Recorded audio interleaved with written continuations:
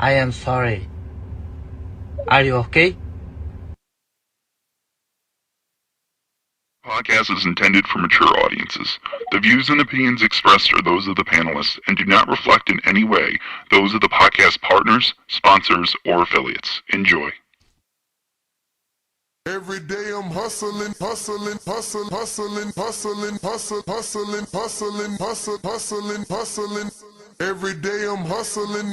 day I'm hustling. Every day I'm hustling. Every day I'm hustling. Every day I'm hustling. Every day I'm hustling. Every day I'm hustling. He is the fighting pride of Omaha, Nebraska. He's good at what he do. Defending. Hey, Daddy. Undefeated WBO lightweight champion of the world. Hey, Daddy. Bud BoxingVoice.com. Taking, any credit away from Errol, he's a great fighter. He's good at what he do. But when you compare him to Terrence Crawford, there's no comparison. It's a dollar beat. I'm just a better fighter. BoxingVoice.com. Sit back and watch this. I promise you something. I promise you something. All that shit you talking don't mean nothing. I can bump my guns at you and you can bump your guns at me, but at the end of the day, them two brothers got to get in the ring. Hey, Daddy, it's a dollar beat. We've been here before. You try to get there. Alright? I can tell you how it is to be undisputed. You can't tell me shit. This a dollar. Hey, Daddy. Y'all support y'all fighter. Let's come together, make this event a success. BoxingVoice.com. Everything about Terrence Crawford is better than Errol Spence Jr. BoxingVoice.com.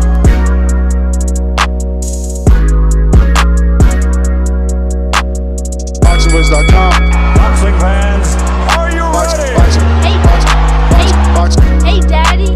BoxingVoice.com.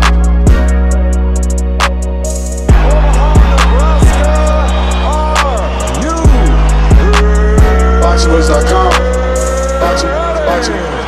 BoxingVoice.com. What up? Good morning, ladies and gentlemen. Good morning and welcome to another edition of the Boxing Voice Radio. I am your host, Nesta Gibbs. Solo Dolo Scarface, no Manolo, but we will get a few co-hosts to jump on in a bit.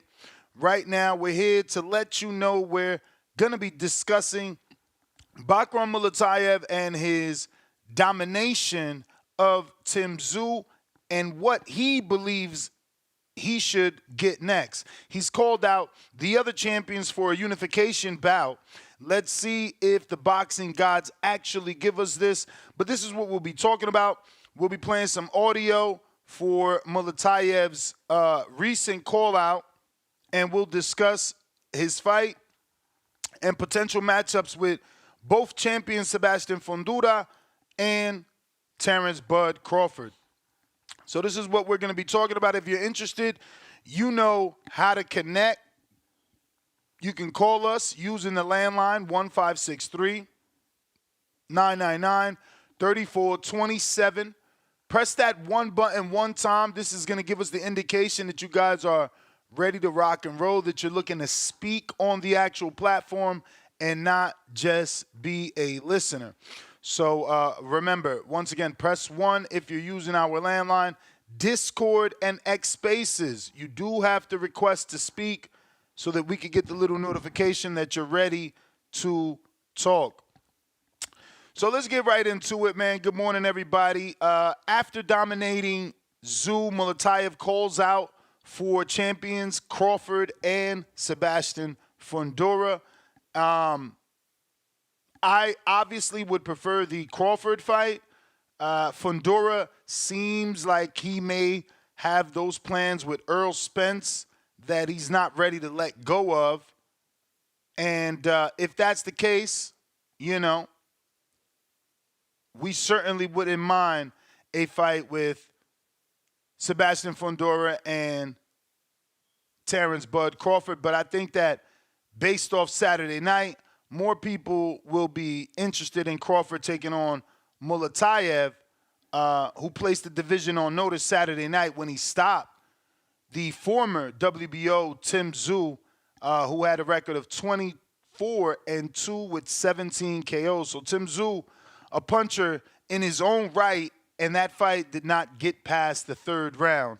6 knockdowns in that fight. And Bakram Murtazaliev emerges a new star, a new player in the division. Now, Terrence Crawford was certainly watching this fight with a keen eye. Now, what we don't know is if he actually wants to fight Murtazaliev or he was just watching the event. That being said, many of us believe he's interested in unifying, if not undisputing, 154. So these are the steps necessary that he must take in order to become undisputed.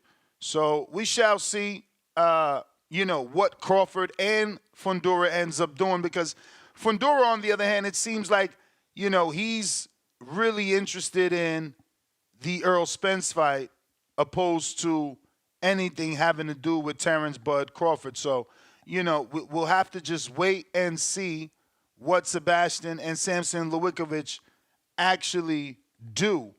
There's been a lot of talks of wanting to fight Crawford, but no actual fight date, no venue, no fight announcement.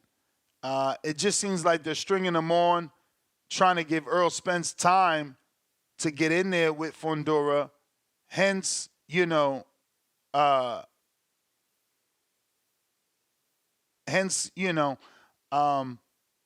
that constant, the constant news of Sebastian and Earl. While there's been nothing solid, we've heard that so many times, and we haven't been able to see Earl get in the ring. We haven't been able to see an actual date, venue, just rumors that Earl is allegedly coming back and that he's targeting Sebastian Fundora. As of now, that's yet to be seen. Hopefully, we can, get an Errol Spence Fundora, a Bakram and Terrence Crawford Unifications winners meet. And that would be good, If Crawford could get through the fire that is Bakram and Earl can get through the fire that is Sebastian, well, then that rematch was meant to be. And I would accept it with open arms. Wouldn't mind it one bit, not one bit. But yes, we are taking calls. If you're interested, this is what we will be talking about. If anybody wants to discuss, we may be having King Amin join us in just a bit. I don't know. It seems like maybe Skype is having some technical difficulties connecting with people. Might have to do a restart, and I hope not. But phone lines are open if anybody wants to call in. In the meantime, while I try to get these co-hosts to connect.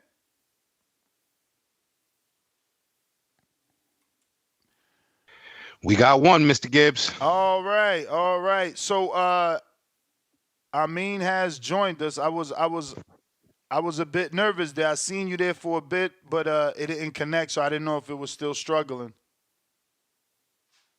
Yeah. It could be some work going on in my area. Could just be the powers that be.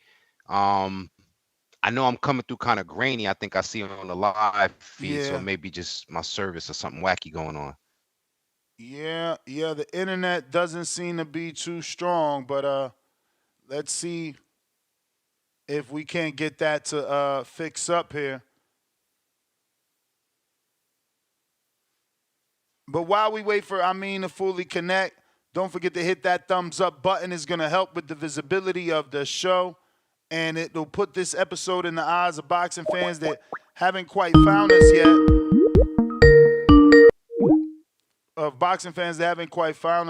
And we can talk some boxing here. Feel like it's a good show. Bakram put on an amazing performance.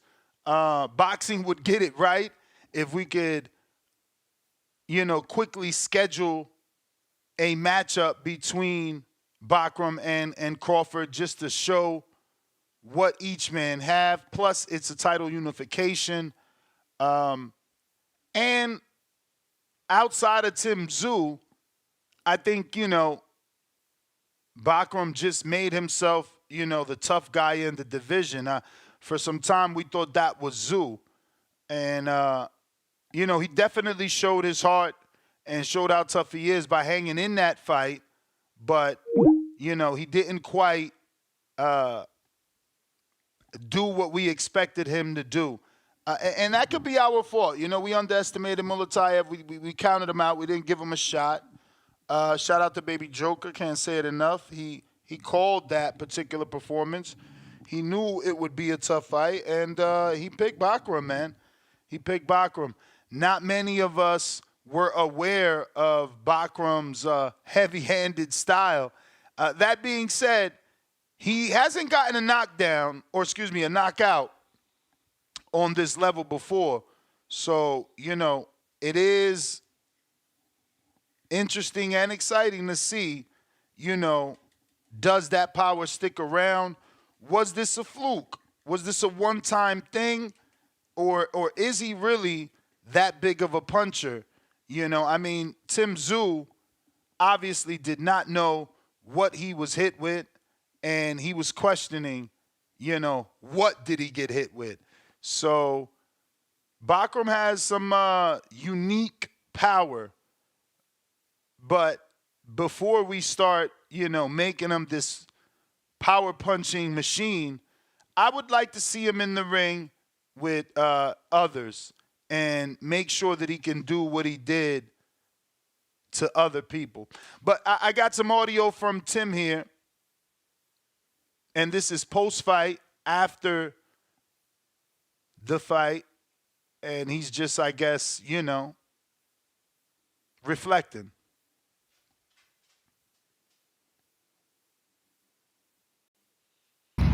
Look, it is what it is. I got caught with a shot, and I just couldn't move on. Kept getting up, but that wasn't good enough. Congrats to my opponent. He's hard on himself, man. My man said, but I wasn't good enough. Bro, you was hurt, bro. My man hit you with some shit. On a tremendous performance. But yeah, we move on, regroup, and my team will be back.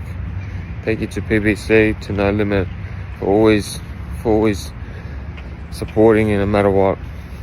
Again, I will be back. I'll still be in big fights soon. And I gotta find plenty of answers from myself, of course. But the main thing my dad told me from a young age, never give up. And if you shoot for the stars and you crash and burn on the way, just keep going. And I'm gonna keep going and keep reaching for them stars. Thank you all.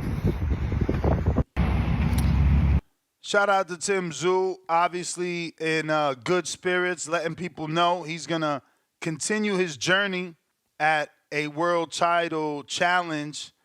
And he's not going to let this deter him, but he did sound extremely depressed. You know what I'm saying? These losses for these fighters are tough. That's why these memes and things like that, man, they don't help.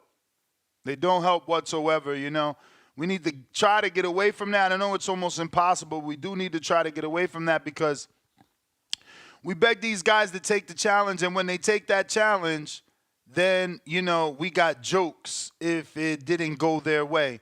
And I just think that's an unfortunate situation because they are risking a lot. They are risking a lot, and they're putting, everything on the line only to be criticized, ridiculed, and laughed at. So, shout out to not only Bakram that picked up the win, but Tszyu, because it takes two willing parties to make a big fight. You can have one guy wanting that fight all you want, Devin Haney, but if Tank don't send a contract, we won't get that fight. If Tank doesn't send something to Shakur, we won't get that fight. So again, you can have one guy wanting all the smoke. It ain't gonna mean nothing. It's gonna always take two willing parties. So once again, shout out to Murtazaliev and Tszyu for stepping in there and giving us exactly what it is that we wanted. But it looks like Amin is back and looking better than ever. What's up? Hey, here we are, man. I guess the internets didn't want me to give my opinion and salute Tszyu. You know, we have an audience that was pretty against survivalist or fighters, you know, still winning in a loss. And I think Tszyu, a lot, the way he handled this loss, I think is very respectful as far as when it comes to boxing. I know there's mixed opinions as far as, you know, him getting title shots and that kind of thing. But I think he was given the opportunity, yes, the son of a legend, but because of his willingness. Now, I don't know about the willingness when it came to fighting Lubin or Lubin's willingness to fight him, but somewhere along the way, we have to make sure we give Tszyu his kudos, you know. Like you said, for making this fight happen under not necessarily the best circumstances for a fighter that could have called himself the A side and really ran with that and made it difficult for this fight to be made.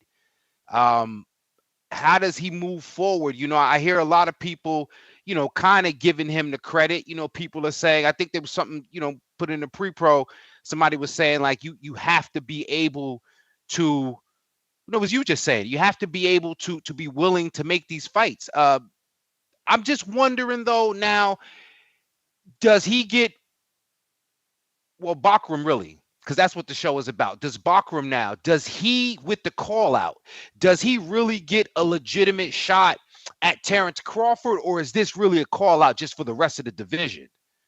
That's my question. Well, it was certainly a call out to both champions. It was a question that he answered. And, you know, he included both champions in that response. The thing is, how long is it going to take to happen? You know, who's going to jump on the ball and try to solidify this next matchup? I don't know. Is Turki Al-Sheikh involved? Is he interested?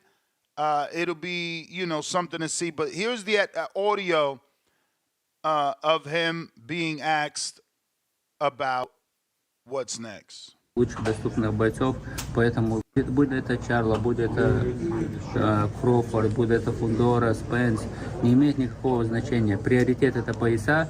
Если нету поясов, боев за пояса, то можем подраться хоть с кем. And once again, shout out Fight Hype, obviously, for the video. Salute to them, always on the job, giving us content to discuss every morning. Well, my priorities is to fight for more titles against Spence, Fundora, or Crawford. But if we cannot make it happen, then we will choose the best option for us, what will give us more opportunities. I wonder if that was just a subconscious thing that he threw Spence's name in there because he doesn't have a belt. He propped him in with Spence, Fundora, and Crawford, who are the champions. Просто люди не знают, кто меня тренирует. Рома?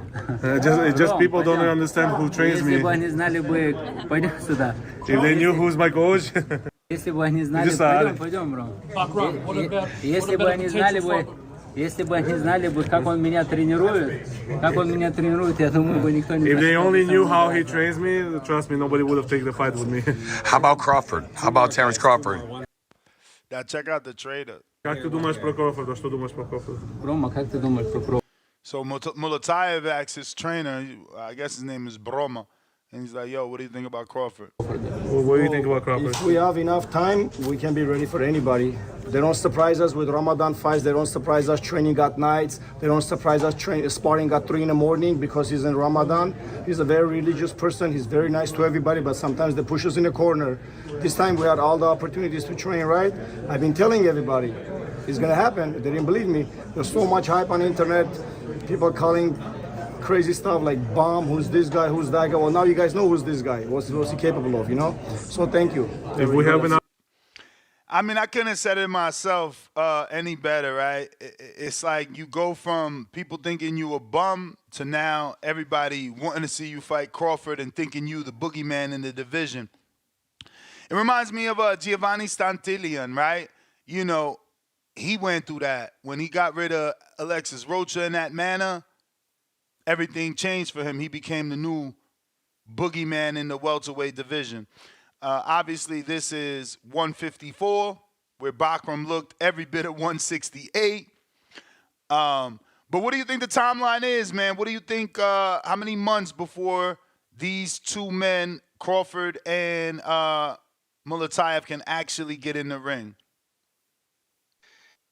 Honestly, unfortunately, and I hope I'm wrong, I envision a world where Bud Crawford says, you know, who is this guy? He might put a little A-side slut talk, and I know the Bud Crawford fans ain't gonna be happy about it, but I don't know, because his stance on being able to define his own legacy and doing what he want to do, whether it was earned or not, never included being undisputed at 154 or unifying at 154, although he's got the belt. If he said it, I could be wrong.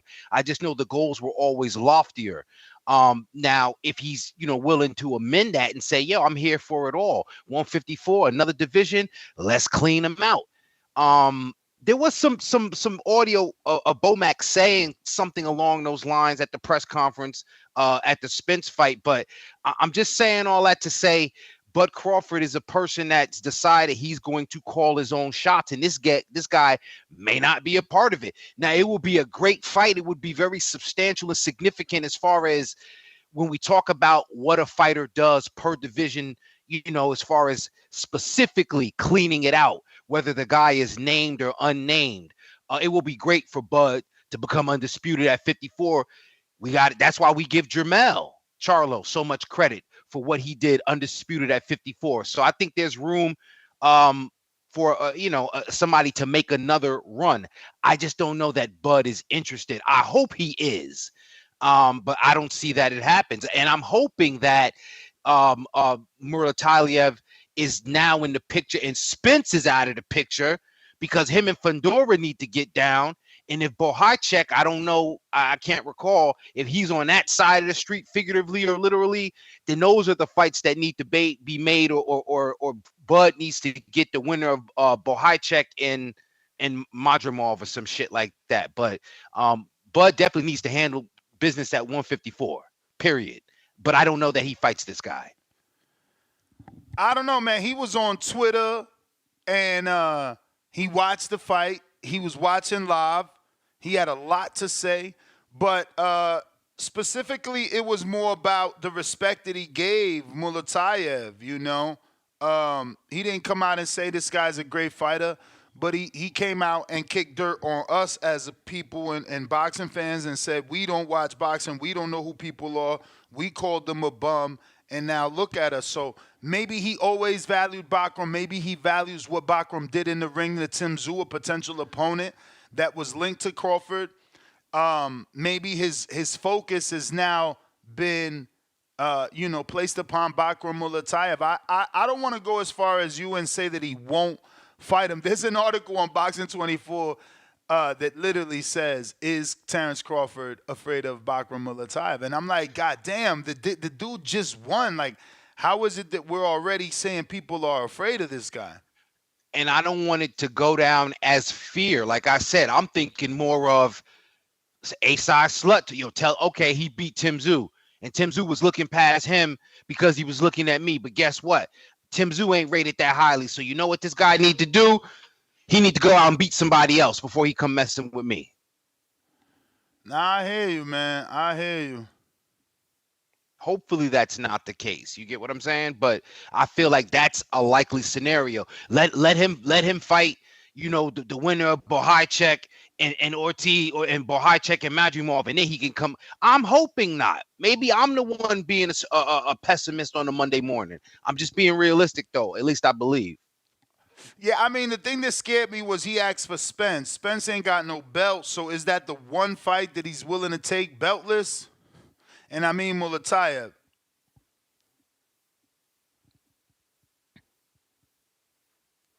You there? All right. Yeah, I had an issue with my audio. No, I think but Spence is not even worth it. You know what I'm saying? That's why Spence doesn't even need to be in any conversation for me. Look at what we just saw. This legit 54 pounders. We just saw Ioannis Tellez grow up before our eyes on the card. Stop bringing up, not you, but if it's you, we button heads, pause. Stop bringing up Spence at 54. I mean, but that's Stop where he bringing wants to his fight fucking at, champ. That's where he wants to fight at. So let him take a fight with Lubin or somebody else at 54. He is not in this discussion with motherfuckers with belts.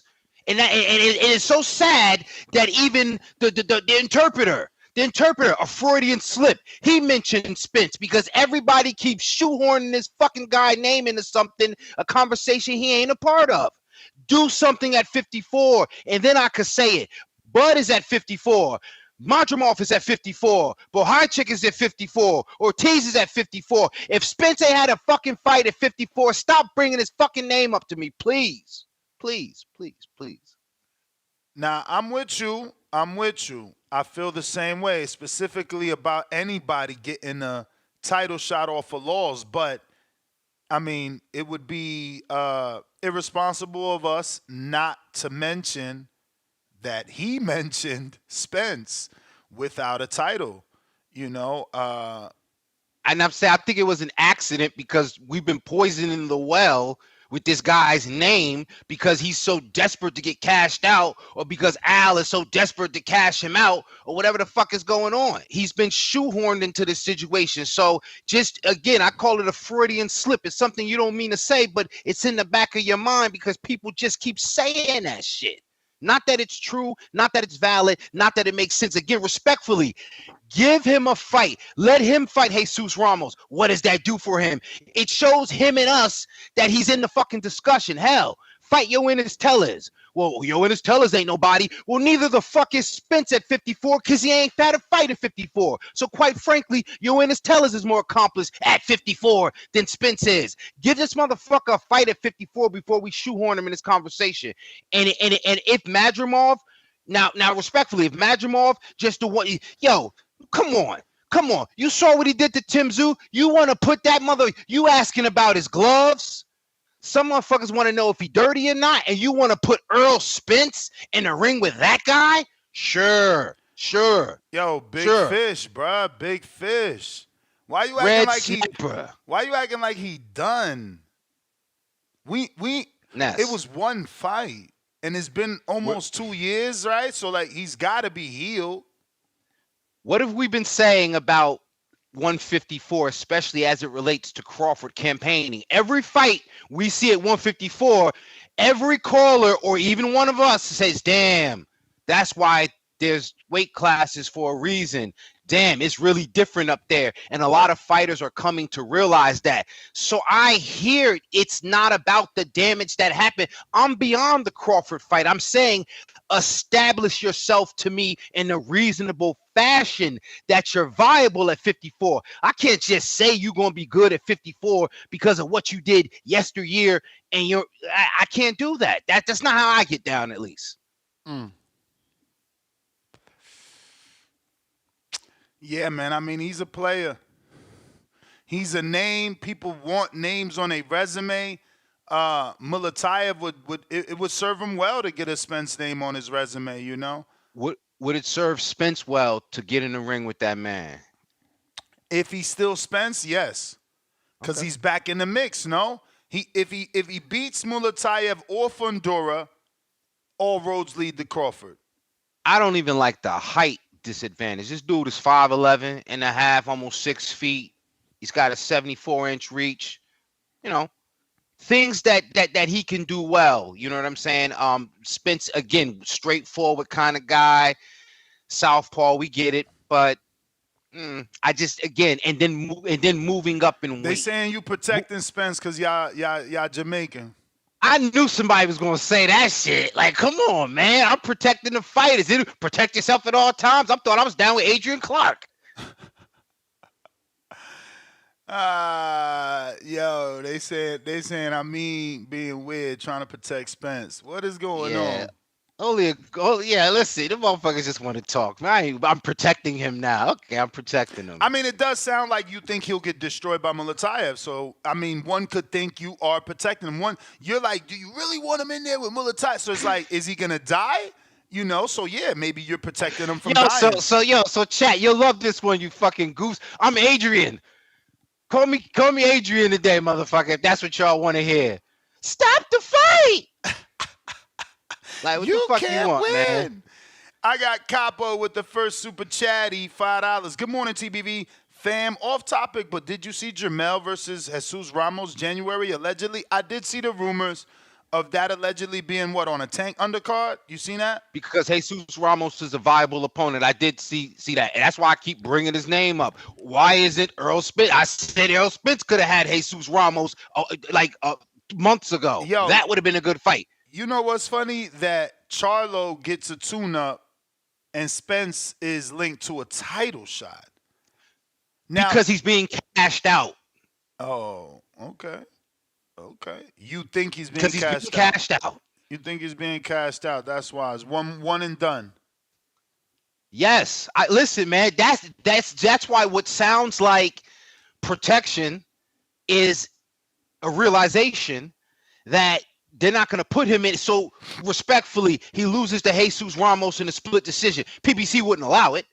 Probably give him a WBA for it. We benefit out. But let's just say, a split decision, like they wouldn't want because just what you said, if this guy he beat Spence, he beat Earl Spence, former unified champion, and he beat Tim Tszyu. So those are two bona fide names. I'll throw in Chiari Gray. You know what I'm saying? Two brothers in Australian Russian. You know what I'm saying? Like, if that's what it becomes, fine. But I'd rather see him campaign against the other champions and legitimate title contenders in the division. That's why I'm trying to get Spence out the way. I'm trying to protect the division. It's got nothing to do with Spence. I think that the business is trying to bring Spence and Crawford together. That's why we've continued to see Spence linked to a title shot because, let's be real, I mean, fuck, bro. That's probably the best fight in the last 5 years. Like, Tank and Ryan happened, and it was a great fight because of Tank's performance. But, us hardcores, we know that, like, he had him in the, not he. There was a catch weight. There was a rehydration. It wasn't Ryan at truly his best. So that leaves Earl and Crawford. Like, that was the fight. And I think people just want to try and replicate that. They want to do it again. I'm not mad at that. I guess my biggest issue is how Spence would get there. And I'm looking at the roads, man. Like, these is toll roads, man. These is heavy toll roads. This is Lincoln Tunnel toll roads. And what I mean by that is I'd rather see him. If you want to get in there, go to Bohajchek and Madrimov route. Go that route. You want to go against the two tallest, rangiest guys. And I'm just finding this out against Murtazaliev, in terms of him almost being 6 feet with the long reach and how that adds to his style and enhances his ability. We all know the towering inferno. I'm just saying, you move up to 54, no tune-up fight. You challenge a former current world champion who is technically at an advantage, not only being accustomed to fighting at that weight, but maybe particularly being able to use their size. That's all I'm saying. Go another route. Go another route. I just don't believe that route is the best way. Now, if he can go the other route and get to Crawford, I'm for it. The man has earned his way there. I just believe the route they're putting him, he's going to get cashed out along the way. And whomever gets that fight with him, they get to say, I beat Earl Spence too. Maybe that person now gets positioned as a potential Bud Crawford opponent, because now, triangulation, common opponent. Hopefully, man. We'll see what happens, bro. I mean, rematches usually do better. They did 650,000. Again, I get why they're trying to get to the bag and come back to that rematch. We got Leonard Sterling that says, with the 5-pounder, he says, working yesterday, listened to the replay, seen Cool K and Tszyu fights night and day. Found out Woods dropped him in first and Gray buzzed him in the third. need to see more. See, that's my point. Leonard Sterling is telling you that Woods dropped Murtazaliev and Gray buzzed him in the third. That's what I'm saying, bro. I need to see more before I believe that this is what it is. You know, we don't know if it is Tszyu not fully recovered from that gash in the top of the head. I got a theory too. Not even a theory, but an angle. You know what I'm saying? Because sometimes they say if you ain't cheating, you ain't trying, and I don't believe in that. But those that might believe that Madrimov, you know, is doing some improprieties. I'm just saying, I'm not alleging this by any means, but it would be a coincidence that an individual, you know, might be cycling off and using religious observation kind of as a cover for it. I'm not accusing him of doing so, but that would be pretty nefarious if that were the case. Leonard Sterling, another 5-pounder, says, have you read the article on Boxing Scene, October 19th article? In response to main events, Duva's quote, step aside, Bakram. Used to be trained by Hunter. Duva thinks trainer change help. Yeah, I ain't gonna front. I love Virgil Hunter, but he is the reason that Buatsi is just getting on the scene. Like, he likes to take his time and make sure that these guys are, you know, ready, I guess, is the answer, or the, you know, the right phrase. I don't know. I know that it was a turnoff for me with what they did with Buatsi. I got the right word. You guys calling me protective, you know, and that's a good instinct as a, you know, a trainer, but sometimes it might limit a fighter's opportunity because you do have to take certain risks.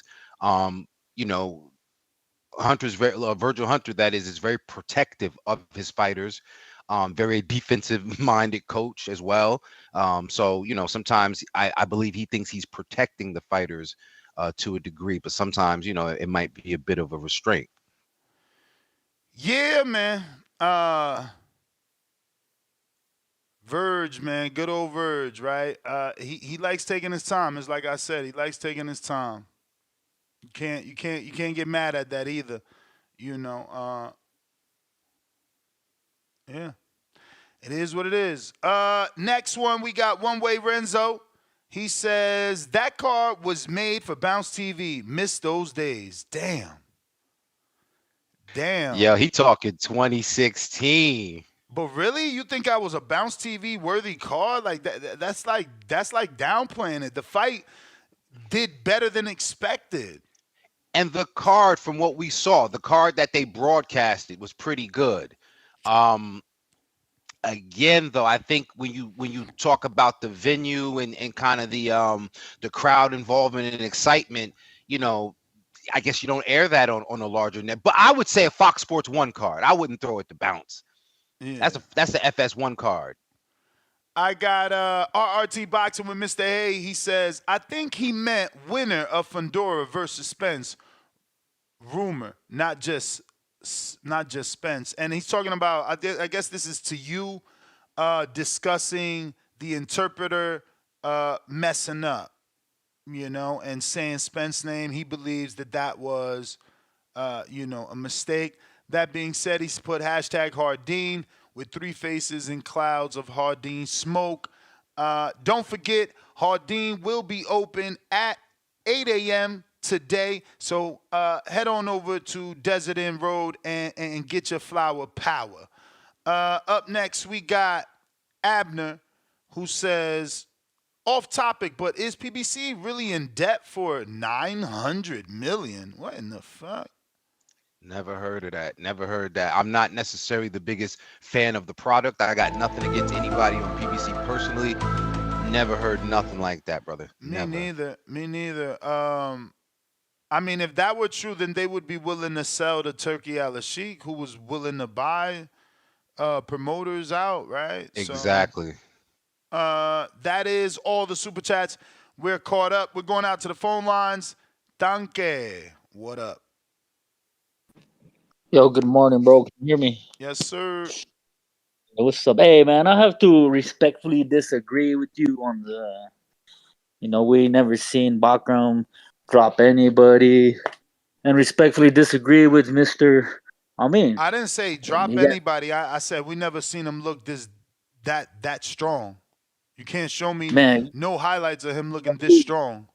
He murdered Jack Coakley the fight before that. Bro, 11 rounds. 11 rounds. Who?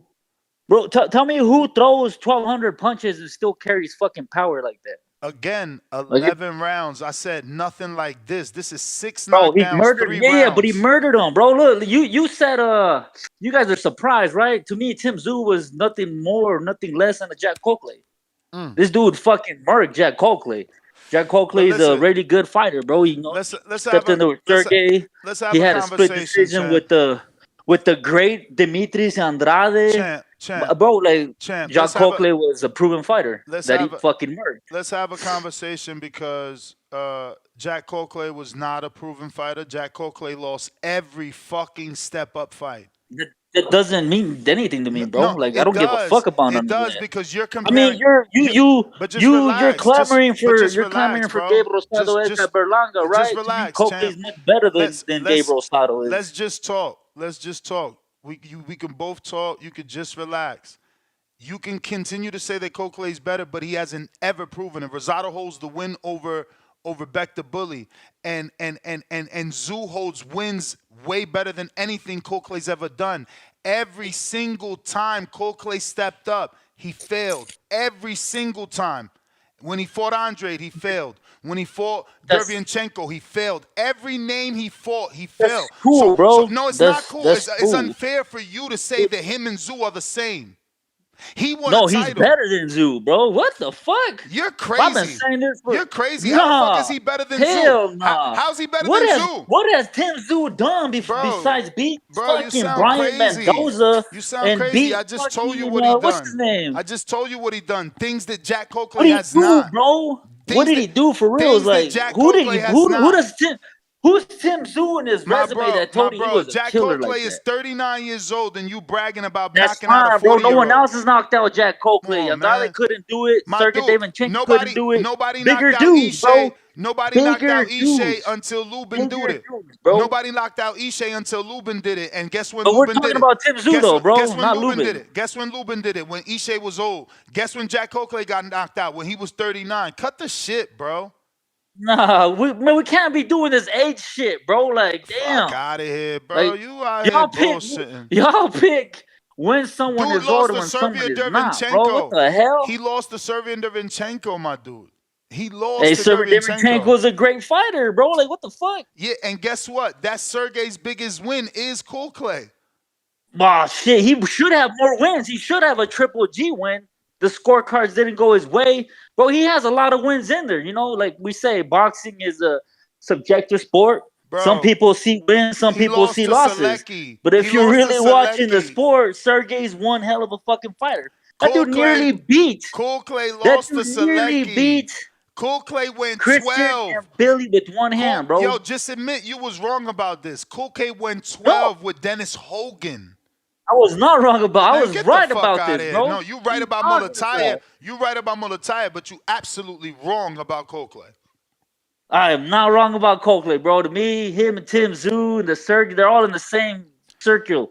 All of them, bro. Disrespect. Tim Tszyu won a world title. Versus who? What you mean versus who? Versus who? Whoever he got his world title from, and then he defended it versus Harrison. And Mendoza. He got it was a vacant belt, right? Or am I tripping? I don't know. I don't think so. Because if it was vacant, you know, he got vacated by the other dude that won a vacant belt in Bakram. I don't think it was vacant, but but shout out to Tszyu, though. You know, the dude is one hell of a fighter. Not really disrespecting him like that, you know. I was like, damn, this dude is crazy for taking a fight with this Russian motherfucker right after fighting Fundora. I also told Vega in the back call, but I was like, damn.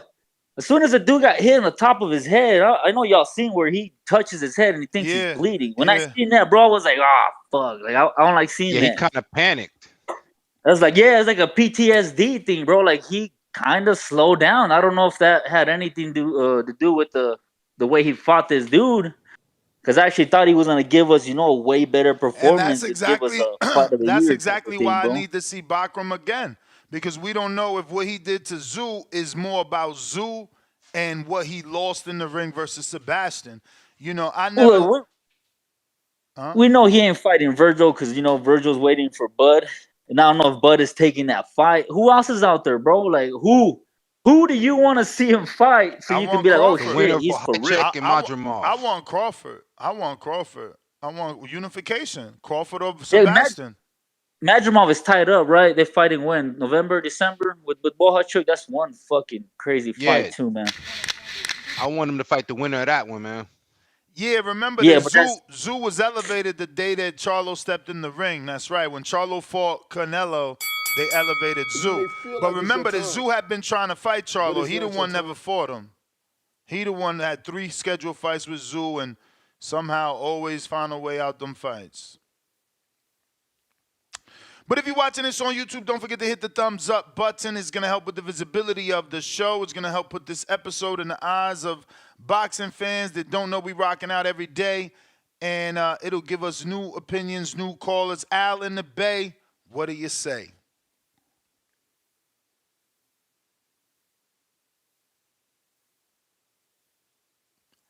Al in the Bay. Spence and Tszyu is the fight we need to see. Yo, can you hear me? Okay. Yeah, man. Tszyu out. Bacher, man. Let's plug him in. See if we can beat Terrence Crawford. Undefeated versus undefeated. Titles on the line. I would love to see that fight. We was all talking about him and Terrence Crawford and Tim Tszyu. When you lose, you get your spot taken. So next man up, like they say in sports. The next man up. The next man up is Bachram. So definitely I think Spence need a tune-up before coming to 154. I think it's going to be a huge mistake if he don't get a tune-up first by coming out. There's going to be a short day and flowers bringing if he don't. Yeah, man. So I think it's going to be interesting. Yeah, so that's my call. All right. Chad, Canada.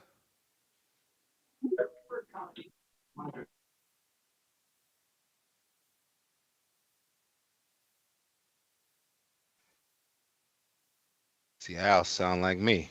He's using logic. You heard what he says, it's slow singing and flower bringing.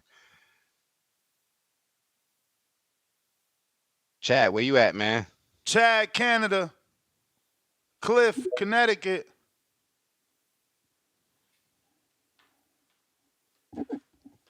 Good, yo. Yeah, the last caller, yo, you talk so slow. It's kind of funny. And then the caller before that, when you was trying to have a conversation with him, he was going crazy. Like I wanted you to challenge some of his theories, because he's the one who called the upset, right? Then wasn't he the one repping the whole time? Yeah. So y'all was on to something, but he wouldn't fucking talk to you.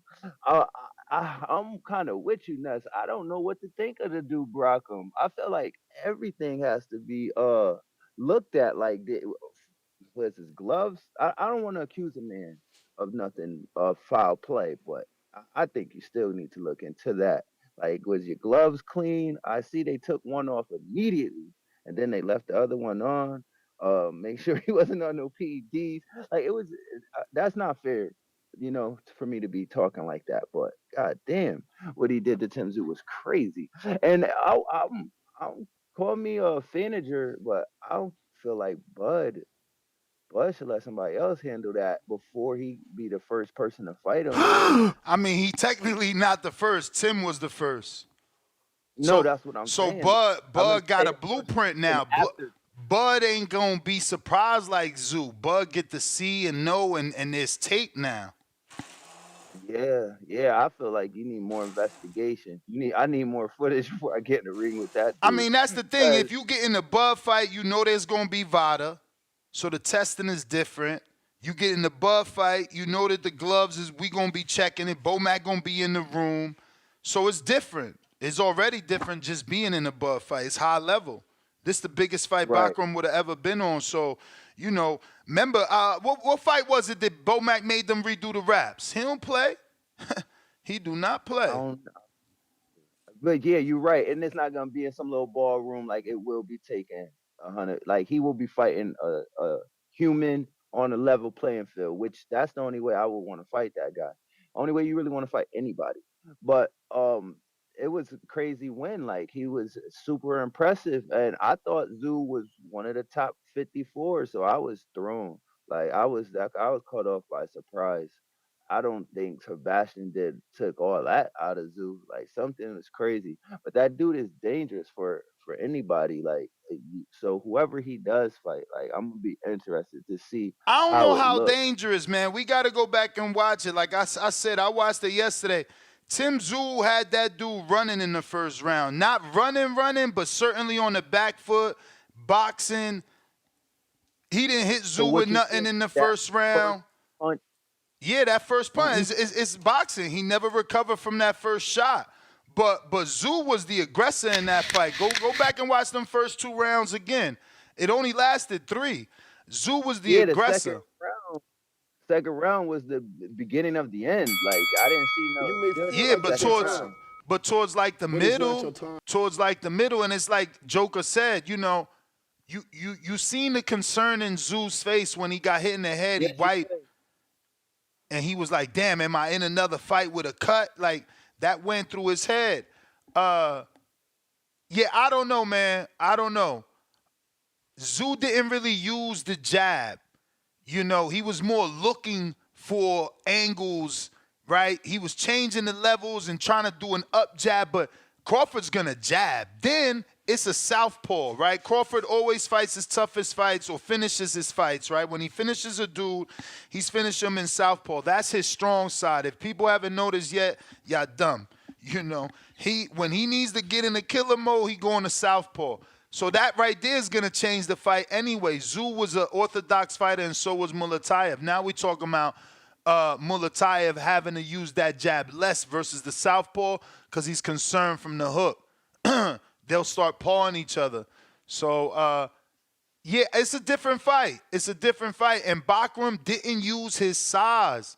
You know, his power, certainly. But when Tszyu was following him around the ring, trying to catch up to him in that first, it wasn't like Bachram was this bigger man. Yes, he looked bigger to me, and I mentioned it on the live, but he wasn't using his physicality.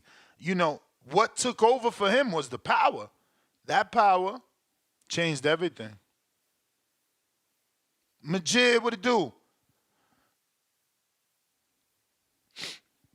I'm currently watching Rayo's. Yo. What's up? Everybody need to like the video, subscribe to the channel, join the YouTube members and Patreon for something.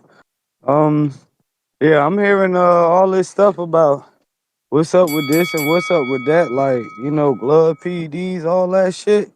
I'm like, Tim Tszyu, he was doing good, but we acting like this nigga was a super technical boxer. Like, he just was a fast nigga with like fast ass hands, you know, good power, swinging from different angles. So it's like, you know, Tony Harrison, we already knew once he get clapped, he gonna drop. You know what I'm saying? Like, I feel like the nigga got dropped by Goucher. It was a flash knockdown, but it showed bad footing and everything.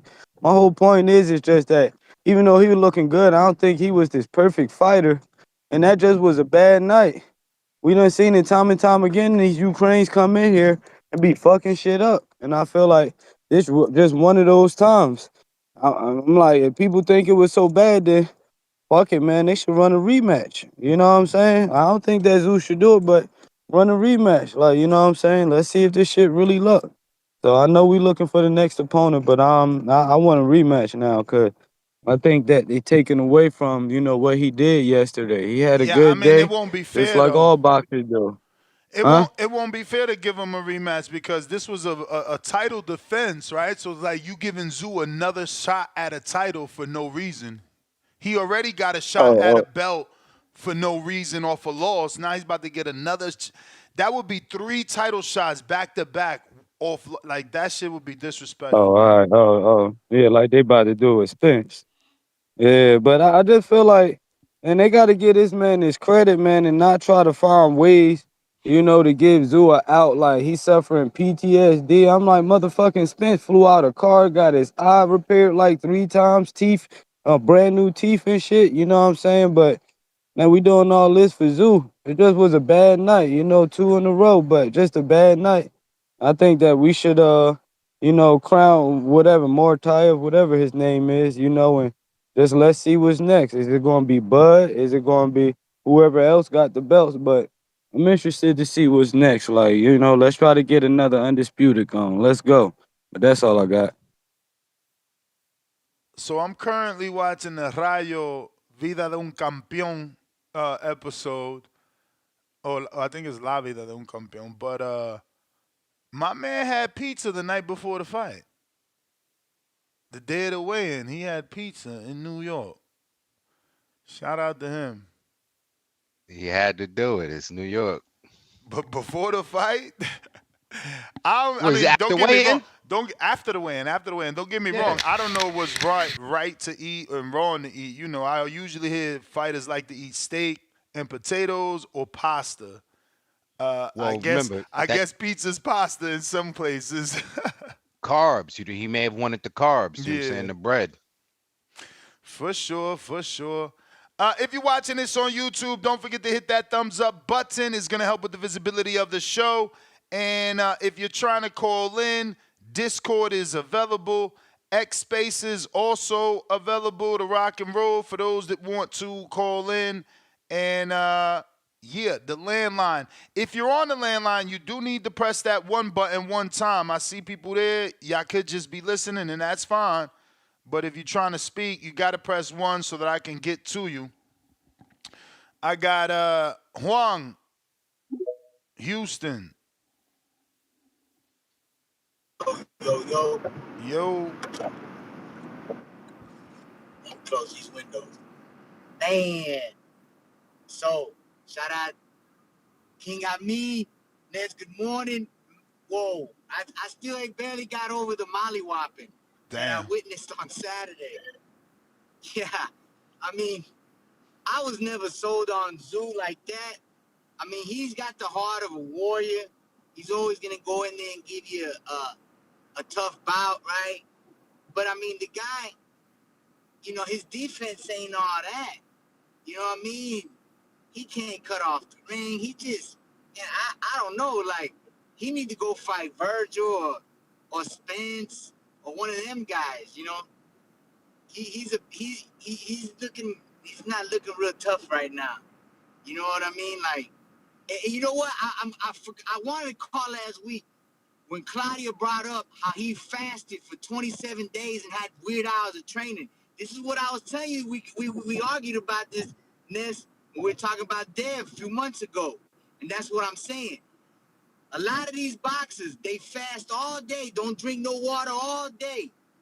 And they observe everything in Ramadan. They still train. You see what I'm saying? And he did all that 27 days in his last bout and got that belt. You know what I'm saying? That's why I was so amazed. That's why Claudia brought that up. Because can't just anybody do that. And he did that with barely any strength. He wasn't in tip-top condition. We see him tip-top. Shit. I'm scared for Bud. I ain't gonna lie. And I'm a huge Bud fan. But Bud, man, you gotta bring it on this one. And Bud should go get that Fundora strap real quick first, and then go fight that Bakram. Cause that's gonna be his hardest. That's gonna be his Triple G. You know what I'm saying? That guy, in my opinion, they gonna go at it a few times. Cause we might get a draw out of that one. We might, man. wow. I'm still, I'm just like, wow, over that mollywop, and it was brutal, man. Like, man, I would have thrown the towel in the second round. I wouldn't even have let it go that far. That was just horrible. And but shout out to Prime, man, because then I'm starting to feel. Shout out to PBC, man. You got to give credit where credit's due, and I'm a PBC hater. I ain't gonna lie. I don't like a lot of the way they move over there. But Prime, the things they look good, the presentation, man. And I got Prime, so it's easy to get, man. You know what? They need to do more like that. You may feel like it's your time, but it's not your time. Like and subscribe. You the man, Huang. Yeah, man. PBC's telecast did look good, and I did appreciate it being on Prime. Like, bro, Box Lab. It was so long since we had a free PBC, and this is the first time we had Prime free. So I was trying to stream my app to my TV, forgetting that all TVs come with the Prime app. You know what I'm saying? And it's not letting me do it. I'm like, why are you not letting me do it? Then it just clicked like, oh, there's an app on the TV. Yo, the convenience is dope, man. Like, it was, and the look was dope. You keep saying Box Lab, but that's not Box Lab's cameras. There's no way. That shit didn't look like Box Lab. That shit looked like Premier Boxing Champions, like the big leagues. You know what I'm saying?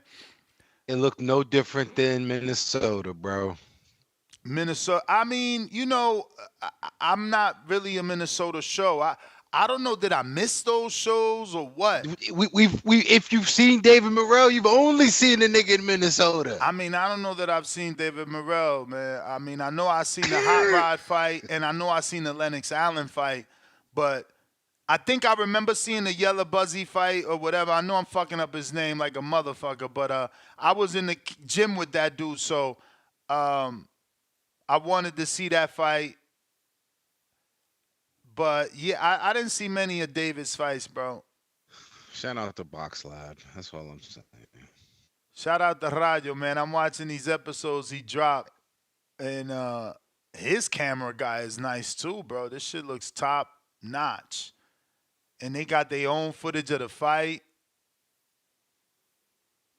It's pretty dope, man. Shout out to Radio. We got Joshua that says, no lie, them punches look Osterine punches. What face is that? What emoji is that? Like, help, I'm hurting. Damn. So, next up. Nah, listen. I don't know about Osterine, but them fuckers look hard, bro. They look hard. Adrian, $2. Bachram versus Virgil. Xander versus Tellus. Yeah, I don't know they're making any of those, bro. That Xander Tellus, I don't know. I'll be interested and tuned in when they make a Xander Tough fight. Because they gave him former champ Patrick Teixeira, and then they regressed him, bro. So I didn't understand it. Yo, I got to take a call right quick. You got it, champ. Troll Beta, $20 Sweden. And he says, I haven't really seen you come up with conspiracies when a fighter loses. Why so much for Tim? Did you watch him spar, or do you know him really well? No, I just seen all his fights, right? He's never looked like this, bro. Like, he's never reacted this way to power. That's it. I just want to see Bachram again. I mean, I think that's a good thing. I think it's a good thing that we want to see him again. I want to see, is he going to be able to replicate this sort of performance too? You know, Triple G was consistent. Leonard Sterling, 5-pounder. Caller used murderer. Judges had Bachram 99, 91, 96, 94. Cool Clay 96, 95. I agree with the two judges. For me, it was 5-5 or 6-4, either way, competitive fight. Not what you're saying, baby joke about murdered, you know, in the Cold Clay fight. What else we got?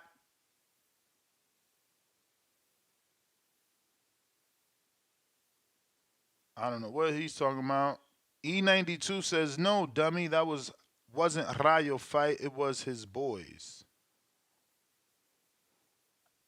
He probably talking about the fight that he ate pizza before. Is it that? No.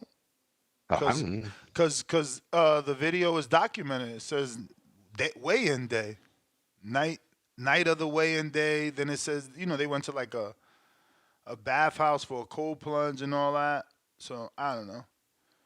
Maybe he's driving and missed some words there. But phone lines are open. If you're trying to call in, we got Joe Pilot. Yo. Yo. Dime a ver, ¿qué es lo que? A mí. He's still here. Yo, dímelo. You breaking up, champ. You distorted. You might want to jump out, jump back in. Real Jose.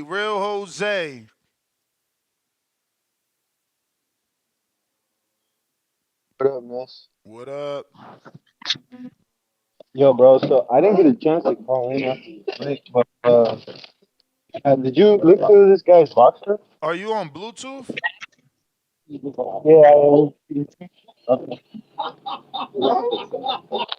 You know what? You're a great teammate. Joe Pilot. Yo, is it better now? Mm-hmm.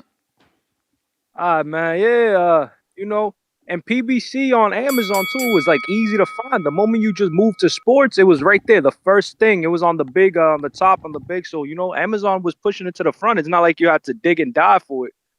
So, you know, Amazon's definitely, you know, on the PBC train. And it's just crazy. I mean, how can we even accuse this man of, you know, on steroids, or shaved gloves and nothing? I think it was just, bro, the guy's a big guy, almost a 6-footer, 154-pounder, you know. And even with the Cokley fight, he started off kind of like that too. He started off slow, like gauging Cokley's power, kind of like he didn't just, you know. Of course, Tim Tszyu's coming forward. If he's coming forward, he has to go back, because if he goes forward, what are they gonna do? They're gonna just crash. So, you know, I think he was gauging his power. He was timing Tim. He was seeing what combinations Tim wanted to do.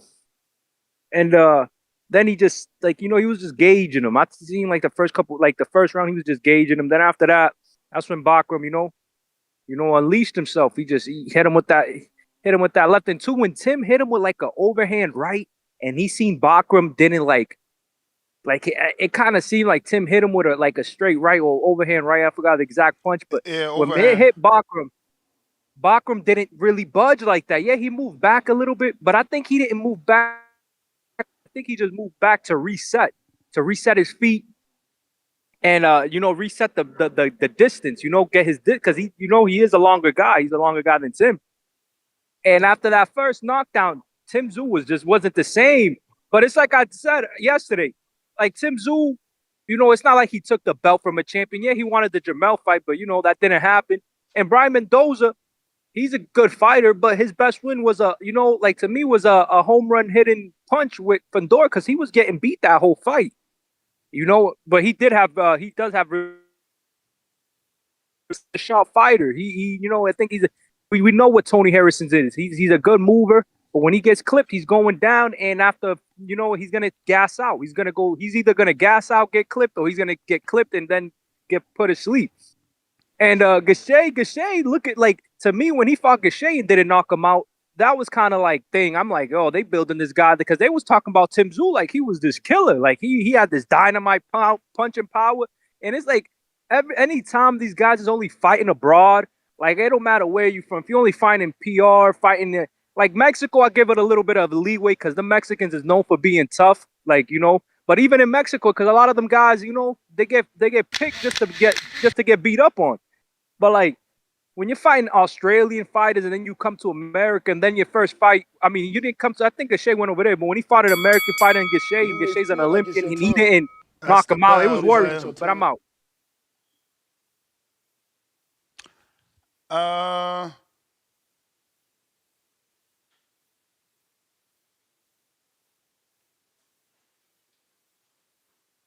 I'm sorry. Tell the truth.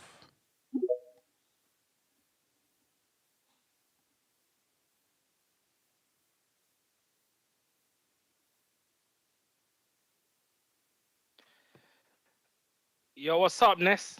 What up? Yeah, bro, I just wanted to say, hey, I'm so happy that Tszyu got knocked out, bro. This is what happens to guys that are ducking smoke, bro. This guy is, you know, he's a selective bad boy. You know, he calls himself a warrior when he wants to fight certain guys like Fundora. But we know what happened with Bud, right? He was very quiet in the interviews. He didn't want to mention Bud's name, and his team rejected a $38 million offer from Bud. So this shows like what happens when you try to have a superiority complex over other fighters. He got knocked out in front of 500 people where tickets were selling for $1, man. That's a crazy way to go out. So yeah, I have no sympathy fake for though. this guy. That was fake, man. I had so what, the $1 tickets was fake? Yeah, I had a listener purchase 2, and then they honored it, and then they sent them an email and refunded them and said that they weren't going to honor the $1 ticket. So that was I guess a malfunction in their system. It wasn't really $1 tickets. Oh, so but he did less than Berlanga, right? Oh yeah. You would say, yeah. So listen, man. Imagine this guy could have fought for, he could have took home, somewhere like $50 million, and at least if you lost to Bud, he can make the excuse of like, well, I lost to a pound for pound champion, right? And people kind of give him, what could you do about that? But the fact that he lost to some guy called Bakram, which was literally unknown, that's a tough pill to swallow, man. I don't know honestly how we could recover from this. But yeah, man, after I saw that energy he had for Bud and he wasn't trying to face Bud, yeah, I don't have no sympathy. But yeah, I just thought I'd call in and let you guys know about that, man. Shout out the boxing voice. You the man, champ. We got James Benitez. Yo, Ness, good morning. Who's on the panel with you? Me and I mean. Yo, what's up, King? What's JB, going on what up? with you, man? Man, shit, another Not day, much, man. man. Another day. All right, for sure. Hey, yo, why that caller bring up that $30 million like Tim Tszyu about to get a $38 million check? You gotta be. That was for the total fight, I believe. Yeah, it's for the total card, the total event. There's no fucking way Tim Tszyu is gonna get receive that kind of money. Because in fact, if Big Turk and Bud are kicking out that kind of cash, why they can't double or triple that and give Canelo a real offer so we can be talking about Canelo versus Bud instead of Canelo versus Tim Tszyu? So we know he wasn't going to get paid that kind of bread. And there's no way they were going to even generate that kind of bread. And honestly, was that, Ness, man, where in the hell would Bud and Tim Tszyu fight at? Can they generate that kind of money in the States? Or they had to fight in Saudi or in Australia or some shit like that? Can that money even generate 15 or million? recoup? Even that, can they even recoup that? Because, bro, they took a loss on the last Bud card in LA. So, you telling me that Tim Tszyu, they really going to recoup all the spectacles and shit that Big Turk tries to do and everything? They're going to recoup that money on that event as well? I doubt it. That shit will have to be overseas. That won't be for the American public, you and I both know that. I think Tim Tszyu and Crawford certainly does 15 million. Man, come on, Ness. You're a smart guy. But I know you don't believe that shit, man. Because those two, even though they're good fighters. Are you talking gate or are you talking overall revenue? I'm talking everything. I'm talking everything. Yeah, hell yeah, they do 15 million. Hell yeah. My nigga, just cause they great fighters don't mean they great advertisements or salespersons and everything. Shout out to Boy for getting that whooping feet banner. But you don't even need that much to make 15 million. 200,000 is really. Yeah, bro. You talking about 200,000 pay-per-views. So you telling me every nigga out here just generating 15 million like it's easy? No, It takes a lot to generate 15 million, dog. It ain't It everybody, takes a lot. but people on Buzz level. On Buzz level, like, bro, I Bud had a mean, reputation of look, getting overpaid for 200, years. But so 200,000 pay-per-views is 16 million. You ain't including the gate. You're not including man, sponsorships. You're not including come on, television, man. international television Come on, rights. If man. you fighting Tim Tszyu, that fight is it So pay-per-view in so Australia? So now you got this you shit crazy. Australian This shit crazy. pay-per-view, or you got Australian Nah, this shit television rights. You nah. got Mexico This shit television rights. possibly with the television rights, possibly they might break even. But I doubt it's going to be a successful event. This I doubt it. Other than that, I ain't really got much for this fucking show, because it's just funny to me with all this Crawford talk. Shout out to Fundora. Fundora, you gonna give that belt away to Spence when he fights you in January 25th. Also, man, Amin, I've been wanting to talk to you, man. Just some real life shit. I've been thinking about taking a little broad to like a little glass cabin and shit. Have you ever did one of those before? Glass cabin. Because yeah, you ain't never seen them shits online, man. It's like a glass cabin. It's like you kind of in the woods and shit like that. You get to see the outdoors or whatever. Just pretty much a 360 view of the outdoors through glass, man. You should look it up, Ness. It's some fire shit. You out But here either way it living your goes, best life, huh? my Yeah, yo, nigga, the you cabin already, is smooth. I ain't you never done already know. a glass cabin, but the cabin is definitely smooth. You know what I'm saying? Definitely, you know what I mean? Yeah. Yeah, look into it, man. Look into it. That's just free game Monday You for may me. feel like it's your Shout out to you turn, and shout out to the community as but always. it's I not your catch you on the turn. next one. Then he trying to take Tech spot. He said free game Monday. Tech doing he doing automotive game Monday. Yeah, man, you know what's Yo, going on, yo. man. It's your boy Tip Bayless, man. Al Hammond Gang, bang, bang. Y'all know what time it is, man. Fam, You know, that's as not a an Al Heyman fighter. Why you lying? hey, man, that's yo, what I got to do with me giving my intro, bro? Let me get my intro off, man. I Let me get my mean, intro you off. trying to You know, act like this is an Al Heyman product. Yo, he came through the yo, set flag and stepped to the side. that's Let what him I'm do his saying. I thing. mean, I'm over here trying to throw the setup, man, and he want, you know what I'm saying, step in and get in the way, man. But anyway, it's like I said, man. Bang bang out Hammond game, man. You know what I'm saying? Throw your peas up. You know what I'm saying? Throw your peas up. We outside, man. We outside. But look, uh, outside of Al up, Turk down, man. We had a great fight this weekend, and you know, I'm interested in seeing more boxing. But I really want to talk about this, man. I really want to talk about this. Sergio, what was it Mora? Is it Sergio Mora? What's the one that worked for Yep. DAZN, man? Yeah, he's a clown. He's a clown. I'm tired of dudes, especially like him and all these boxing fans that you know what I'm saying, the rest of these promoters, Lou DiBella, you know what I'm saying? It's a lot of them that want to sit here and talk about the best don't fight the best. And then when we get a fight like this, now they want to throw Tim Tszyu under the bus because he lost. We don't care that Tim Tszyu lost. Tim Tszyu stepped up and he fought a great. He fought a tough fighter. He fought one of the This best in ain't the the best division. versus the And you know what I'm saying? best. Stop trying to lie. Hey man, let's stop the cap here, man. Let's No, stop the you cap here. stop the cat. Let's Bakram stop the was cap not the here, man. best in the division and never was Hey, considered the best in the division. how do we know that? How do we don't know We till he know steps in the that ring. we know that because we already named the best in the division. The public Man, named come them. on. We can Earl name without fighting was named the best in the we division. man, Bud, we once know he that's got we there, know was that's that. named the best in the We know that's division. that. Charlo, Who said as Earl a wanted the champion in recess, was named the best in the division. Sebastian, as the dude that beat Zoo, was named one of the best in the division. So cut this shit. Why y'all gotta get up who and lie said every day? This shit who is said crazy. Earl talking about who said Earl was one of the best in the division? The Who public. said that? The public. The Earl fans? Must have Mm-hmm. been the Earl fans. Mm-hmm. Must have been the Earl fans. Mm-hmm. That's who it had to be. Cause you know what I'm saying? Hey, you ain't never hear me say Thurman was one of the best fighters in the division. You ain't never hear me, but you heard me saying he could beat Tim Tszyu, but you ain't never hear me say he was one of the best. You know what I'm saying? Let's stop the cap here, man. Earl was not one of the best in the division. He isn't one of the best in the division. And you know what I'm saying? It just is what it is, man. But like I said, Bacham did his thing, and now he's one of the best in the division. So, let's not even go there, man. You know what I'm saying? Give that man his Yeah, props. His just due. now. Hey, man, sometimes you got to make a name for yourself, and he proved it last night, man, when he jumped in there. I mean, the other night when he jumped in there with Tim Tszyu.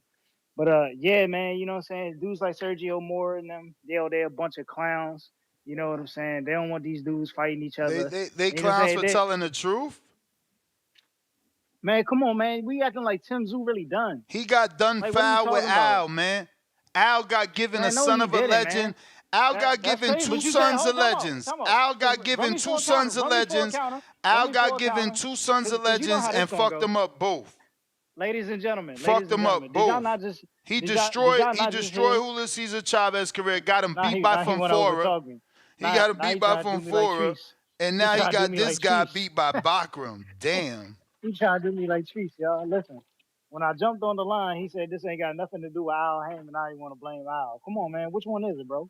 Well, Which one is it? Well, once you start saying that Tszyu is Tszyu fault and there's Mora and then Mora and Lou DiBella are corny, I gotta defend them because they not. They telling the truth. They are. They telling the They are. truth.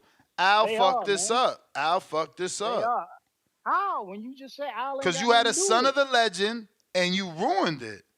You ruined it. How the And it's Al two ruin it? times now. You did this shit to Julio Cesar Chavez Jr. too.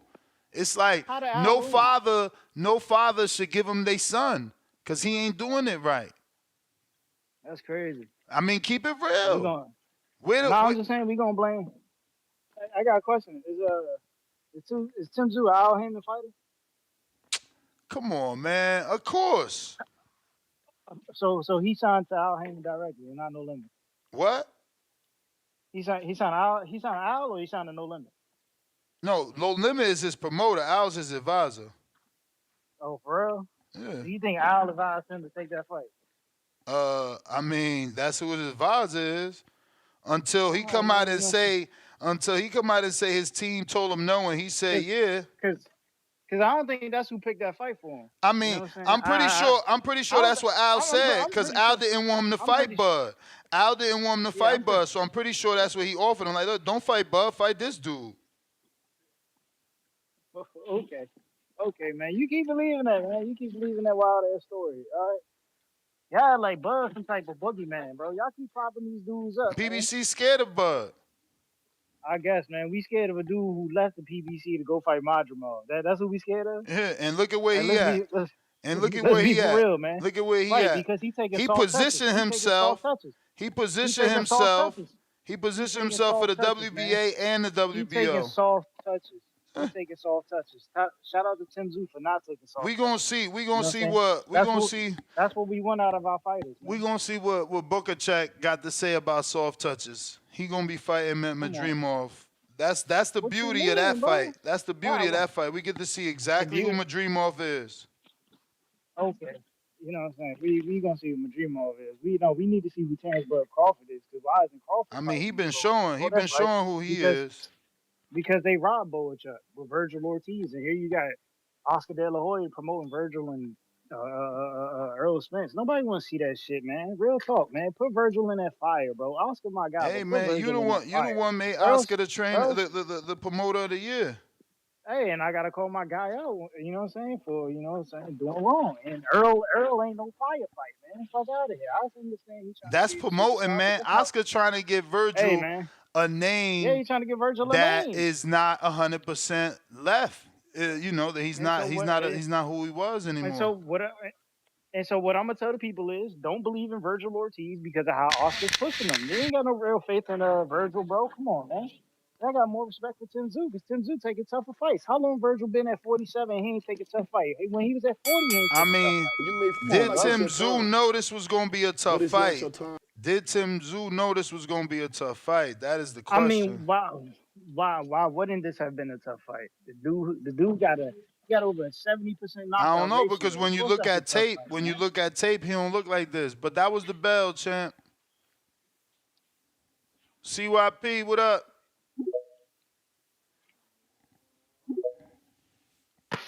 What up? What up?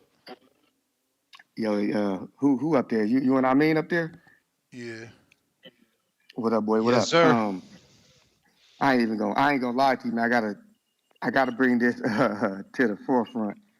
Cause y'all saw the fight, y'all see the build up, how Koskazoo came into the locker room and was talking to him. He ain't seen him fight in like 10 years and shit. And it was like, damn. And when you saw Tim fighting, it was like he was trying to impress his pops. Kept getting up. It's like, God damn, that shit was sad. Knowing the dynamic between him and his dad, that his dad moved to Germany to pretty much raise another family and, kind of left the grown boys behind. That shit whack. Like, that shit ain't cool.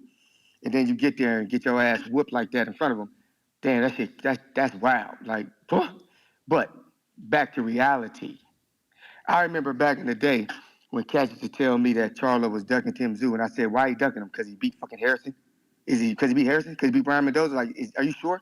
Are you positive that the fucking undisputed champ is afraid of this dude? Or is he sitting out waiting for a payday? I ain't know that.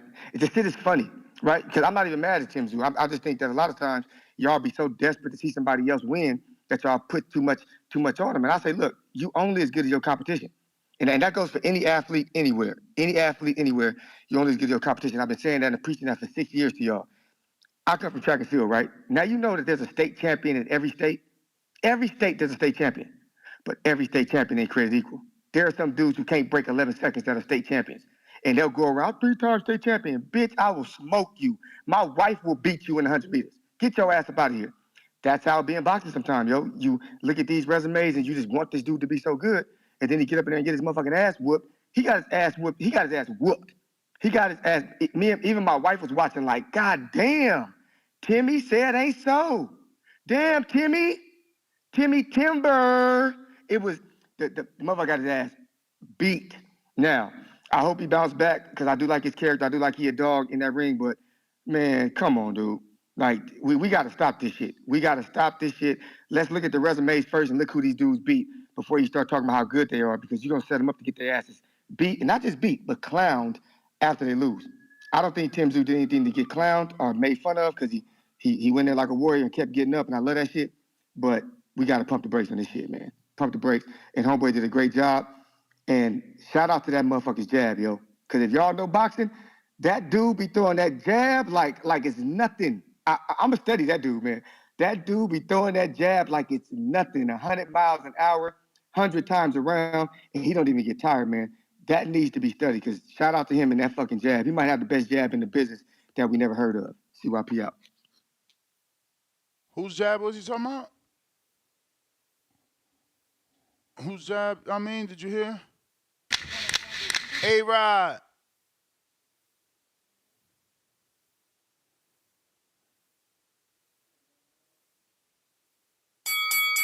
You may feel like it's your time, but it's not your time. He's talking about Murtazalyev's jab. Oh. E92 says Rayo went with his boy to New York in vlog versus Xander. My brother, the vlog says day of the weigh-in, man. Maybe you need to watch it. He tried to convince you that Rayo didn't eat the pizza. I don't know why he's so invested in it. I'm not trying to be funny. I'm just saying, like. Yeah. James Benitez, $2. Has Cliff found the boxing gym yet? Damn. Yo, you know what's crazy? Out with CYP said, and I never knew that about Tim Tszyu's story, but he left him to go raise a different family, and then now he come back, and then he watching it. He's like, yo, I hope that that shit brought them closer together. You know what I'm saying? Yeah. I hope Pops don't be like, yo, I'm going back to Germany. That's fucked up, yo. That's crazy. Let me see here. If you want to call in, Twitter Spaces and Discord is available for those that want to call in. We got A-Rod on Discord trying you again. Looks like you're not there. Trees Toledo.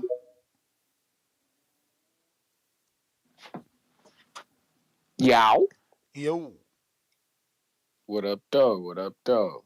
What up? King of Man, what up, though, if you still there? My guy, what's going on? My guy, you know. Hey, well, fuck it. Since I got you on the line, hey, I got some questions, man. What's going on with Chicken Metcalf, man? How you feeling about that fight, man? I'm feeling good, man. As a matter of fact, it's Wednesday night in New York City. I will be in attendance. This is a rematch between her and Mio Yoshida. Yoshida is definitely a strong fighter. Comes forward off the jab, but she tends to duck her head down. Chicken's got the recipe for that. Uppercuts, plenty of it. Strong jab, lots of it. Talking about studying jabs, y'all need to study Chicken Metcalf's jab. She's definitely long and strong. Pause. But that's gonna be a great fight, for real, for real. For sure. But speaking of great fights, man, like I say, man, this Bakram fella, he done it. He done made the top 5 violence list. You feel me? He done it. That's how you go out there and beat people up, put hands and feet on motherfuckers. Shout out Tim Tszyu though. Like I say, I guess, and then CYP funny talking about his pops. Like I say, I guess it's up to Nikita Tszyu now to carry that last name, man. You know they in the same division. So like I say, man. Nikita Tszyu, you might as well come see my fighter Charles Conwell, gang. I see you top 10 in your sanctioning body. You feel me? We top 5 in ours. You might as well come fuck with us, man. Your brother down bad right now, so we can't put his head on the mantle. You might as well come on through and take the ass whooping for him. You feel me? And then, hey, King of Mean, what you think about Tim Tszyu? What you think about? I heard you talking about him going up to 160. I mentioned Shane Mosley Jr. for him, but what you think about my son, the son of a Legends League? Or I think Tim Tszyu need to go ahead and steal that Conor Ben fight from Eubank. What you would think about that, King of Me? That yeah, that's a good fight. You know what I'm saying? Either that or Spence. Like I said, they both coming off of whatever they coming off of. But if the son of a legend, sure. But I think he still has a chance to be competitive though, man. So if and I'm talking about Tszyu, I don't know if he's shot just yet. I'm giving him the chance of youth, and I'm giving him the chance. I said, 160. Mosley is a good fight. But I like him against pretty much because 160 is kind of thin. You know what I'm saying? Give him a Denzel Bentley, and then give him the fake boogeyman Janet back. Move him like that. Yeah. Or what's my man who had lost to what's my nigga? Ammo Williams. Where the fuck he at? I ain't seen him. He get the Ammo Williams is a good fight, right? Yeah, something like that.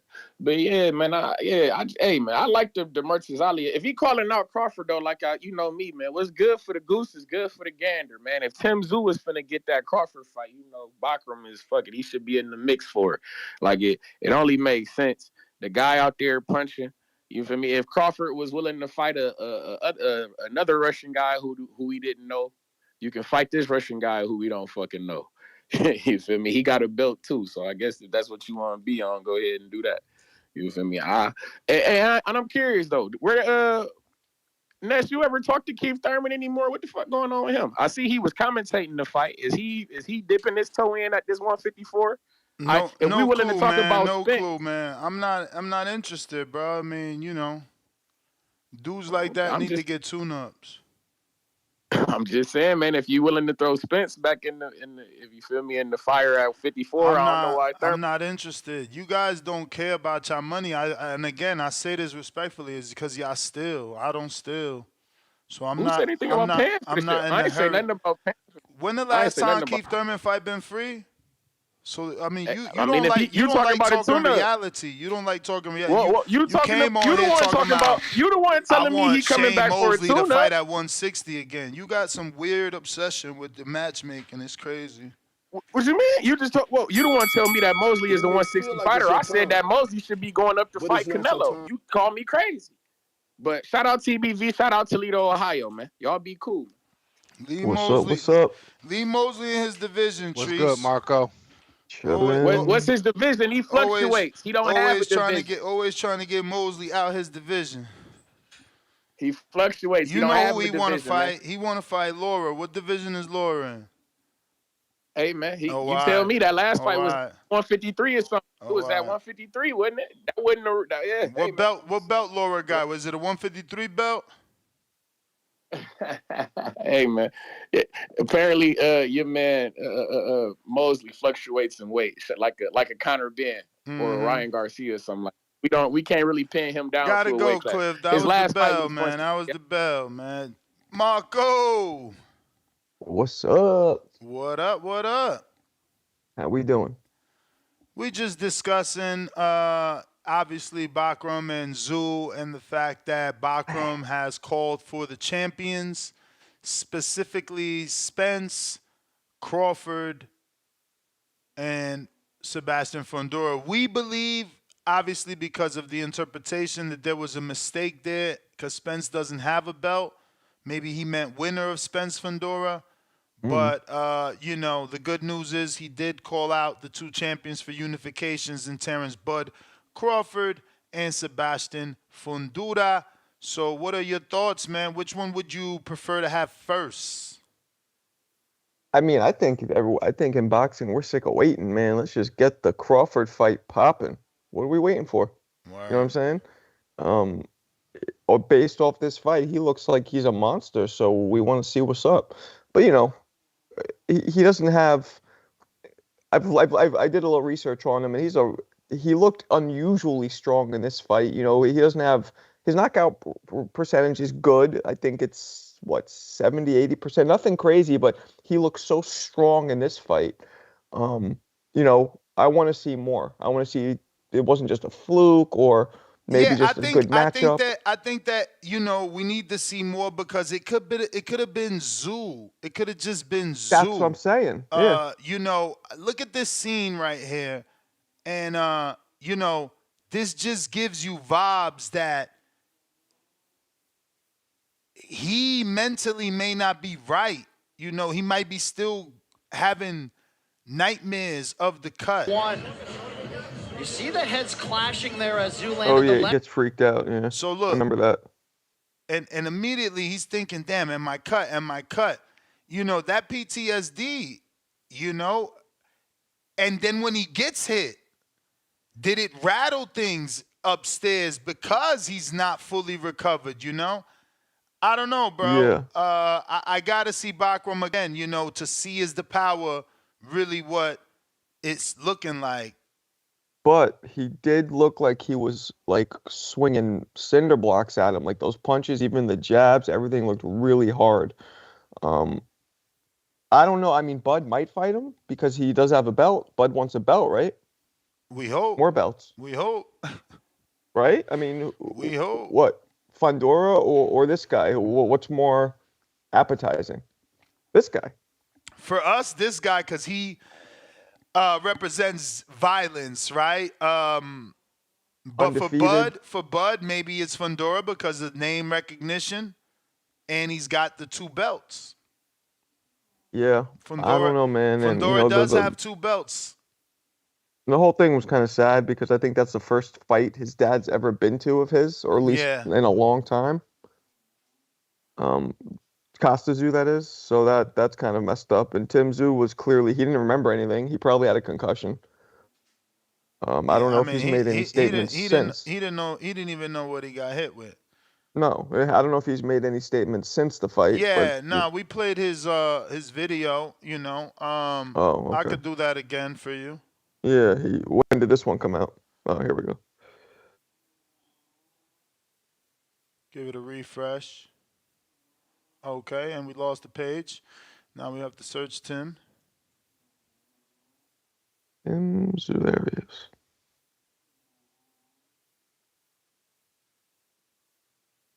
It is what it is.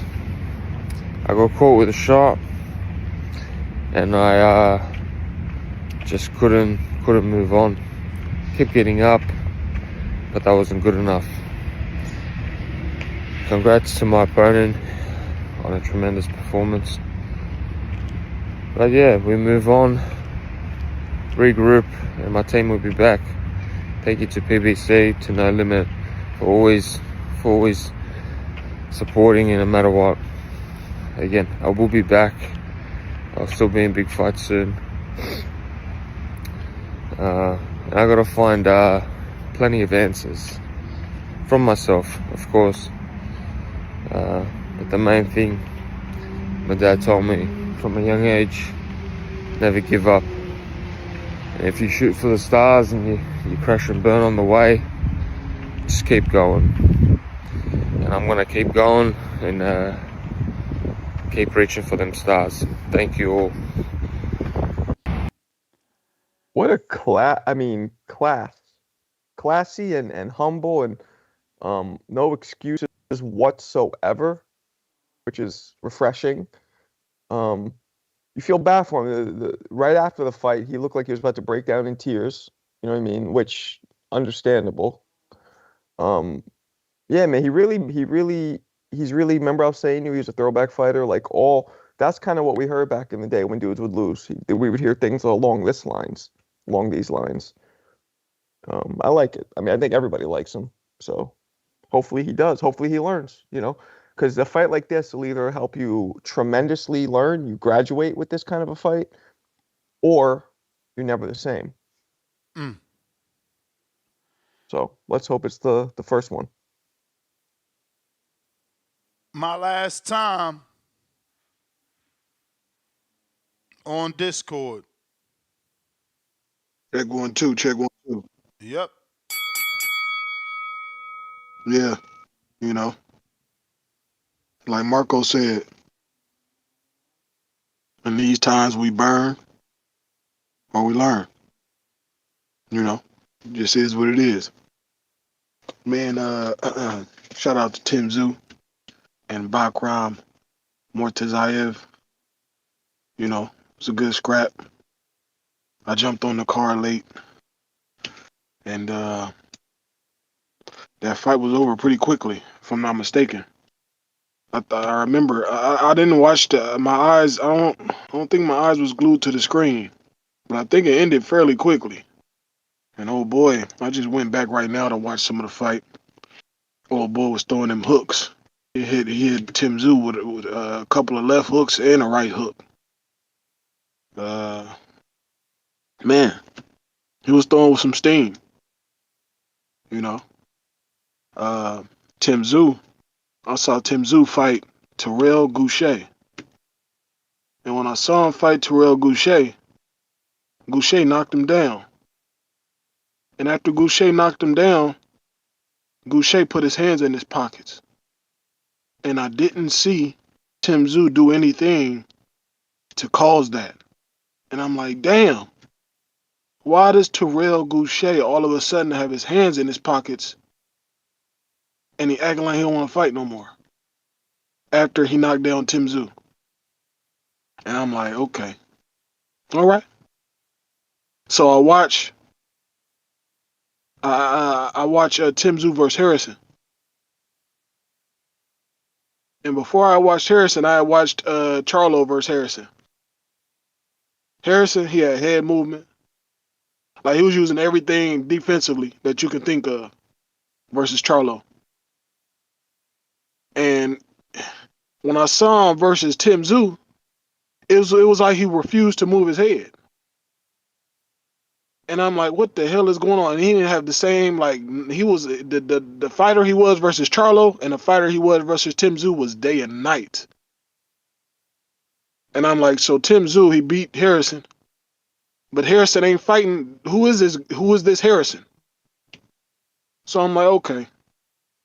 I don't know if it's some shit going on or if somebody said, hey, this the star. Okay, he's going to win this fight. All right. I don't know what's going on. But as you know, Tszyu, he ended up fighting old boy, and this dude ain't look like that. He ain't ever looked the way he looked. Hey, run me another one. You feel what I'm saying? I heard that thing go off. We going, I got more to say, but so the two dudes, he fought Harrison. Harrison didn't look like that. He didn't look as whack as that. And now Tszyu fight old boy. He never looked that good before. So I'm like, this nigga. I'm like, damn, this shit crazy. But I never thought super high of Tszyu. Like when we had that it was Virgil versus Tszyu. That was in the air at one point. I had Virgil. You know what I'm saying? Venom had Virgil. That's another person I remember having him. There was a few other people. But I've never been really high on Tszyu like that. I always thought Charlo would beat him. Yeah, I don't know if I think a thought lot of us older guys fighting. remember Tim's dad, so we just think he's gonna be like his dad was. Okay. Yeah, that crossed my mind too with what I mean said. When when CYP was explaining all that stuff about his dad, I'm like, his dad was like, I should have stayed in Germany. You know what I'm saying? Like, Yeah, but that's some tough shit right there. You know, that did kind of make me, a part of me cried when of that thought, but another part of me was like, ooh, that's funny. You know what I'm saying? But yeah, I didn't there is expectations for the son and stuff, but I ain't, shit. I ain't think nothing. I don't know Costa Zoo like that. You know what I'm saying? I know he a legend, but I don't know him like that. I couldn't tell you who he fought. You man, know? he's the first guy, one of the first guys to destroy Julio Cesar Chavez. He knocked out Zab Judah, two guys I'm sure Ooh. you've heard of. He was a Okay. monster. How old was Chavez? Chavez was in his prime and near the end of his prime. Judah was in his prime. That was Judah's first loss. Yeah, he was the first guy to drop Chavez, I believe, or second. Actually, not. Chavez might have Okay. been a little older, but still, Chavez was like 91-1 when they fought. Like it was still an accomplishment. Okay. I didn't know Chavez got dropped before. He got dropped by a guy named Frankie Randall, first guy to drop him, and then Kasazu did it after. Oh Yeah, wow. but Kasazu beat the Not, shit out of him, like made his face burger meat. Yeah, it was impressive. damn. Julio Cesar Chavez Sr. I love Julio Cesar Chavez. You know what I'm saying? That's the epitome of a Mexican warrior. You know. But Canelo ain't never been dropped. You know. No, I always, no, but let's see, because he Chavez the epitome. started getting dropped at this point of his career, right where Canelo is now. So Yeah. let's see what happens. Yeah. Run me another one because I ain't done yet. You know what I'm saying? I got an appointment at 9 o'clock. It's 8:14. You may feel like I it's your still turn, gotta but go it's in the not your gym and turn. shower. I'm gonna run 10 minutes on the treadmill. Then I'm gonna head to the dispensary, buy me a pen, because I'm about to be on this car for a cool minute, and I'm gonna want to get high again before I'm done. That's So the I need bell, something champ. discreet. Hold up, I said run me another one. What you talking about? Another one? Another one. You the man. We DJ Khaled in this bitch. We the best. Let's go. You know what I'm saying? We're gonna make sure you got the best lunch today. You know what I'm saying? What you want for lunch, Ness? It's on me. You know what I'm saying? We're gonna keep talking till we get the lunch paid for. No, play. I got to go, but Oxtails. I ain't gonna go right now. But I got to go. You know what I'm saying? Yeah, man. So I need to hit the dispensary. All this before 9 o'clock. I need to hit the dispensary and give me another pen, cause this high gonna go down before I'm done with this car. I'm gonna be on this car for a cool minute. I'm gonna be at a middle school cleaning a couple cars. You know what I'm saying? And I don't need nobody knowing that I'm blowing. You know what I'm saying?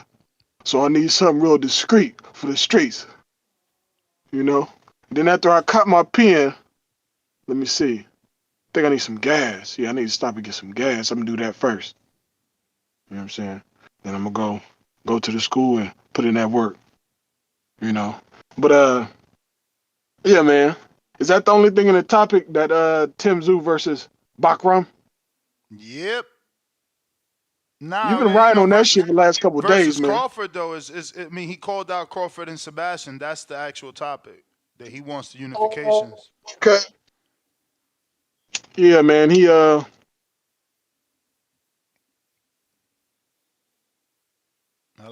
Tim Tszyu shit. My bad. Sorry for the dead air, y'all. I know Nez don't play that shit. But yeah, man, that Tim, let me see, Fundora. Let's go with he called out Fundora too. Yeah, he called out Fundora. Okay. That's a good ass fight right there.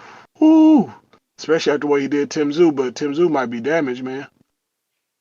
I hope That everybody guy's looking at Tim. gangster, man. Motherfuckers talking about Tim Tszyu being damaged. I hope y'all feel the same way about Arrow. Motherfucker getting in a car crash. You know what I'm Yeah. saying? Niggas get beat in the Errol's ring. All of loss a was sudden very they lost similar to something. this one. What you Listen, think don't was say nothing wrong about with Earl? Earl. A motherfucker hit your inbox crying to you about Earl. Yeah. You know what I'm saying? I mean, you's a sophisticated shit talker, man. At first I thought you was just straight, you know what I'm saying, uppity. You know what I'm saying? corny type motherfucker. I heard you talk some shit one time. I was, oh, this a real nigga right here. This nigga really from the East Coast. You know what I'm saying? I just So like I a little was bit of parliamentary procedure. Yeah, because what you said right now kind of sound like it was a slight towards me, but I didn't even really want to say nothing back to you. You know what I'm saying? Because I really don't Nah, want the smoke. nah. I was But legit talking about somebody that was in my inbox whining to me about I'm disrespecting Earl Spence. Oh, really? Why you always disrespecting Earl, bro? But it's not your time. well, that's my time, y'all. The Fundora will be cool, and the Terrence Crawford will be cool. I think it's a chance he can get both of them, to be honest. But we'll see. So, salute to BV. Peace. Yo. Yeah, nah, I wasn't taking no shots. I don't do no roundabouts, man. I don't do no roundabouts. Marco, what's up, brother? What's poppin'? What's going on? Talk about realistic, right?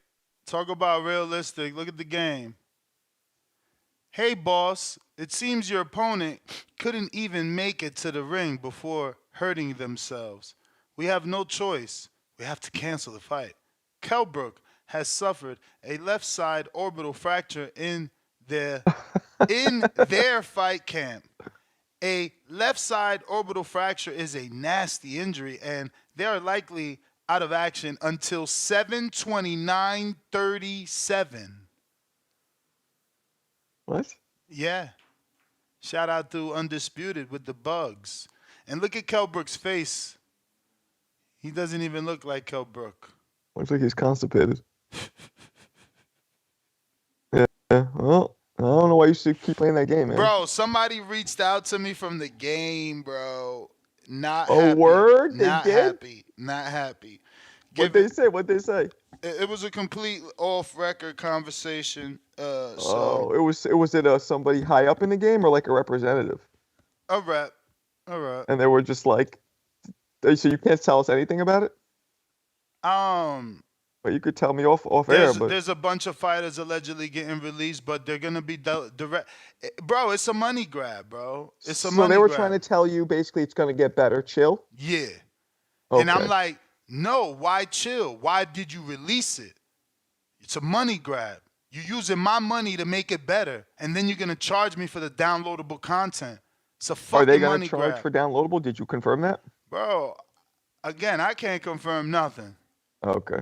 I mean, most games is like that, Marco. You know how to get down. Yeah, there. but they don't charge you for Michael Jordan. Like you can't settle Bulls to me and then they don't have Jordan. Like that's not fair. Like yeah, okay, in current year you don't have to put Jordan, but in current year you have to put the fighters that we got. You can't sell us the fighters. Like that's fucked up. So we get Jordan Gill for free and we got to pay for Cotto. Like, yeah. Man, Well, that's smart corny. though. They're trying to do what's it called? They're trying to Ray Donovan this shit. You know what I mean? They're trying to do to clean it up with go to you and try and get the word out to the communities. Like, no, it'll get better. Just wait. Nah, that's not what they're doing because it's like I said. Like, how the fuck are y'all not capable of putting out a bug update before December? No, I'm with you. I'm not saying this. Like this Marco, is the ultimate money grab. It's so disrespectful, bro. I hate when I feel powerless. You know what I'm saying? And they're taking advantage of us. That's what I was gonna say, Marco. Damage control might not get past Ness. I know what you were saying. That you think if they floated out to him, so he can be like, "Yo, you know what? I spoke to the developers, and they said, we're working on." Now with this guy, he ain't shooting him no bail. Yeah. At all, bro. At all. I'm like. But that just shows Why'd you you release it? Why'd you release it? What, you know what I'm saying? Then the Floyd story about however much Floyd wants. I don't care what Floyd wants. Get him what he wants. Oh, so you talked about that with them? I ain't talk about nothing with nobody. Remember, I didn't have a conversation. Right. But I mean, if somebody won a certain amount of dollars and his name is Floyd, how hard is it to get it? No, honestly, think about it, Marco. Let's just go with the floated number that's on the internet that he wanted 10 or 11 million, right? How hard is it for Marco, with the contacts you got in your phone right now, to be like, yo, listen, I'm lead up in research and development for this video game. We're ready for release, but if we can bag Floyd, we're 10xing copies. We're 10xing how much we sell. Who's not gonna give you that money? I mean, I just don't know This what was the a numbers rush. are. Like, I don't know. Go with the hypothetical of 11 million. Right, but I don't know what they make. So if they're projected to make X amount, if that doesn't come anywhere near the 10 million, then it doesn't make sense for them. All right, you know, but I think don't really about know. it this way. Think about it this way. Would you have been willing to download Floyd even if you had to pay $15 for it? Say that again? Me personally, no. Would you have been willing to download Floyd's character to the game if you had to pay $15 for it? I don't know. Probably not, because the game's not this kind of whack to begin with. I would have bought Floyd for $15. Yeah, I don't know. If the game was dope, then yes. The But game is dope in terms of gameplay. It just They ain't got got- the fighters we want. Well, they got my man Roy in there, and he is like molasses slow. I'm like, this is not. Which Roy is this? The one right now? Yeah, don't Like, they what got are you Sam doing? Eggington? Get the fuck out of here. Egginton's in the game. Again, I haven't gotten out of training, so I ain't even go through the characters, bro. But if Egginton's in the game, then they're destined for failure because they wild and Jack Cheeseman. they cater to too many UK dudes, man. But all I'm saying is you got to get that Floyd money. That's easy to get. You using Floyd's name to get it. But Ness, let me ask you this. Do they, two questions. Yeah. What was the budget, the alleged budget? Was it 28 or 20 million? I thought it was 18 million. 18. Okay, let's say it's 18. You said Floyd was alleged 10 million, right? Yeah, but you got to get another investor. And okay. And So that's how what much I'm did saying. Riyadh season give you? Whatever Riyadh season gave you was enough for you to fucking push the game out. What about using that money and finding another dude to make up what Floyd wanted? Then release. But you know what the sad reality is, Ness? The only motherfucker got as much money as Riyadh season as Floyd, and he couldn't donate it somehow. Like, how do we gotta go find 10 million of the fucking game development money to give it to him? Because he put his work in. He put that work in. He is TBE, and he deserves to be on the game. He deserves to be on the game, man. So I mean, you think? What do you think should be happening? He think that Floyd should just donate himself so that he could be on the game. Do that shit. What the fuck is you like? Or take a cut. Take a cut, like most decent people. Assuming I'm assuming that some of the other fighters have to be paid licensing fees too. Hey yo, allegedly, I heard rumors that they offered that. He wanted his money up front, and rightfully so. Rightfully so. I'm Floyd, man. You put me on that copy. You put me on the cover, and you selling that shit. And guess what? Y'all keep forgetting. You get Floyd, you get him in the suit. Now the game is better because Floyd is TBE. He's doing all the uppercuts for you. He's doing the hooks, the jab. Now you got his functionality that you can pass on to the other players. Man.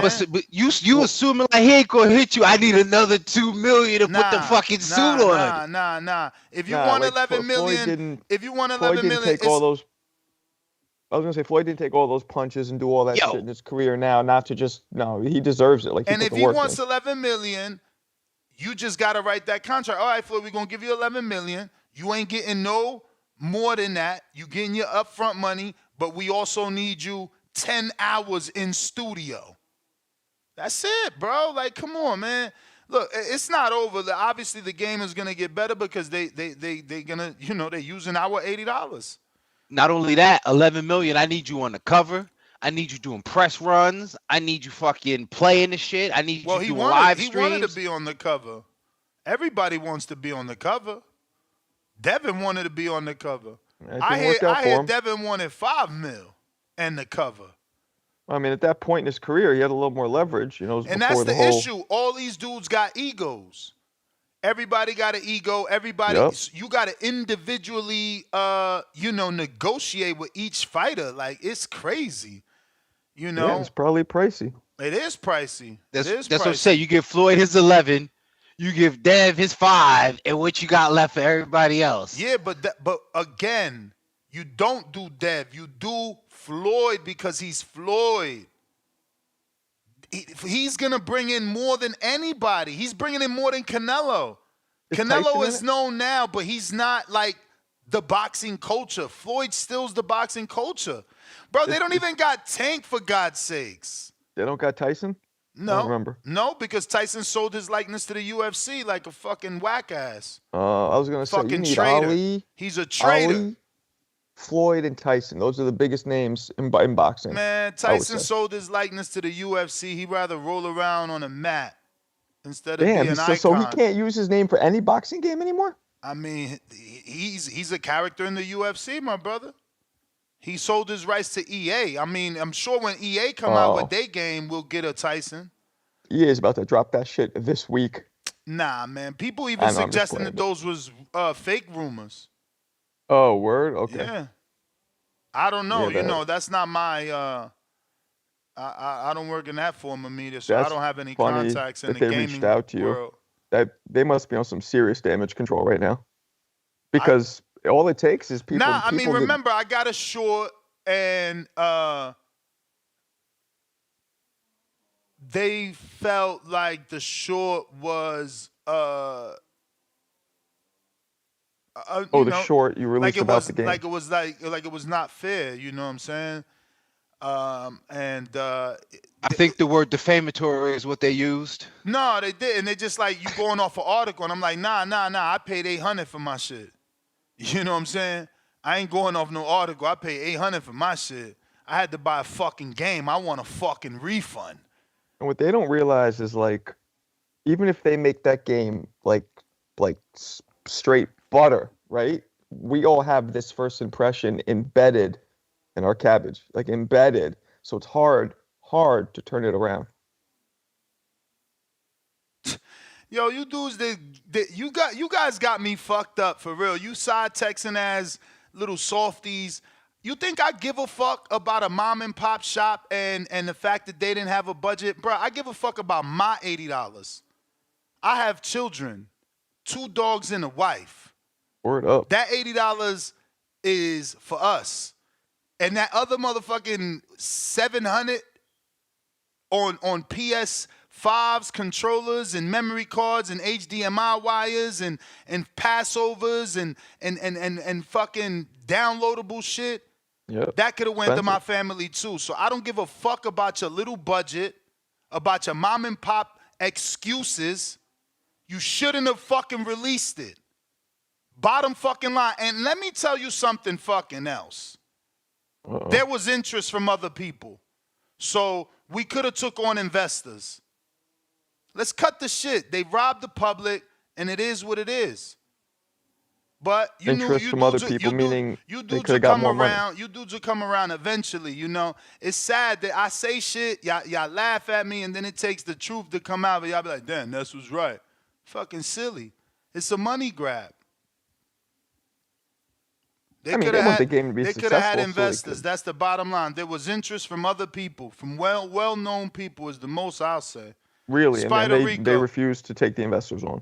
Again, I don't know what you're talking about. I got you.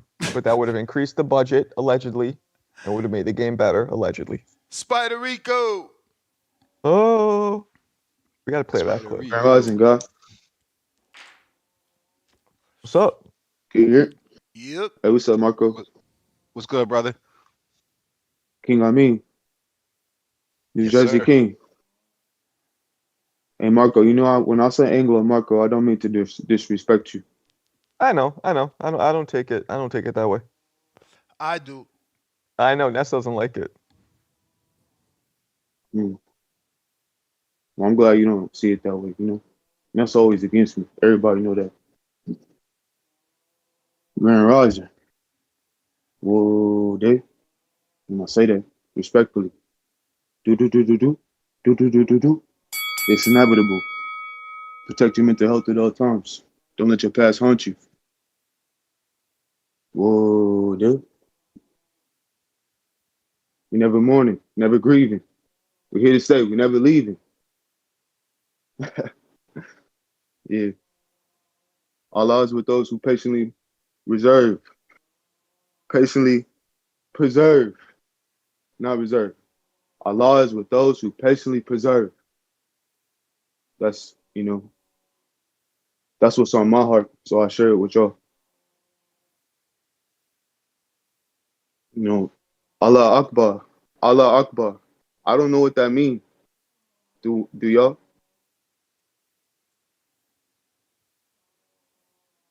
You the Y'all one hear read me? the Quran. You gonna act like you don't know what that mean? Come on, champ. Allah Akbar is not in the Quran. I read the entire Quran about 6 times. You know, certain things that they're practicing. I just read it like a book.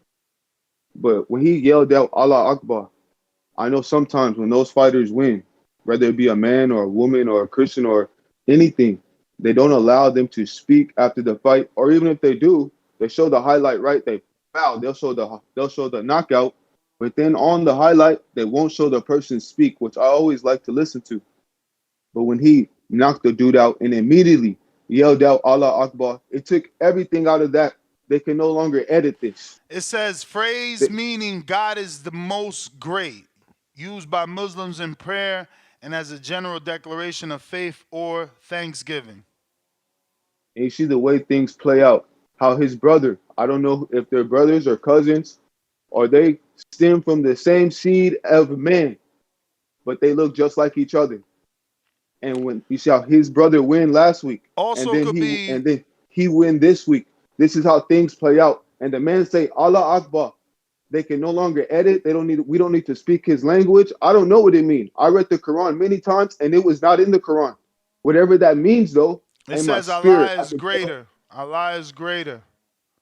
and that is what we take away from this fight. And nothing will take away. They cannot take away his words when he do this in this fashion. And this man, we clearly can see, everybody can see that this was not regular type of strength. This was a strength where we know Tszyu to be a power puncher. It didn't mean nothing to this man. Anything. And it wasn't just power. When you watch the fight, he has good feet. He has a good mind. And he's thinking. And every single punch, it's like a knockout. It's like a knockout punch from maybe a man that weighs cruiserweight. The power, the velocity. It seemed like. You may feel like it's your time. Alright. But it's not your time. That's the bump from Morgan with love. I'm gone. Spider Rico. Shout out to Vinny C, man. Shout out to Vinny C. Still pushing. He out here tagging me and asking Turkey Al-Sheikh to jump on the show. Appreciate you, champ. Hell yeah. Hopefully one day, man. Hopefully one day. Hell yeah. But now I really would rather talk to my man Ash. Ash from the video game. Hey Ash. Come on down. Get in the hot seat. Allegedly. Laugh out loud pillow. Nah, ain't no alleged. Yo. He the owner, right? He the founder. You know who would really be cool to talk to is Al. Get Big Al on the show. Yeah, Big Al would never come on. That would be a movie. He would never come on, bro.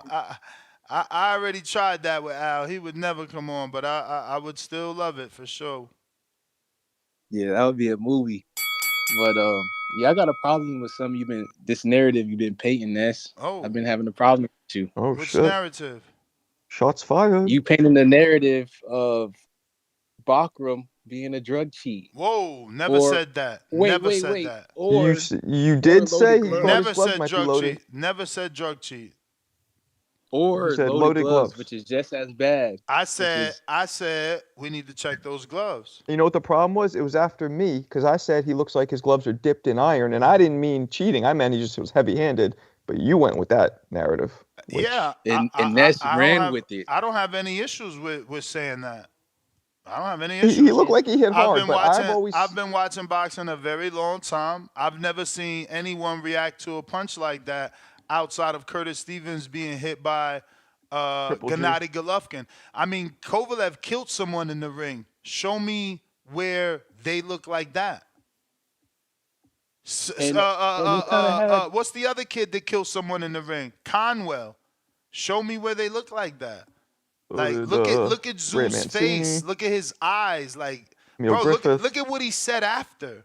His video's all over. He doesn't know what he got hit with. He's like, what the fuck? Yeah, but that's concussion. Mike Tyson after the first loss to Holyfield didn't remember either. You ain't concussed after the press conference. These are interviews after the press conference. No, that's not true. You could be concussed for almost 24 hours until you wake up the next day. Yeah, right. Well, then he was for sure concussed. But Because yes. Listen, you wasn't saying that. my friend. Listen to me. All right. Don't take it the wrong way. Just take it as a concerned consumer of this sport. Did Ryan not just test positive? How many people test positive? Just I just because said someone Melissa Odessa just popped dirty. look at that. Damn. And That's that was in Team crazy. Combat League. and That's that's women's boxing. crazy. And I love that girl. How many times have we interviewed her? This is what I'm saying. You can't Several. put it past Top 30. anybody. You can't put it past anybody. This is a competitive sport. People are trying to win. Everybody's looking for an advantage. I'm not accusing. I am a concerned consumer. I never seen Tszyu react like that. That's it. But And what am I saying? what does What the am I law saying? say? That I want to see him again. I'm not saying I want to see him tested. I'm not saying somebody better check his gloves. I did say if he fights Bud, we gonna know because Bomac will be in that room when they wrap his hands. I will say, man, if you look at his other fights, I went and did that. The punches don't land the way they did on Tszyu. Now, I'm not saying he cheated at all, but to me, I was like, he didn't look like he punched that hard. Maybe it was Tszyu. That's Maybe what I Tszyu's said. punch I had to resistance. go I back don't and know. find anything I could find because I'm like, bro, how is this dude this good and nobody knew but one kid, one joker only knew? But you got to look at you got to be. What does the law say? You're innocent until proven guilty. And you kind the of have law, to guilty till proven innocent. the law don't say that I can't accuse. I And not, can't yeah, because assume. the law, you know what they say in New York? You can indict a ham sandwich. The With law, that, the law don't say that I can't be concerned. Like fuck. But now, that's before looking you at go it to the as next caller, guilty though, until proven innocent. If you know what I'm saying? I mean, and this is If you this is the assuming sport we off live in. before anything came out, that's guilty until proven innocent. For sure, this is the sport we live in, though, bro. You know, you got somebody's life in your hands. You know, Rockram is black. We treat him like he black. Yo, I'm out of here, yo. Bachram King now, of Me the Best Export on now he IG. black. King of Me the King Best on me Export on now. Twitter. Bachram is black, huh? nah, he joking. What's up? No, I'm just playing. But one more thing on that. It was kind of weird that Tszyu wasn't holding. He was hurt, but he was still trying to swing, and that just looked real awkward. I'm not really in agreement with everybody saying Bachram's power looked crazy, and what? I think he just had I don't see it. I see a lot of accuracy, and I see Tszyu. No, it's trying like to fight when while a he was car hurt. hits another car and you see the force and you see the other car fly. It's just like a physics thing. Like you saw Tszyu's melon get smashed at high But look, altitude. half the It's like time, force. half the time he was fighting, he was already fucked up. You know what I mean? He was already messed up, and he was still trying Pillow, to that fight. was the bell, though. That's what made it. Yeah, I ain't want to step on this call. I gotta cut out right quick though, man. Do your thing. King of Me the Best 61 IG, King of Me the Best 61 on Twitter, Championship Rounds on YouTube. New episode will be up Women's Boxing Wednesdays, and I'll be back tonight. Marco, hold it down, brother. Love, peace, and hair grease. Stone Bone. Stone Bone? Okay. Yo. What up? Yeah, man.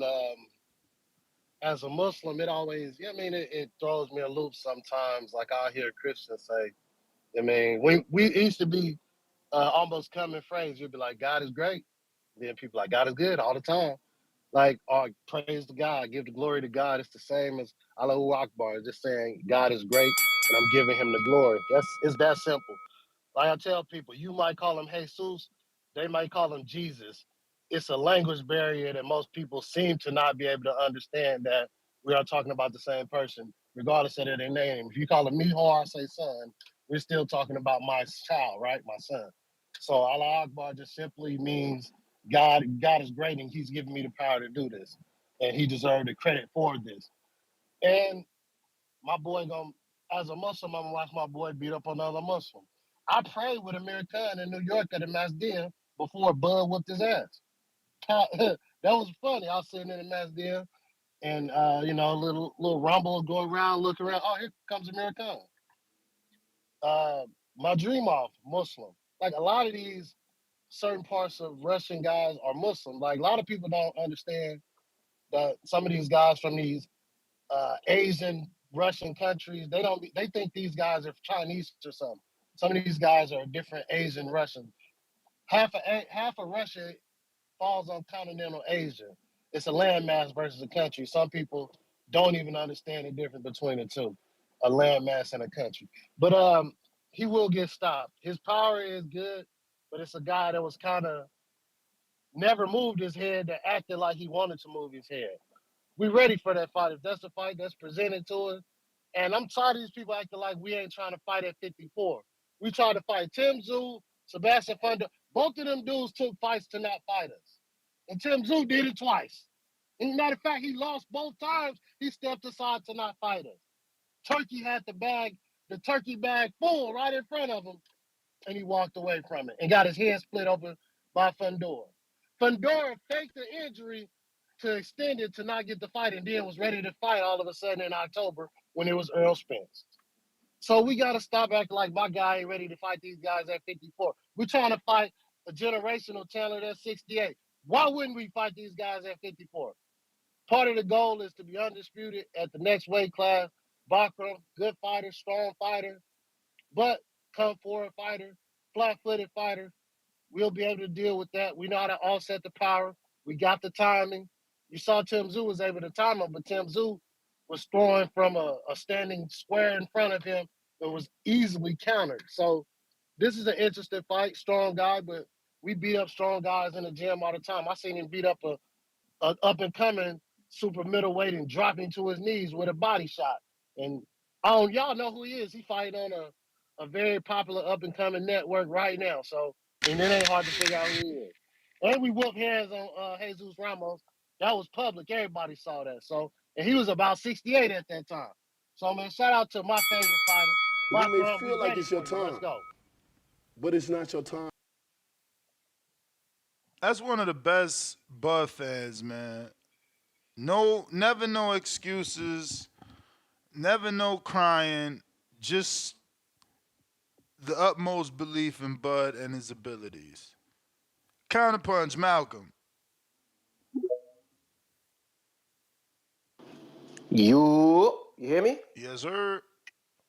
Shout outs to Boxing Voice. Ness, shout out to you. My boy Marco, shout outs to you too. Shout outs to Amin, man, because he want to get off like right when I'm about to call in and shit. Yo, that last caller, man, he kind of had a point. You know, I just want to touch on that real quick about the whole landmass and country shit, because people do that shit with Africa all the time. People be swearing that Africa is a country when it's a fucking continent, and there's a bunch of countries in it.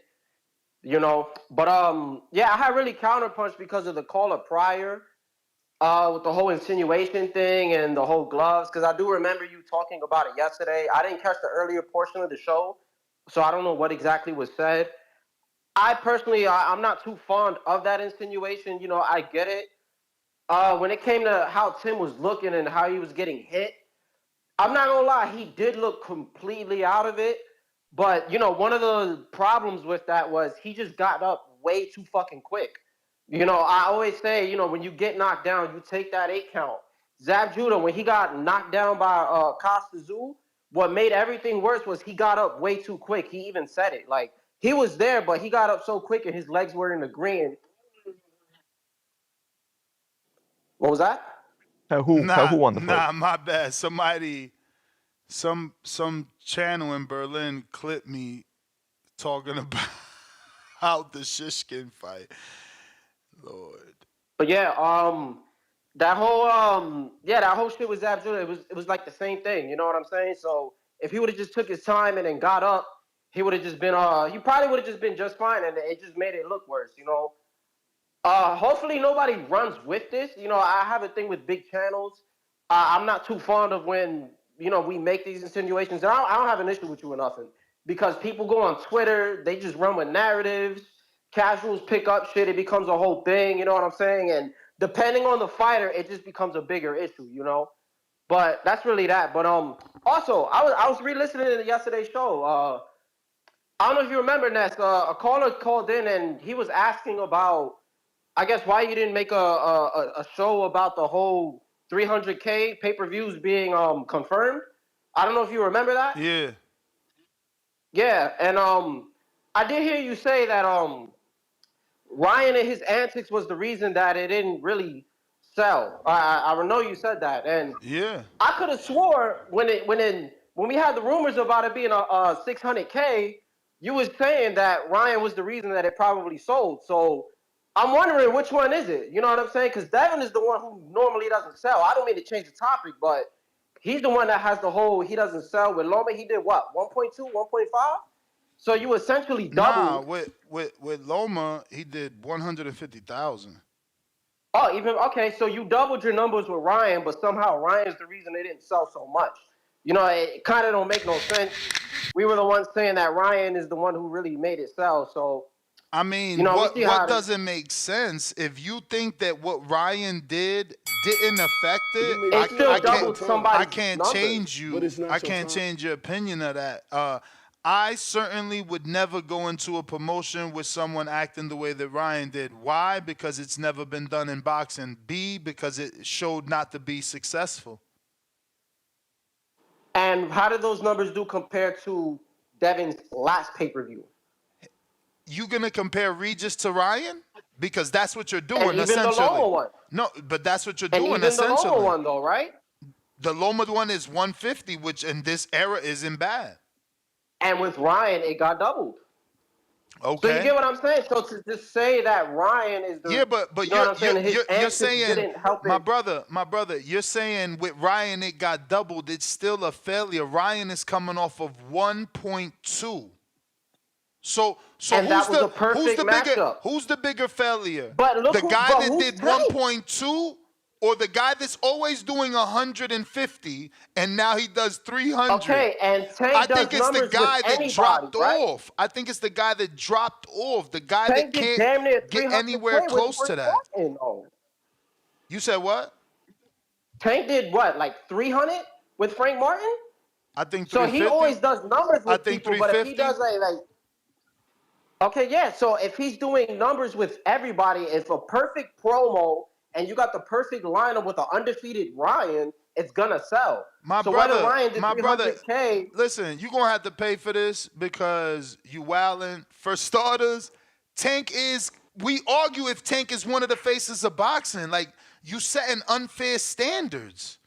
You gonna compare Devin to Tank? Because we never compared Tank. all right. We never compared Devin to Canelo, but we compared Tank to Canelo. Like I gotta go. All right, so the I first gotta thing- go. I gotta first go. thing- I gotta go. What the fuck Oh, you you mean gotta first go. thing? Fuck you mean? The bell been rang. My man went a free debate that makes zero sense. Yo, look at this. This is hilarious. Why?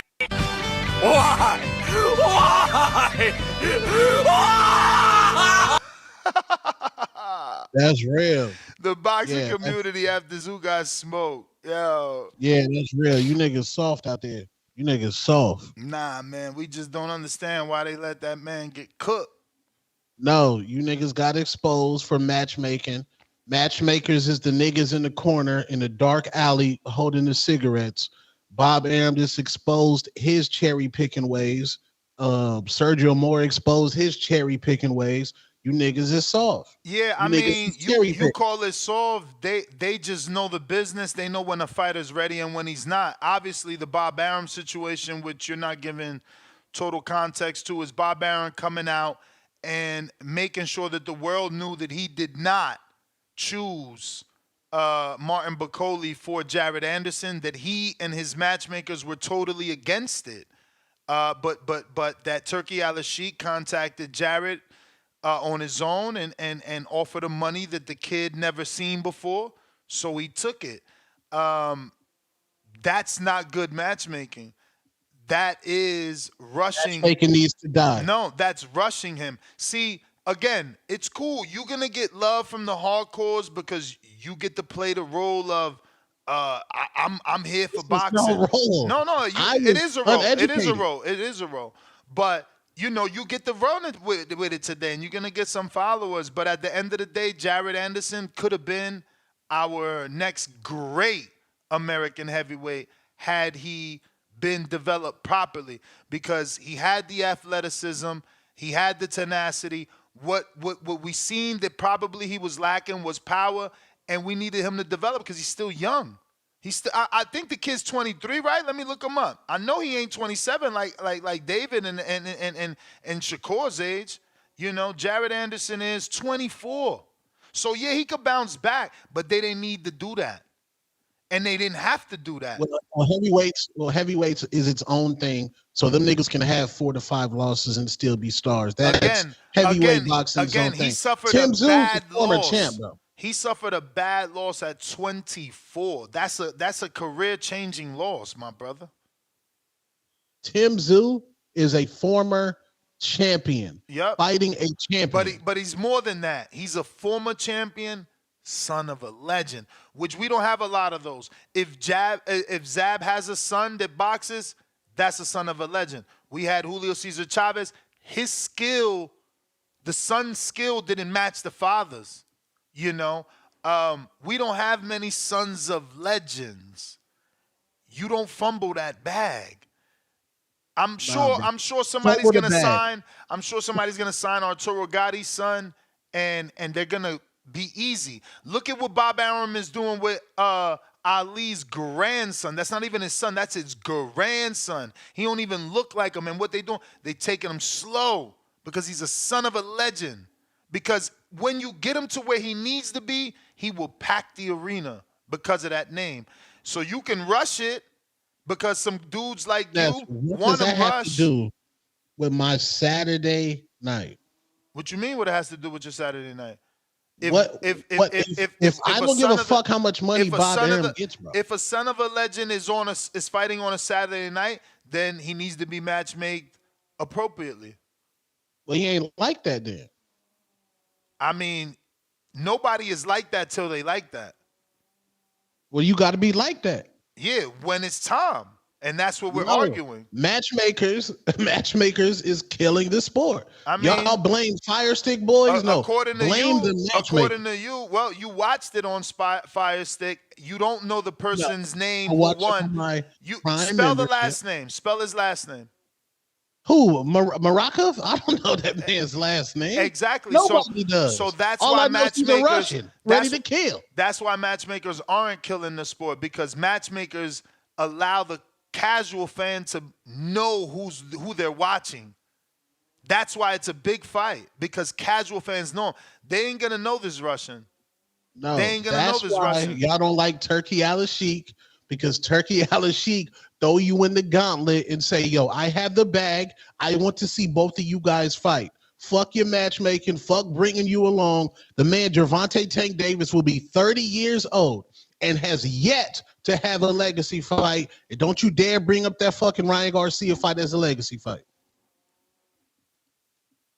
And don't bring up Pedraza. Don't do that dumb. I know y'all niggas. Oh, but Pedraza. No, shut the fuck up. We know his legacy fights. And they start with DH, Devin Haney, Shakur Stevenson. We know his legacy fights. You can't take away Pedraza the same way that they can't take away Comey from Tszyu. You crazy, bro. Like, you super minimize here. Maybe you want to forget that David won a vacant title, and that's why you're so quick to take away the fact that people actually won belts from people. But no, in this sport, when you take a belt from a champion, we don't just brush it off. And how is that not legacy? That was a coming of age fight. The man thought he was being set up and came out on top. The world will never forget that. Never. It's like Crawford when he stepped up to British Prescott. His management didn't want him to do it, and they believed. Him and Bomac believed. That you can't take that away just because Prescott lost before, but not at that time when Crawford fought him. That was a step up. So I don't know, man. Y'all fickle, but that's what boxing fans are. Y'all forget. We have to compete against. This is what we have to compete against. We have to compete against YouTube personalities. Now we have to compete against matchmakers. Now we got to compete against boxers who listen to matchmakers. Now we got to compete against boxers when they finally get in the ring, they get their ass whooped because matchmakers have given these niggas soft touches the entire career. You better off listening to matchmakers, because I bet you Tim Tszyu didn't get paid what he got for the Harrison fight, for the Bachram fight, but he got a worse ass whooping and he lost his positioning. Because he fought some unknown dude that nobody really knew. You know, that's what Lou DiBella's talking about. But again, y'all not supposed to agree with DiBella. He is a promoter. You are a boxing fan. You know, so that conversation needs to be separated. You know, from fan and promoter. He's talking on behalf of promoters and managers and matchmakers. They fucked up that man's career. I mean, look at what. Let me not disrespect Pedraza. Let me put some respect back on Pedraza's name because the way they did him against Keyshawn Davis was nasty. It don't even matter about Keyshawn. He is a two-time champion. Two-time. Yes, like, you know how difficult that is to achieve? Yes, let me put some respect back on Pedraza's name, but I do not think that is a Gervonta Tank Davis legacy fight. To me, I don't know who's in a barbershop when they start arguing. I don't know if a nigga jumping up, yo, you remember taking Pedraza? I think they're going to jump up and say, you don't remember taking Ryan? But that was not a legacy fight due to Ryan looking like a crackhead. Again, look, Tank is Michael Jordan, so you guys are not going to appreciate what he's doing. But a legacy fight is also the Leo fight. That was a 3-time champion. That was a 3-time champion. Leo. I like Leo. All right, is that Tank legacy fight? Is that like... Why not? Why not? We're going to do a 30 for 30? 30 for 30? We get a 30 for 30 on Tank and Leo? I mean, on his whole career, it's never just going to be on Tank and Leo. Why would it be just Tank and Leo? Is that how they work? Your favorite fighter has a 30 for 30 on a particular fight, which is a legacy fight. Facts. Who's your favorite fighter? What's favorite fighter? No, name Devin. Devin Haney has Lomachenko legacy fight. Okay. But what's the difference between Loma and Leo outside of Leo probably not being on a pound for pound? They both three division champs. They 3 division champs. But talking about Tank and Loma? Leo fought all his contemporaries and moved up 1 division. Well, actually, a total of 3 divisions to fight Tank, but only 1 division when he fought Tank. Remember, Leo started at bantamweight, 118. Then he went to 122. Then he went to 126. Then he went to 130, bro. Like, again, because it's Tank, we're going to minimize it. But any other fighter, if Shakur hasn't fought a 3-time champ, that would have been Devin, and he didn't do that. Tank... Yeah, Shakur legacy fight. What my man Oscar Valdez right now? But that ain't a legacy fight. Are we comparing Leo Santa Cruz with the Devin win, with the Loma win? Yeah. I mean, the Loma and Haney was a close fight. Leo Santa Cruz was not a close fight. It wasn't. But he's trying to say Tank doesn't have legacy fights. I'm like, how do you not have? Pedraza's a 2-time champ. Leo was a 3-division champ. Who fought what it is? All his contemporaries. Marco, yeah, but hold on. Perfect. Marco, your content on Instagram, which is amazing, you cover history and legacies. What legacy fight can you cover from Gervonta Tank Davis? So I get what you're saying, and I kind of agree with you, Tone, because Loma is already a Hall of Famer, in people's eyes. But the reason why I don't look at that fight as defining is because that fight was super close. Some people thought Devin even lost that fight, whereas Tank landed one of the filthiest uppercuts I've ever seen in my life to knock out Santa Cruz. So I get what you mean, though. Telling you, it's a legacy fight. 3-division champ. You whitewash him. Leo's gonna be a Hall of Famer. Leo fought Carl Frampton, Scott Quigg, Abner Mares, and he fought Gervonta Tank Davis. And he's a 3 or 4 division champ. I think he started at 18 or 22. So, but there's also very few fighters like Loma with that status out there. You know what I'm saying? Like, who could Tank fight that would be that kind of status? Right now, Devin and Shakur. We know who he needs. We know who he needs to fight. Devin and Shakur are on Loma's level because they're both, multi-division champs with, many accolades. Loma still holds 1 division over Devin. Devin is only 2 division, but Shakur's a 3 division like Loma. And by division, I mean champion, multi-division champion. Yeah, it's all about, it's all about how you look at it. But yeah, Tank has absolutely not fought. Nah, it's not how you look at it. Like, Devin is a former undisputed. No, I don't mean that. I don't mean that. I mean just the overall summary of the conversation. This conversation is like Tank has definitely not fought huge names yet. No, like he doesn't have, but I don't know. A lot of these guys are still works in progress. Like Devin could end up being one of those legend. We don't know which way his career is going to go because what just happened to him, or we don't, the drugs. We don't know how much it played, and we just don't know yet. Where Loma came in for some reason was like 400 amateur fights. Won a title in his 3rd, 4th world, whatever it is. He was already catapulted into legendary status very early, which I thought, by the way, was a little too early back in the day, but whatever. Yeah, and I think Devin right now has had a solid boxing career. He's went through all the boxing steps. He went through adversity. He's had a big win against a Hall of Famer. He's got the accolades of undisputed.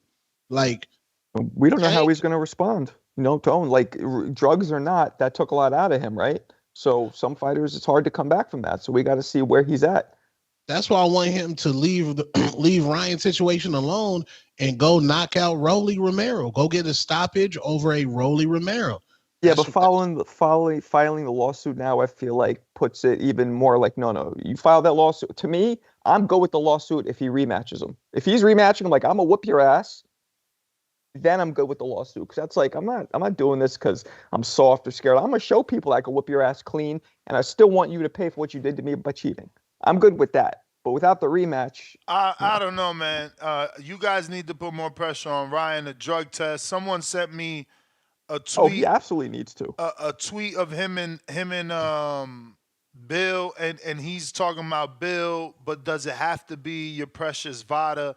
You want USADA. Now he's afraid of the gold standard. No one has caught more people in boxing than Vada. No one. What did Floyd Mayweather use? USADA. That's what we want. Yeah, we want USADA. Again, no one has caught more people in boxing than Vada. So what you're saying is you want the agency that doesn't catch people. No. Yes. I want the TBE agency. Yeah, the one that doesn't catch the greatest people. The best boxer of all time. I want that same one. The outdated one. The one that doesn't catch people. No, TBE. I want the TBE. USADA. Yeah, the best ever is Vada. The best ever is Vada. That's why they call Andre Berto. They don't care that you're with PBC. They don't care that you're with Top Rank. They don't care that you're with Matchroom. You using that shit, you caught. Lamont Peterson got caught. Andre Berto got caught. You understand? Canelo Alvarez got caught. Valdez got caught. Bumgardner got caught. Can you name? Because I named 6. Give me some of the people USADA caught, please. Because you defending them. You want them. You calling them better. You say they the TBE. Tell us who they caught. Yeah, go ahead, Google that. Yeah, Google. I was thinking, I don't know. Go ahead, Google. Because that's how relevant Vada is. They catch people every day, B. We don't need no outdated system you in question here. Floyd Mayweather because he never used Vada. We don't need no outdated system here. Now it's outdated. We can't use the same one that Teofimo Lopez wants Ryan to use. When the last time Vada did drug testing for boxing, Tone? You should have this information since you over here advocating for an outdated system. Who's the last boxer? Who's the last boxer in professional boxing to use USADA, Tone? Since you advocating for this, or are you just a shell for Ryan saying anything he tell you to say? No, I don't like Victor Conte. He's clearly a Ryan Garcia hater. He is biased in the situation. Show me where it says Vada. Show me where it says Vada has anything to do with Victor. Do you have an article to back that up, or are you just throwing things out? No, but has he worked with Vada? More Ryan Garcia talking points then. No proof. No, did he work with Vada? No proof that Victor is working with Vada. Just what Ryan tweeted. That's what we doing No, now. I'm not saying today, but has he worked with Vada? And does Devin the Dream Haney get free Vada testing because he is a snack athlete? If Devin Haney doesn't have to pay for Vada, it's because Victor Conte sponsors the Vada testing, just like he did for the great Clarissa Shields, Alicia Baumgardner, and many other athletes that he sponsors. Why? Because Victor Conte doesn't want to sponsor a dirty fighter. He wants to sponsor a clean fighter. And his sponsorship goes to what? Testing the fighter. Oh, you didn't know?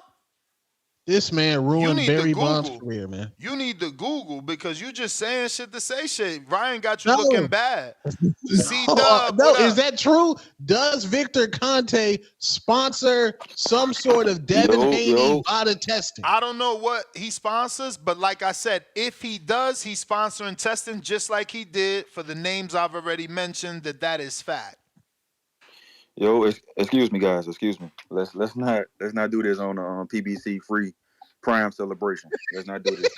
Shout out TVV. Smash that like button. It's free. Do something with yourself. Salute to the panel. Roll out. We're not gonna confuse the viewers and the listeners, man, with this ruckus, man. We're gonna do what's need to be done. The celebration, what they cried for, what they clamor for. Free. PBC. Thank you, Al Heyman. PBC on Prime.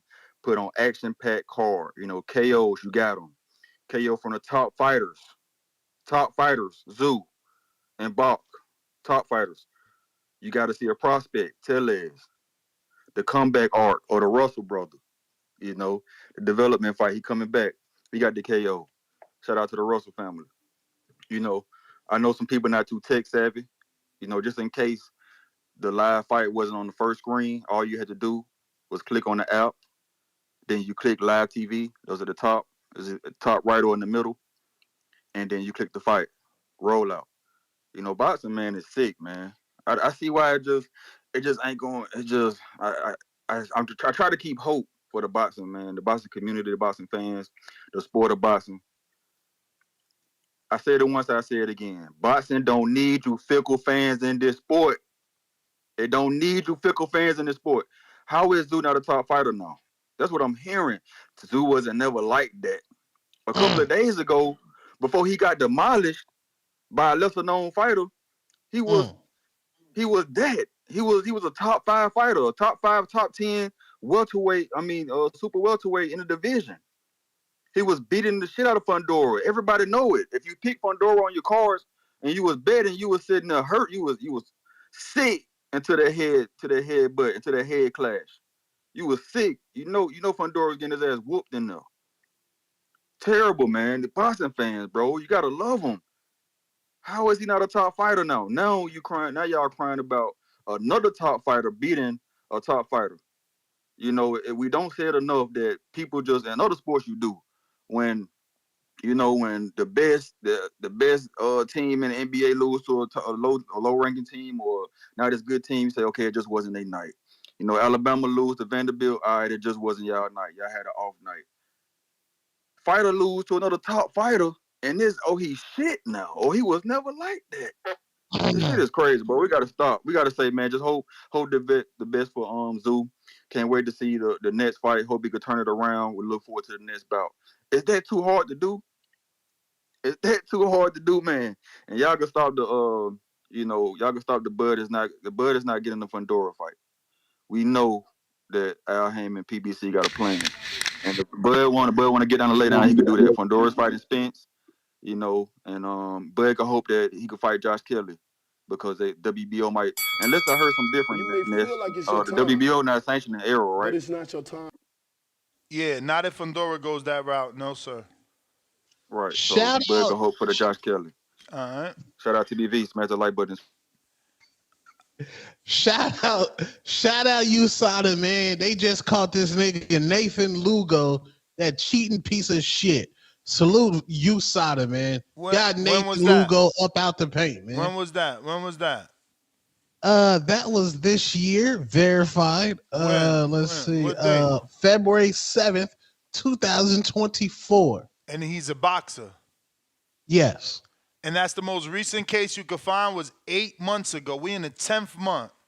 No, bro. You say, who can I find? No, I know. They found Nathan Lugo. I know. And that's the most recent. We in the 8th month.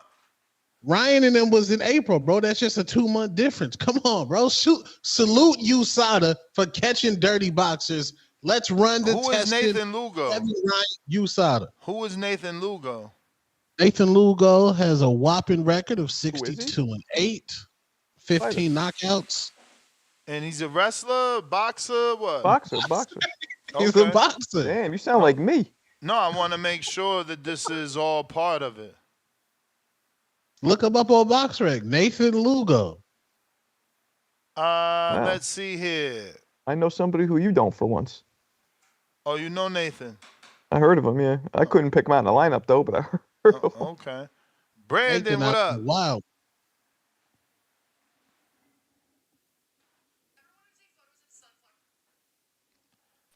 What up? What up? What up? You hear me? We hear you. Yeah, man. I don't know what's going on with all these people like second guessing the matchmaking. Like, I don't even understand how they bring it up matchmaking. It's the same thing when like people try to say, "Oh, David wanted to fight Lemieux." Like, nigga, this is a sanctioning body ordering for. I mean, they ordered the fight. You know what I'm saying? What can you do? Like, who you mad at the sanctioning body? Because last I checked, even without that, like last I checked, I heard on this show a bunch of times like PBC got a plan to get all the belts on their side. So how else was they gonna get the belt on their side? Like this was Tszyu was getting a second opportunity at a belt coming off a loss. How would that be on Al Heyman getting him beat? Like I'm giving you a second chance at a title shot after a loss. Bakram was the champion here. Don't get it confused. It wasn't no vacant title shot. This was Bakram giving him the shot, coming off a loss. But somehow blame Al. And what happened to the plan to get all the belts on one side to bring Bud over? Like, what happened to that? Because I remember people always talking about that. You know, Tszyu. I told my girl we was watching the fight. The first round, I said, "Oh no. The size difference is crazy. He ain't moving his head. He's taking clean shots. Like I'm like he about to get knocked." I said that literally in the first round. He about to get knocked out. Sure enough, in the third round, he was out of there. That's crazy. Shout out to Joker. He called that shit like, like maybe 2 weeks ago. So, salute to him with the high level eye.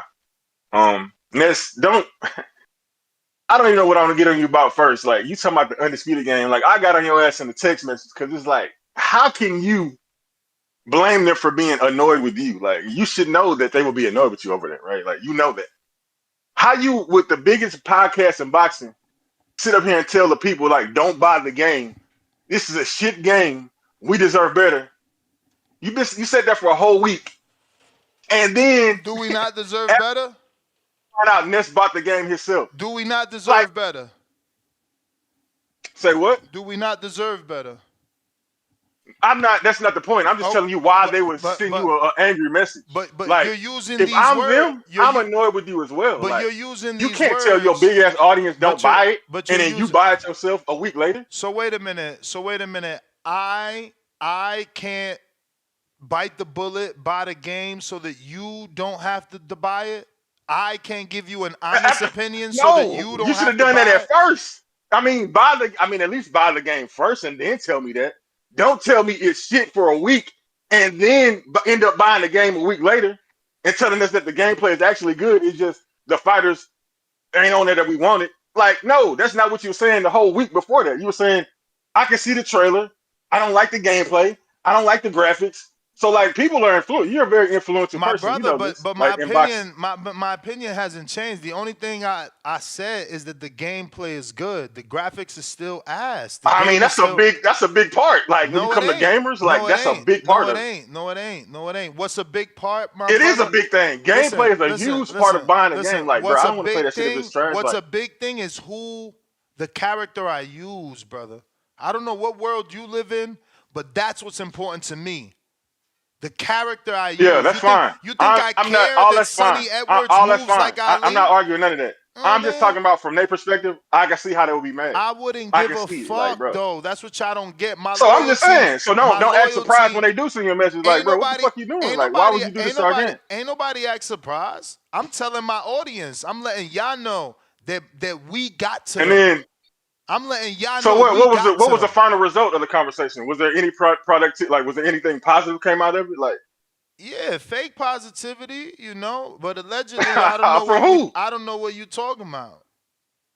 Oh, I'm just asking, was there anything positive that came out of the conversation? You said like it was kind of contentious. You said they was upset.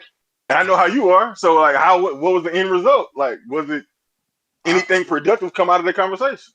We'll see. If we get ash on, we get ash on. If we don't get ash on, then nothing came out of the conversation. Okay. Well, hey, and another thing, Gervonta Davis is not.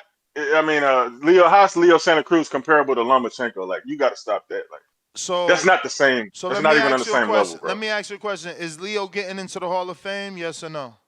Sure, maybe, Okay. maybe, yeah. No, sure. Maybe. No, not maybe. Yes. The answer is yes. That's the definition. You fought your contemporaries, my brother. You lost to them and you beat them. You moved up in weight. Like, stop diminishing fighters. Jesus Christ. I'm not diminishing nothing. I'm comparing him to Lomachenko. That's what you're doing. David Last is time I checked. No, I said what? clearly, Loma is a higher level, but Leo is still a legacy fight. They're both multiple, at least 3 division champions. Both of them. They're both getting into the Hall of Fame.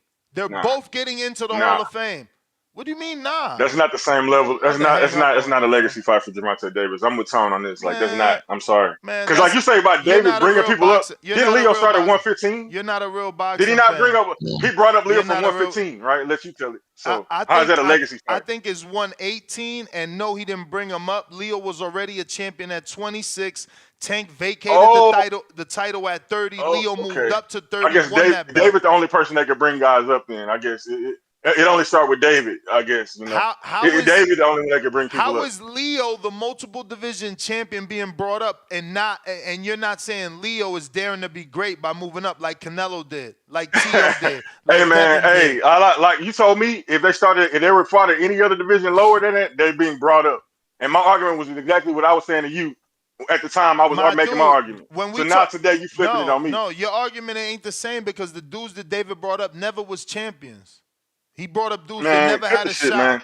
He brought them up. No, your logic is that ever fought at the lower weight, he brought them up. Never had you know what I'm saying? Never had a shot. Dudes that never had a shot. Oh, okay. Never. And that fight was actually close. I don't know why somebody he whitewashed them. They never was champions. They never was champions. Was saying. Say what? They never was champions. At least Leo was champion, not in just one division. Oh, at least. So now we're moving the goalposts, basically. No. At least Leo was champion. That's what we moving. I mean, that's what champions do. They move up. You just trying to minimize. You want to minimize to make. I'm not minimizing anything. I just didn't like the comparison to Lomachenko, who been number 1 pound for pound for I don't know how many years. And I clearly that's a bigger win. And I clearly stated that. You see, the thing is, you dudes just love to argue. You don't like to listen. I said Leo may not have been on the pound for pound list, but he's still a 3 division and still is a Hall of Fame fighter. Exactly. So Adrian Broner is the same way then. But last time I checked, he was being used as a bad comparison to somebody, like on this show. Yeah. And you can say the exact same shit about Adrian Broner. Yeah. So he a Hall of Famer too then? He may get in the Hall of Fame, yeah. Oh, okay. He may. Yeah. So he got the same accolades as Leo. Okay. No, he don't. I'm just making sure. No, he don't. Brandon, just calm down. I could debate you all day. No, he don't. Broner fought one. How many divisions Broner got? Broner fought at 35 and he beat DeMarco. Then he jumped up to welterweight. He skipped 40, went to 47. Never fought Danny, never fought Lucas Matisse, none of the dudes we wanted to see him fight. Like, at the lower weights, his biggest win is Jason Litzau, Ponce de Leon, DeMarco. Gavin Reese. I don't even got box red pulled up. This is what I'm saying. This is what I'm saying. Like, we can move the goalposts. No, we can't. Make the argument against people. No, we can't. Yeah, that's what I'm saying. Listen. But the bottom line was he's a multiple division champion. Listen. Okay. The argument now we move. Okay, the argument is the same. I said Leo fought his contemporaries, even lost to one and beat them. The argument ain't Yes. changing. The argument is the same. You Okay. can't take I Leo's hear you. accomplishments. Broner didn't fight his contemporaries. He skipped So Danny. He skipped Lucas. He skipped everybody. What are you talking about? He skipped Peterson. He skipped the whole to fight 40. Maidana. No. Dangerous. Yeah. No. Don't get hung Go. up on to fight Paulie. Don't get hung up on. Well, that's true. I mean, that's true. Yeah, I know it's true. That's true. And I don't got BoxRec open. Bro, he was my favorite fighter. Listen to me. When I said that comparing him to Carmel is bad, because he was my favorite fighter and he did not live up to his potential. I don't care what any of y'all say. You didn't follow him. You didn't follow his career. You don't know He's a Hall who of Famer. Broner is. He should be a Hall of Famer, Ness. He should be a Hall of Famer. I don't know that he is. He didn't. Just like Leo. Who's his Carl Frampton? I mean, listen, he might not have a Carl Frampton. Okay. So who's his He might not have one. Abner Mares? Because Thurman's Carl Frampton is Porter, and Thurman Abner Mares is Danny. You understand? You gotta fight. No, it ain't fun. You minimize. You gotta fight your contemporaries. You gotta fight your. That's what we said about Gervonta Davis. Thank you for tying that back around. That's exactly what we said about. That's exactly what we said about Gervonta Davis. Who are his contemporaries he fights? Ryan. Which is the original point. Ryan was his contemporary. Pedraza was his contemporary. With the catch. Okay. I got you. Okay. I got you. Okay. Yeah, I know you got me. Bro. I gotta go. You're not gonna get to hate on Tank for free. You can't hate on Tank for free. Get out of here. You just want to hate, bro. You want to minimize people. Nah, y'all ain't gonna be hating for free. Big Face, what up? Everybody do something except the people y'all dislike. No. We got to give everybody credit for what they accomplished. Whatever that is, give them their credit. Crazy, bro. My man fights his contemporaries and we don't care. Meanwhile, we begging other people to, we begging fucking Shakur to fight somebody at 35. Big Face, what up? I ain't nothing, man. I'm just calling there, man, to just let you know that I'm enjoying the show this morning. And Tom, I'm glad to see you, even though you came late. You know, I gotta keep in mind, Tone, that you just a troll sometimes. Cause Tone, you be pissing me off sometimes, and I just gotta take a deep breath and be like, you know, it's not personal. But man, I'm just enjoying this show this morning, man. That's my call. All right, champ, you the man. Army Mike, don't go nowhere. Let me catch up on these super chats, and I'm gonna get to you. We got Gavin Goins, $5. The Bud hate be real. Laugh out loud emoji. Tim Tszyu tested himself against 154-pound champ with 70% KO rate. Bud beat Madrimov, 154-pound champ with 70% KO rate. Quote-unquote soft touch.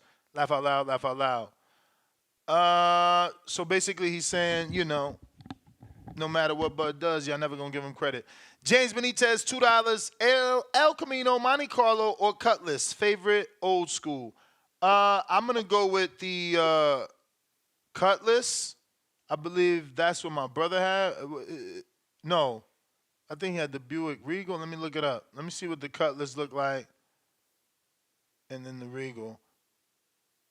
But I didn't like the El Camino. I watched the movie. It's like a pickup truck. It ain't my thing. I'm sure they could look good.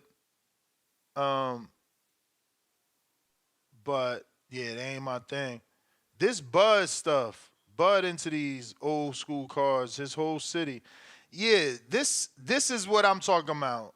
But this is a Cutlass, which is a different model. This is a different model. My brother had the Buick Regal, right? Let me do another one, see if it's Buick Regal. Boy, you couldn't tell me nothing, boy, in this Buick.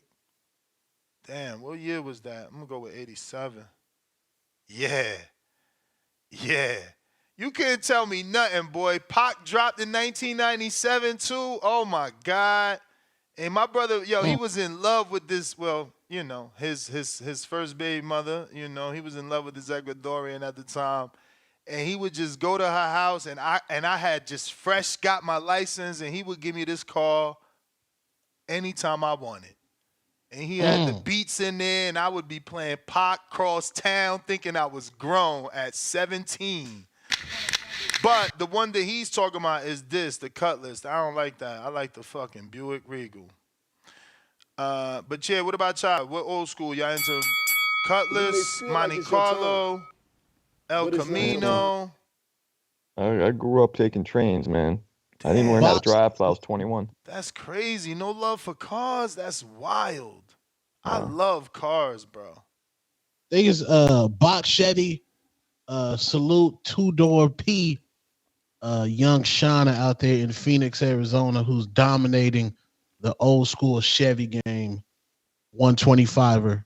Shout out to Caleb Plant. He got a sick one, too. I think he got a Regal. Tevin Smith, $5. Little Timmy is cooked. They need to start all the way over. Him, no real fights for 2 to 3 years. Damn. They need to start all the way over him. I guess he meant they need to start him all the way over. Julio Guzman, $2. Chavez was at the end of his career. Very sad moment. Got to be when you brought up Chavez versus Randall or... Yeah, not Randall, but Costa Tszyu. Raj, $5. Who fought him first, Oscar or Tszyu? Fake historian. Oscar. Fake historian. Shame. Yeah, Oscar fought him. Oscar fought him first. Google it, man. Google it. You should be. You can't be giving out bad information. You're supposed to be the historian. Raj, $5. Ortiz tested himself against 154-pound champ Tszyu with a high KO rate and damn near got washed. I guess he meant damn near got washed. I bet Ortiz moved to 160 to avoid the 154-pound smoke. Is he talking about Virgil? I don't think Virgil going nowhere. James Benitez, $2. Thoughts on women with these gel baby hairs? What, like the little edges that they comb down, Tone? That's what you talking about? Yes, love it. Nah, man, that's the disguise to fucking hide the quick weave, bro. Like, if you cool with the quick weave, then all right. You think I got a problem with weave? Enhance yourself, queen. Do what you want to do. I ain't got no problem with weave. Even though when you're getting fellatio, you might feel Iverson braids, but that's neither here nor there. But weaves and a wig is two different things. Like, weave could be sold in or, tracks. You talking about a whole full-blown wig, bro, with a girl looking like motherfucking Queen Latifah and step it up or set it off with the full braids. No, sir. No, sir. No queen of mine. Wait, so you don't like wig? You don't like wigs? No. Fuck no. Or weaves? Yeah, you could add some extensions, you know what I'm saying? I like a girl with extensions in her hair, bamboo earrings, at least 2 pair. You feel me? You know what I mean? Girl with a bad attitude. A Fendi bag. A Fendi bag with a bad attitude. Or am I wrong and you right? You older Something than about me. put me in a good mood. Nah, man. Salute. Them baby hairs be lit, man. Salute Brittany Bell, man. Out here. No, she from Omaha, Nebraska. Terrence Bud Crawford hood. She's the queen of doing the baby hairs on women. That's the best hairstylist in America right now, respectfully. Salute Brittany Bell, man. Out there in Omaha, Nebraska. Diaz, $2. Give Floyd a 99 overall. He might give a discount. And he means 99 overall rating on the game, and maybe Floyd would have buzzed on the price. El Frio, $12.11, $2. Tio does it. Why not Virgil? What does Tio do? What is he talking about? I don't know. But I can't believe Tim Tszyu takes a loss and y'all blaming. I don't know. We lost one. Yo, what's that song? You just lost one. Yo, we lost one. Don't you get it? Like, you don't get it because you don't care. See, you ain't make a video on Bakram and like, oh, we got to watch Bakram's next fight. No. Where's that video? Where's that video on Bakram? Because if Tszyu would have won, it's good for the sport. Tszyu loses, like, hopefully Bakram could get some personality. He seemed very happy in the post-fight. You know, his trainer seems like he has personality and he has something to get off his chest. You know, he feels underappreciated. He didn't like that his fighter was being called the bum. Maybe, you know, he could step it up for Bakram, you know, but there is a huge language barrier there, bro. But we got Kamel, $2. Marco, where did you get your belts from? How much? What, the belts in my video background? Yeah. I assume? Yeah. Amazon, I believe. I don't remember. They're actually mini belts. They're not full size. I got a mini from the IBO, though. I got the authentics. You out here getting that fakey fake. Yeah. Wait till Suleiman see you. You better never be in a room with me and Suleiman. I'm like, hey, Suleiman, you seen this guy's office? Got that fake WBC. Hey, we got Malcolm. I think we got to that, Malcolm. Unless this is a new counterpunch, I don't even know. Might be old. El Frio, $2, $12, $11, $5. Since we on subject, how do you feel about Tim's reaction? Sorry, my fucking browser crashed again. This is bullshit, bro. Tim reaction was fire. You know, he took a tough loss. He did no excuses. No. I didn't finish. The browser crashed. It said Tim's reaction to the punch on the top of the head and nothing was there. But it wasn't a reaction to the punch. It was when he went in to do the left hook, his head hit Bakram's head. He pulled out and instantly checked his head to make sure he wasn't bleeding. What did y'all think when y'all seen that is his question? I thought it makes sense, man. He has PTSD. He was worried he might get cut. I don't think it affected him moving forward. I think he was just like, all right, cool, I'm not cut. He kept going. Yeah, he got hit with a crusty elbow his previous fight. His shit can get split open. Natural reaction. Damn it. I mean, Liano out here dropping day in the life and he getting 48,000 views. That's a lot. We got Super Marv, member for 11 months on the prospect level. Thoughts on Skull Shishkin? Salute emoji, TBV for life, 100 emoji, glove emoji. So my thoughts on Skull and Shishkin, these were my original thoughts. Let's see how I sounded. I don't even know how he won that fight, bro. I was scoring this, so I'm lost here. I don't even know how he won that fight, bro. Nasty work. Yeah, I thought Skull didn't deserve the win, but, you know, it's crazy. A lot of people gave him, I think, the last 3 rounds, right? I don't even understand, bro. I don't understand what I watched, but I didn't have him winning. What about y'all? I haven't watched it. All right. You? Yeah, I didn't catch that one. Carrie G, $2. How Bakram weigh in at 152? Emoji with the head exploded. Crazy. Yeah, he rehydrates well, man. I wonder what he rehydrates to. Tevis Smith, $5. Dubois took a loss early, and it worked out pretty good for him. Yeah, you right. But Dubois always had power, though. Reminder, Tip Bellis, you got that counter. I text you and anything, courtesy of DC3. Boxing Patron, $5. Is that the same Victor that told you on your show that there is a drug in Mexico that is undetectable you can take now? Yeah, Victor Conti said that, yeah. Tevis Smith, $5. USADA didn't catch Pacquiao. Gecko, $2. No words, all love. R. Hayes, 2-pounder. Nathan Lugo was banned for weed. It's not the same. Tevis Smith, $5. Leo didn't fight Gary Jr. and Arturo Gatti is also in the Hall of Fame. And that's what I said. When his son, if his son starts boxing, because I think his son is boxing, once he turns pro, they're gonna take it easy with his career too, because he's who he is, bro. He's an attraction based off name.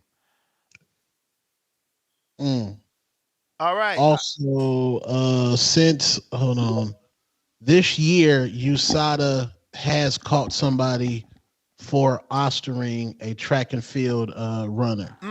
Not boxing though. So that means they rusty in boxing. They haven't tested anybody since February. They ain't got no big name fights that you can look to. It's not a good look. You know, it looks No, like it Ryan is a good looks look. like It's Ryan not wants an rusty, though. outdated system with old people that, you know, are on vacation. But Tip Bell is counterpunch. Yo. They just caught PBC, somebody for throw it up. Osterine September 17th. A bobsled guy. Why are you looking at all these other sports? What was that? No, The Olympics? I have a list Is that of the everybody Olympics? that you saw the updates Is the that list. Unlike Olympics? Honda. Is that the Olympics? Because you're talking about bobsled. Is that the Jamaican bobsled team? No. What the hell? Tip, you here? Amazing movie. Tip. Yeah, man. Let this man tell him you want your call. Restart my bell, man. Restart my bell, man. You know what I'm saying? If you PBC, throw it up. PBC, throw it up. PBC, throw it up. I'll look, Turk down. I'll look, Turk down. Yo, hey, Tone, I know you remember that song back in the day, man. You know what I'm saying? Yeah. Niggas was just looking at game videos on YouTube. Oh, that used to shut the club down. Shootouts everywhere. Hey, dog. Yo, we need a remix of that, man. We need a remix of that. Yo, I was agreeing with everything Tone was saying, man, until he got the tank, man, about these legacy fights, man. Look, we don't need no Devin the Dream Haney for no legacy, man. Devin got the legacy beat out of him with Ryan Garcia, bro. So we passed that, man. We passed that. He got the legacy beat out of him with the Osterine. He got cheated. Stop, bro. Stop. A bobsledder using Osterine. Stop, bro. He got cheated. Yeah, what do you think the bobsledder is using it for? To push that sled faster on the start, to get a faster push, you know? Go faster down down the track. What do you think? Build muscle, endurance, not get tired carrying that sled. Imagine getting suspended for drug cheating and bobsled, bro. You only got to run for like 2 seconds. That's insane. Hey. Yeah, but them dudes is lean. Remember that you got to be lean and not weigh a lot so that the sled goes faster. It's a few dudes in that sled. You can't be no overweight slob. So, yeah, you need that Osterine because, remember, it helps you lose weight. It helps you build muscle mass. And when you building muscle, what are you doing? Burning fat. Come on, bro. You said it right the first time. It helps you lose weight, which Ryan was trying to make weight. And build muscle. Bro, the left hook been Go ahead, Tip. Hey.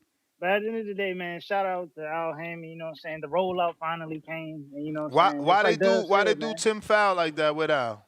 We changing the narrative, man. Why we changing the narrative? Yo, you keep saying we did Tim Fowl, man. The man got a title shot after losing his title. Rush title shot. Rush title shot. You know you rushed him. You rushed him. So some say he cashed him out. Some say you seen that he wasn't the goods in the Fundora fight, and Al cashed him out. All of a sudden, he ain't the goods now. You know what I'm saying? No, I'm not saying he's not. I'm saying maybe Al thought that, and that's why he cashed him out. Man, you know what? I think Tszyu next fight, he should walk out to Bobby Shmurda. Because, you know what I'm saying? It was all good just a week ago, man. It was all good just a week ago. It was Tszyu this, Tszyu that. Now, you know what I'm saying? Tszyu should retire. Y'all always want to retire a fighter after they lose, man. There's something wrong with y'all, bro. I mean, my man did look like he had cylinder blocks in his hand. Hey, man. Cinder blocks. What was the worst beat? Hey, hold. And then that's you're not giving Zoo. Oh, that's the bell, fam. That's the bell. Oh, I gotta go. I gotta count. Oh, I gotta go. You on that PBC gangbanging shit? Hey, Army Mike. Army Mike. Hey, what's up, fellas? How's everybody doing? There he is. Voice of the people. What's up, Marco Boxing? Salute to you, my man. What's cracking? Hey, what's up, Two Tone? The best funny videos online on Twitter. That's what's up with it. Two Tone, hey, just throwing in one tone to do what Two Tone does. Facts. Hey, Ness, shout out to you for being the voice of the people with that boxing game. You know, everybody, no one's like appreciating you getting that call or whatever happened anyways in that situation, because we got a voice that was able to reach out. You know what I mean? Yeah. Yeah, that's what's up, because you know, I grew up playing video games since the early '80s and everything, and a big part of video games was the graphics and how they play out and everything. You know, if it didn't look good, it was like a B-level game, and people didn't want them growing up. You know what I mean? So, you know, shout out for you for pushing the game and pushing for them to improve it. You know, that's what's up. But you know, on the topic here on the Tim Tszyu fight, man, shout out to Tim Tszyu for being a good sport. But you know, I also thought the same thing like Eunice about his hands, because the first thing I thought of though after the fight and everything is if he took his first thing I was thinking of is did he take his gloves off in the ring? Did he leave like that? But because it was just like it was devastating to Tim Tszyu. So you know, the dude just has incredible power, or you know, maybe he's just that guy. But I was like, man, to see someone get devastated like that with them shots, you know, I haven't seen Tim Tszyu hurt like that before. So, you know, I thought, you know, that there could be something up with it. You know, there's always that possibility with things fighters are trying to do. You know, we hear about it all the time. So, but that's kind of all I got today. Shout out to everybody. Appreciate you doing the show and taking my call. Take care, everybody. Have a blessed day. All right. Army makes a good guy, man. Good guy. Comes on my room too. Tip. Main event tip. Yeah, man. Before I was so rudely interrupted, man. You know, Ness, man. Shit. You know, it's quite funny you give Devin all this credit for getting up off the ground 4 times, but I think Tim Tszyu got dropped like 6 times in that fight, man. And I ain't heard you Literally not once 6, say, man. Yeah, I ain't heard you not once. You know what I'm saying? You know, give Tszyu his credit for getting up off the ground 6 times. He ended the fight on his feet. Of course I did. But, nah, man, no, you didn't. But you had all this hype for Devin, who only got knocked down like 4 times. You know what I'm saying? From these quote unquote Austrian infested punches. I don't get what you're saying. I totally gave Tim his credit. I'm just saying, Tszyu took a worse beating. And I never said he needed to get retired, so I don't get where you're coming from. Tszyu took a way worse beating than Devin, and you ain't even giving him the credit he deserved for getting up off the ground 6 times. That's what I'm getting at, man. You know what I'm saying? Mm-hmm. And now it just makes Devin lawsuit look even weaker. Mm-hmm. Because, you know what I'm saying, looking at this Murtazaliev pop? Did Murtazaliev pop for a performance enhancing drug? No. So he didn't have it enhancing then, you know. No, you know what, Ryan was enhanced in his performance with the drug that he took. Ness, who took a worse beating? Devin, because he was hit by someone under the influence. Devin took a worse beating? Yes. Did Devin get dropped 6 times? I don't know the number, man. It was hard to watch. I think it was only 4. I think Devin only got dropped 4 times. Oh, there you go. If I'm mistaken. There you go. Yeah, at least you know Ryan was a known puncher too. On top of that, he's with Osterine. You know, we didn't even know what Murtazaliev was. So yeah, it's not even comparable. Damn, so having over a 70% knockout ratio isn't a puncher? 70 with who though? With who? Because the fights on TV that he fought, he didn't knock out. Murtazaliev. Yeah, no, I know, but the ones on TV that he fought, he didn't knock out. And the only knockout of note is Jack Cokley, who's 39 years old.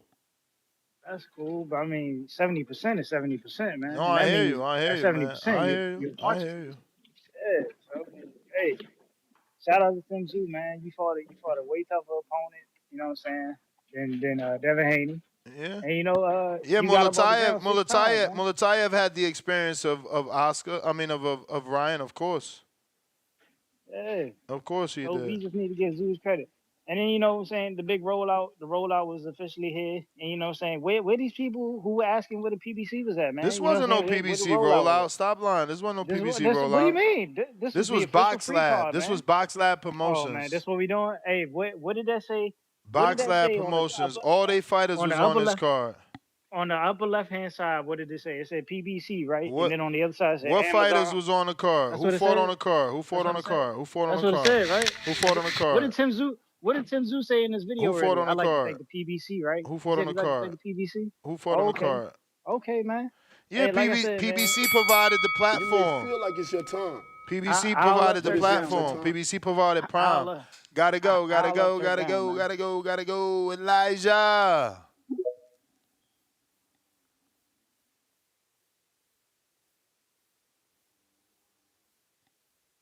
Elijah. Hey, what up? What up? Can you hear me? Yep.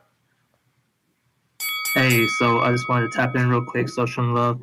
Make sure y'all like and subscribe. I'm trying to get down for Border Wars. Trying to put on for TBV Arizona. Let's go. What weight class? So, 154. All right. Any experience? Nah, zero experience. I shot you a video though.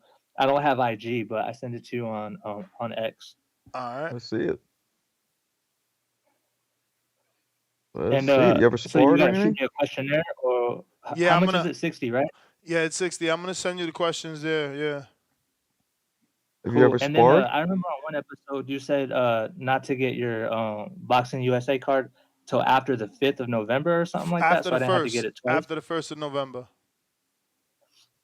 All right, perfect. No, Marco, just been a fan of the sport. Watched it since I was little. I did take a boxing class when I was like a junior in high school. I only went for like 2 weeks though. But I've done like backyard stuff with homeboys and my brothers. I like this. I like this. You made this video?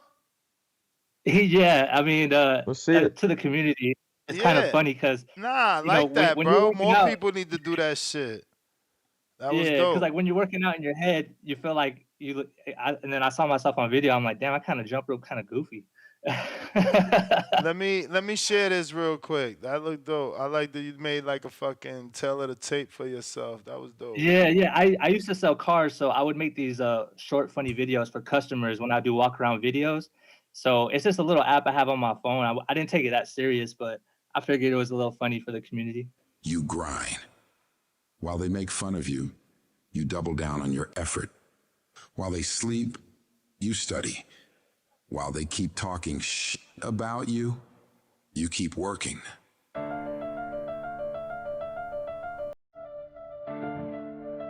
Nice big living room. I'm jealous.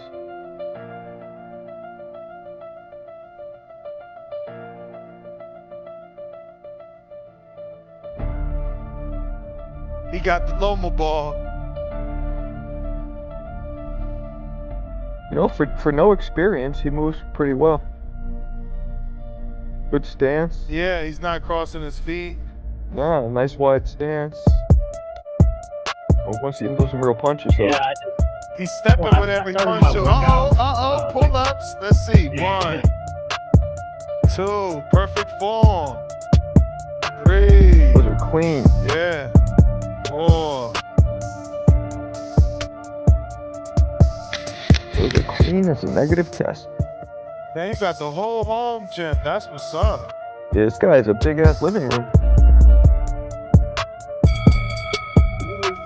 Where you live? Delaware? Oh, what the fuck? Virtual boxing? Wait a minute. Okay, you on the Oculus? You on the Oculus? Okay. Yeah, I put the ankle weights around my wrist so I can keep my guard up. It's just defense stuff.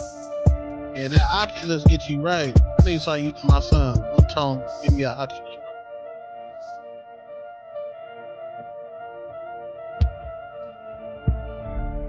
There we go. You got decent footwork for sure. You sure you never been trained? Yeah, I kind of focused on that mostly. I like slick boxers. I like counter punchers. So, I kind of just, I just barely started my workout journey like 2 years ago, but I just mostly did boxing workouts because they're a lot more fun and I was a little bit more motivated to work out that way. So I want to see what you look like hitting something. And something hitting you. And then something swinging back at you, yeah. But 154. Yeah, so like, what's not up? bad. 154, you said. Yeah, I fluctuate. Like if I weigh myself first thing in the morning, I'm probably like 149. But I fluctuate between like 150 and 160. And how old? 36. Okay. Damn, you look young. And I'm a smoker too. Oh shit. Weed or cigarettes? Smoke cigarettes? Nah, hell no, weed. Come on, fellas. Who smokes cigarettes anymore? We off that weed over here, man. Shout out to Cut it Hardin. out. That nigga's on the damn Nike cigarettes. We on that Hardin. Yeah, man, but I'm down, man. All the Nah, we talk on gonna the find community's what you got me want. hyped. We gonna Yeah, find you find me an somebody. opponent. I mean, Laugh Out Loud Pillow For won sure. at 54. I don't know, but he Hey, mad man. picky, man. He mad picky. We'll Well, see. I got zero experience, bro. I mean, I've been like, I guess like everyone, like a couple street fights, like when I was growing up, but yeah, I'm willing to get in equal competition and put on a good show. All right, champ. We'll definitely find you somebody.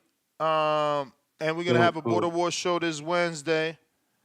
Give everybody an All right, yeah, I'll update tap on in where for we that. at. For sure.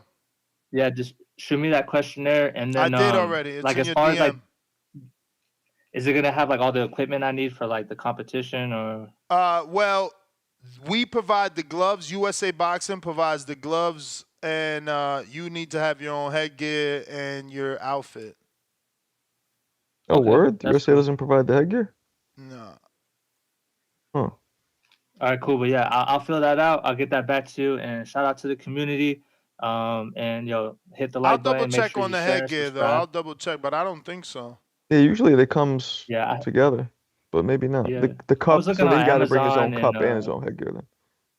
and Title's website. They got a good clearance, so they Title got some just stuff sent on me there. some dope ass Kronk gloves. Good products over there. Yeah. But yeah, man, I appreciate Title's y'all really watching my stepping it video. I'm up. gonna tap out, but yeah, I'm really looking forward to throwing down at Border Wars. It's gonna be hype, and I hope there's actually. Do you think there's gonna be a fight on that date? So there's gonna be a fight party afterwards. I'm hoping, bro. I'm hoping it should be. It's a Saturday. Let's hope they line something up for us. And it's the new year, new budget, so we should have something. Yeah, because I was mad hurt I didn't make it to that Earl Spence Terrence Crawford fight party. That looked epic. Yeah, Looked like you guys had a lot of fun. That was epic. All right, man. Like and You guys must subscribe. have just I'm been gonna all with tap your out. jaws You the to the man, floor. champ. Nah, that was lit, man. Last call for alcohol. Last call for alcohol. If you're trying to call in, now is the time. Word life. Man. Angel, what up?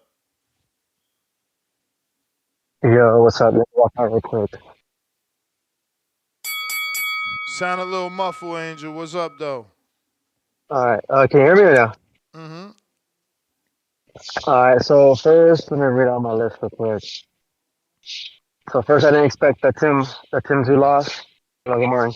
Yeah, I didn't expect that at all. I expected a good fight, but man, nothing surprised me so much. I also was screaming on the kitchen table. My brother's newborn in the room. It was crazy. It was just crazy. The only thing I didn't like was that everyone was trying to throw away Tszyu already. They're already saying he should retire, he should just stop, overhyped, all this stuff. Man, a loss is a loss. We all have taken losses in our lives, either in work, family, whatever it is. We all have taken losses. And that doesn't mean he needs to just retire, give up, and never fight again. Like I don't know. I actually didn't like that. The other thing though, I would say is I just didn't like how he came in into the fight. He looked like he was trying to knock him out like in the first 2 rounds or something. And then when he got knocked down, he kept going forward like if this guy wasn't punching hard, and then kept getting dropped. That's the one thing I didn't like about it. But other than that, I keep hearing you guys talk about champions having to rebuild after a loss.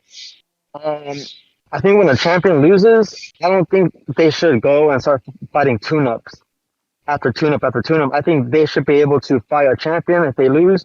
You know what? They want to fight a different champion at a different like a sanctioning body. Why not? They're champions. They're built different than these other people who are still like coming up. That's just my opinion. If they want to take maybe just one fight, cool. But I don't think that if they take one loss, they have to rebuild again and take a multiple what do you call it? Tune-ups. But other than that,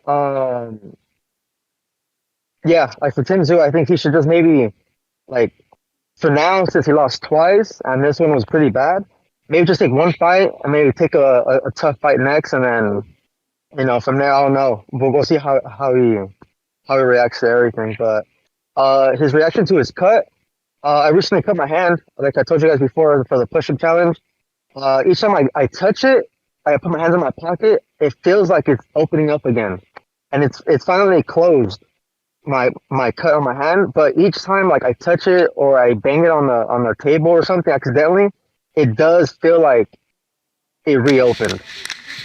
So I can see why Tim Tszyu had that reaction when he like touched his head after getting hit or clashing heads, where he looked kind of like thrown off, like You may feel scared. like it's your I don't turn, blame him. but it's All right, not your thank you, turn. All right. thank you, Ness. We got Bo Rogers. Fellas, What up? what's good? What's good? What's good? Hey, that dude beat the shit out of Tim. Hey, that's what I like about boxing, though. Like, it's in a way, it's kind of better back in the day when I was watching it and I didn't know what the hell was going on, and they would advertise these fights, and I be seeing both guys for the first time, and I hear the champion name and stuff. But I know the person who got everybody there, but don't know the other dude. That's what made it fun because I didn't know a lot of them guys back in the day. Now I know who and what's what, and that kind of take it. But I didn't know that dude like that. I went to watch some highlights once the fight was announced, and I was trying to catch up on who he was. But that dude, he pretty good, but I don't think I'm like you, Ness. I think he need another look at somebody else other than Tim before he put him in there with Crawford. Cause I won't be surprised if Crawford jump on that fight. Cause that dude, even though he showed me what he showed me, I still don't know. Cause Tim really was a middle of the pack type of fighter, and ain't no really easy. It ain't really no easy fights at 154 in the whole boxing now. You got to be so careful about what you think is a tune up, or it ain't really no more easy fights. Like, that's why like Devin don't know what the fuck to do with his career now, because it really ain't no. He wanted to pick on Pitbull. That would have been the safest fight because he could have fought him like he fought Regis. But really, he don't know what to do. See, a lot of guys don't know which way to go. Terrence Crawford don't know what to do. He's so scared, but he's so scared to lose to somebody. But see, we got to put more pressure on Terrence Crawford because ain't nobody putting no pressure on him. We asking him to fight somebody. He won't fight the people he fight, but he gonna try to fight somebody that we ain't never asked him to fight. That's what I don't like about this. The WBO need to fall back, make Terrence Crawford fight damn Fundora. But that other dude, you know what I'm saying? He he earned his shot to do whatever he gonna do. He beat Tim Tszyu. Tim Tszyu can come back. That's just Tim Tszyu. I like Tim Tszyu, and I'm gonna keep watching Tim Tszyu because of the fact that he is willing to jump in there. He ain't waiting on nobody. Like David Benavidez, you ain't waiting on nobody. You do what you got to do. And as far as come to guys like Tank, I don't blame him for doing what he doing as an A side. And the guys, and my favorite fighter Tank is the Pedraza fight. I'd love to go back and watch that fight at least once every 2 weeks. I go back and watch. That's the best fight I've seen. That as far as displaying your skills, I'm talking about as far as a performance wise. You ever hear the best in show? You go back and find another fight where a guy put on a performance like that right there. You ain't gonna find it. Maybe when Crawford did what he did to Spence, so You may that feel was like it's pretty. your That was turn, pretty work. But yeah, but I it's I not holler your at y'all turn. next. I holler at you tonight. My man said he go watch Tank fight twice a week. Whoa. Hawk, what up?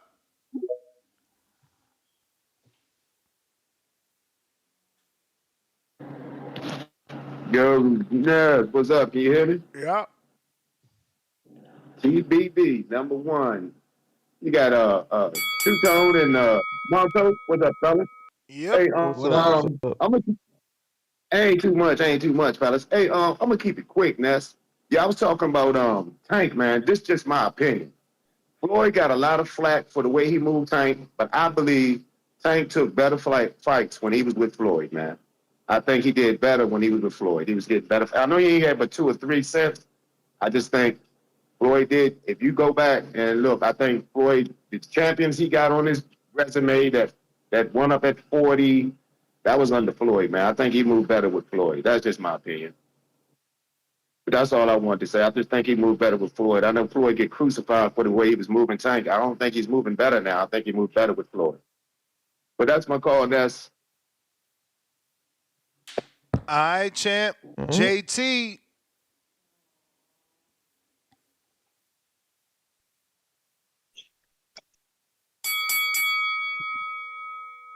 Yo, can y'all hear me? Yep. Yo, what up? What up? I heard a caller just call in, talking about the Tszyu fight. I didn't watch the fight, but I saw I like tips on it. Come to find out it wasn't that long, but I can't. I'm not gonna sit there and say after Tim did got beat up like that he should retire. You know, so because they were saying the same thing with Ever Spence. You know, after one fight, you know, not giving the other fighter consideration that Terrence Crawford might be a better fighter. This guy might be a better fighter. So I didn't know that guy who Tim Tszyu just lost to. We just assumed that Tim Tszyu was gonna beat him, correct? But nah, man, I want to see Tim Tszyu come back. But I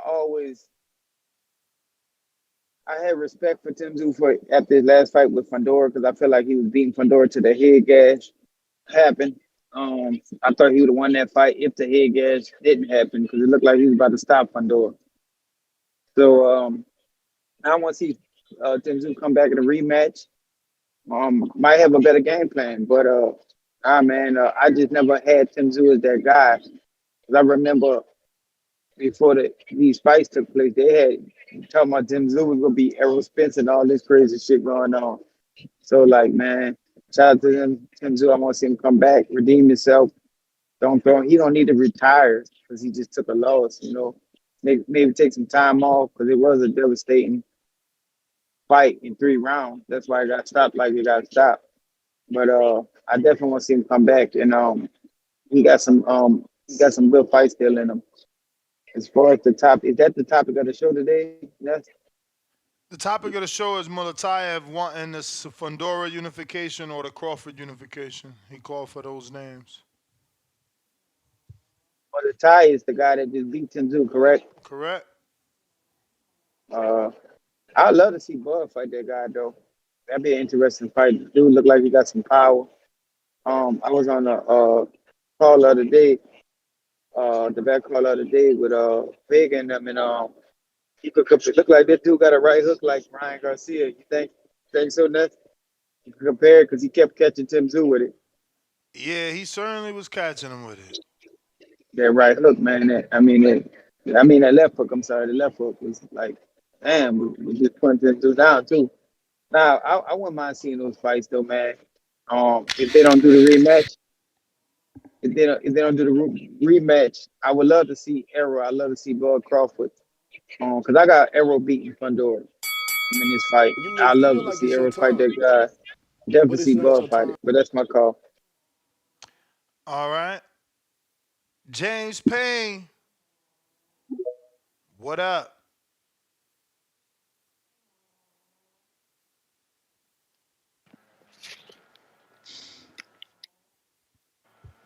Yo, mic check. 1 2 1 2. What's poppin'? What's poppin'? It's me, the ambassador of the great state of Tennessee. It's your boy James Payne, Mr. Lethal himself. And once again, I'm rocking with the illustrious dopest boxing podcast in the entire galaxy, TVV. Man, what's good, fellas? How y'all doing today? Another beautiful day. Chilling. You know what I mean? What up? Yes, sir, man. What up, what up? I know y'all about to wrap it up, man. First comments on the fight from the other day. Man, I commend Zoo team, man, for making sure they threw that towel in when they seen that guy in this significant situation right there, this significant amount of trouble, man. We gotta save fighters from themselves sometimes. I definitely don't question Zoo's ambition or desire to fight. He's shown that he's a warrior, and I think he was in there to go to battle, man. But he was in a bad way. So I commend his team for stepping up, having their folk back in that situation. Don't think he should retire, man. Just go back to the drawing board, man. Get you a light touch. Nothing too light, but something manageable, man. Try some things out. Just get it out the mud back in the lab, man, and just find your footing again, man. Get you some more paychecks. Solidify your legacy, all that good shit. Man, I just wanted to also ask a question. Y'all could pick at it a little bit, and maybe the community could talk about it in the chat. Man, I hear a lot of guys calling in. They want to participate in the border wars. That's a big choice that you gentlemen are deciding to make for yourselves, man. I applaud y'all for that because border wars is more than just the spirit of competition where you come and you experience the boxer's lifestyle. I would like to enlighten a lot of you gentlemen that, man, border wars is a life changing event, man. For a lot of you guys, y'all might be having some type of weight issue, fitness issue, motivational issue. As men, we have an innate biological desire to compete, and we don't just. I myself, I don't just want to compete. I want to compete at high levels, and I'm sure some of you gentlemen have shared that call of the wild also. And so when you make that decision to do the border wars, man, I want y'all to take it seriously. Don't just half-hearted, man, and think that you're gonna watch a few videos and go to one or two classes a week and step in there with somebody that's probably been thinking about you and training for you for several months, and they got a desire to decapitate you in front of everybody. They trying to turn you into a viral moment, so to speak. So you should take it seriously, but at the same time have fun with it and enjoy the experience and enjoy the changes that your body gonna go through. Hey, Ness, I'll send you some more bread because I want to get this off real quick. But what I'm saying is, so in the process of y'all getting ready, y'all mental and physical transformation, spend some time, man, getting yourself mentally prepared for, what you're gonna go through. Visualize your fight, visualize your opponent, stud like film yourself if you're sparring or if you're shadow boxing. Take that time and take your phone out, get some footage of yourself, study your footage, talk to your people in the gym or talk to people in the community, have them look at it and give you little pointers. And then remember when y'all step in there on fight night, it's good to have the ambition to want to give the people a good show, but I want fighters to think about themselves and to think about what they really doing it for. Because at the end of the day, all you really got is yourself. Because you get in there, you get your ass embarrassed. Everybody gonna make you regret the decision, but don't regret it. Embrace it and take it as a learning opportunity and use it as a way to get better. You know what I'm saying? So I wanted to pose this to y'all, and then I'll step away and listen. What what training exercises or drills or equipment, which I suggest some of these guys that might be novices, never done it before, start out with? I think a good starting point would just be to get like a personal assessment. Just start recording yourself, get in the mirror or get, somewhere where you can train to get you some space. Start recording yourself, go through some shadow boxing routines, and then work your way into some bag work, jump rope, make sure your coordination time and things like that together. And I'm a big fan of the reflex ball, the Cobra bag. But I wanted to see if there was anything y'all had suggestions for, and I'll hang up and listen. I appreciate the call, and I'll shoot that Zell to you, Ness, right I now. think all Appreciate y'all. those are great suggestions, and I think that you hit it on the head. Get the footage to someone to assess it, to tell you what you're doing right or wrong, and what you need to work on, versus just continuing to do. Um, Hmm. but yeah, for me, shadow boxing, man, repetition, shadow boxing, and definitely having someone assess what you're doing because that's where you're going to be able to fix the fundamentals. Hmm. Yeah, I'm gonna do this closing for y'all real quick, and then I'm gonna, open it up for more suggestions. Yo, it's the illest, trillest, dope and bosses podcast in the entire galaxy, man. Third rock from the sun, astrologically. I am James Payne Lethal, your resident blue collar bullet, man, and I'm checking out, man. Good luck to all them border wars participants, man. Good luck to y'all. Happy hunting, fight hard, train hard, and everybody's a winner, man. Let's go. Uh, You may feel like it's your time, but it's not but your it's not time. your time. Big, let me see. Counterpunch, JT. Yo, y'all Yo. hear me? Yep. Yeah, shout out to James Payne. Gave me another topic to talk about. Like, I know you say shadowboxing, but like, thing about shadowboxing, a lot of people don't do. Like, the best thing to do is shadowbox in a mirror, like, and try to slip your own punches that you throw. You know, shadowbox in the mirror and like shadowbox for a purpose. Because I see a lot of people do shadowboxing, and I'll be watching them like why you did that? Like you're a shadowboxer somebody on the ropes, and then you just turn around, turn up the ropes. Like and then I asked him like, why you shadow boxing? Like, what did he do to make you get him off the ropes like that? Like, why would you just turn around like that?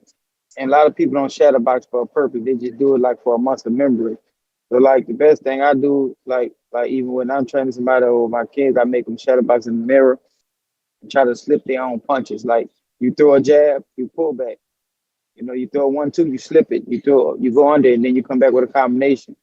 Fix your technique. But shadow boxing, a lot of foot drills. You know, if a lot of people think going in the ring, gym, and throwing punches is good. The best thing, the first thing you need to do is get your feet intact. You know, your proper balance. You know, because you need your feet before you could throw any punch. You know, so like definitely punching, but you definitely need to do like foot drills, a lot of foot drills to get your feet and a good, good balance, good rhythm, etc. So a lot of stuff like that.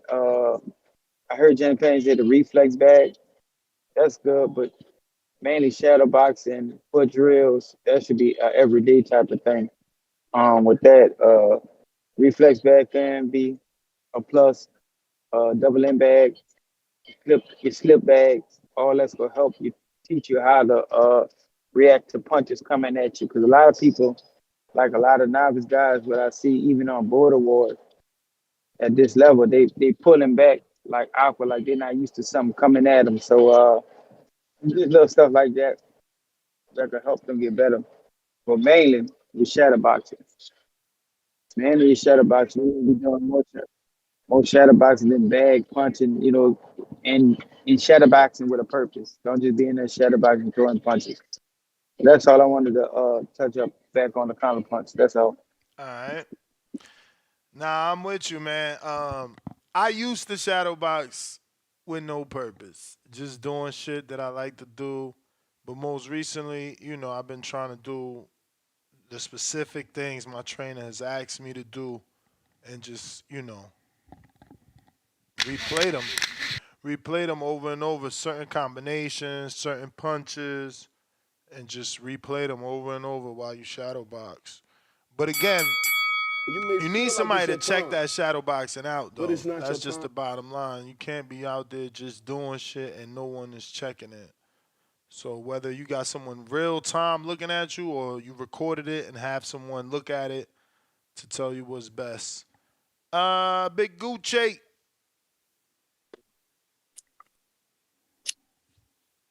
Yo, You. shout out Two Tone, the superstar. Shout out Marco Boxing. Ness, everybody hit that like, smash that subscribe, man. So Ness, how you feel about Tim Tszyu, man? You think he should take some time off or he should retire? Or I'm just kind of chiming in, but I kind of want to hear your thoughts.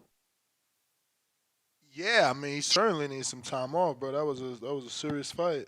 Very serious fight. All right, man, but you're not counting I him mean, out he like he he shouldn't took he retire or took anything. 7 months off for the last fight, so certainly needs some time off from this fight.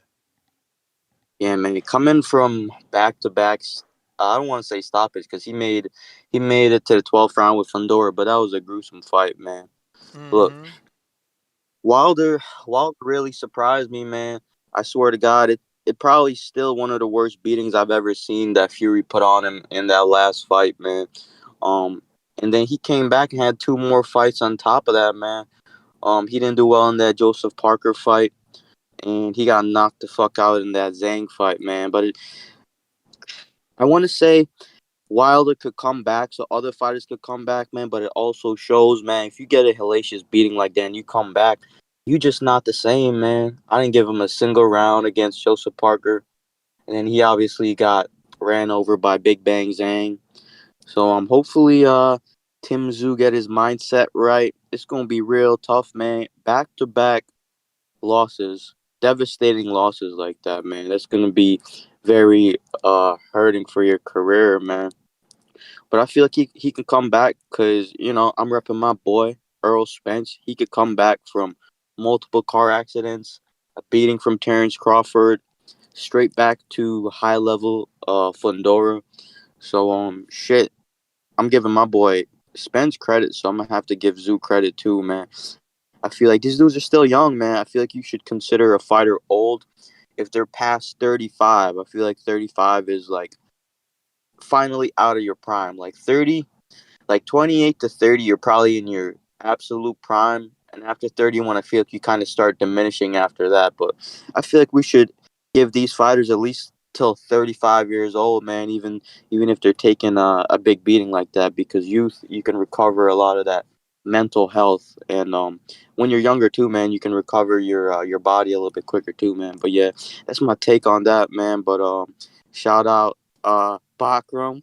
Man, he posted that shit on his Instagram story. That left hook was nasty. The left hook that dropped him before the ref stopped it when he was standing up. That left hook was like a Ryan Garcia left hook, except it was like in between Ryan Garcia and a Triple G, where he kind of pointed it down at the end to get that power like through his face, man. That shit was crazy, man. I watched that replay You like may mad feel like times. it's That your was one of time, the most beautiful left hook, but it's man. not your But time. yeah, that's my call. I'm gonna keep listening, gang. You the man, Miles, DC.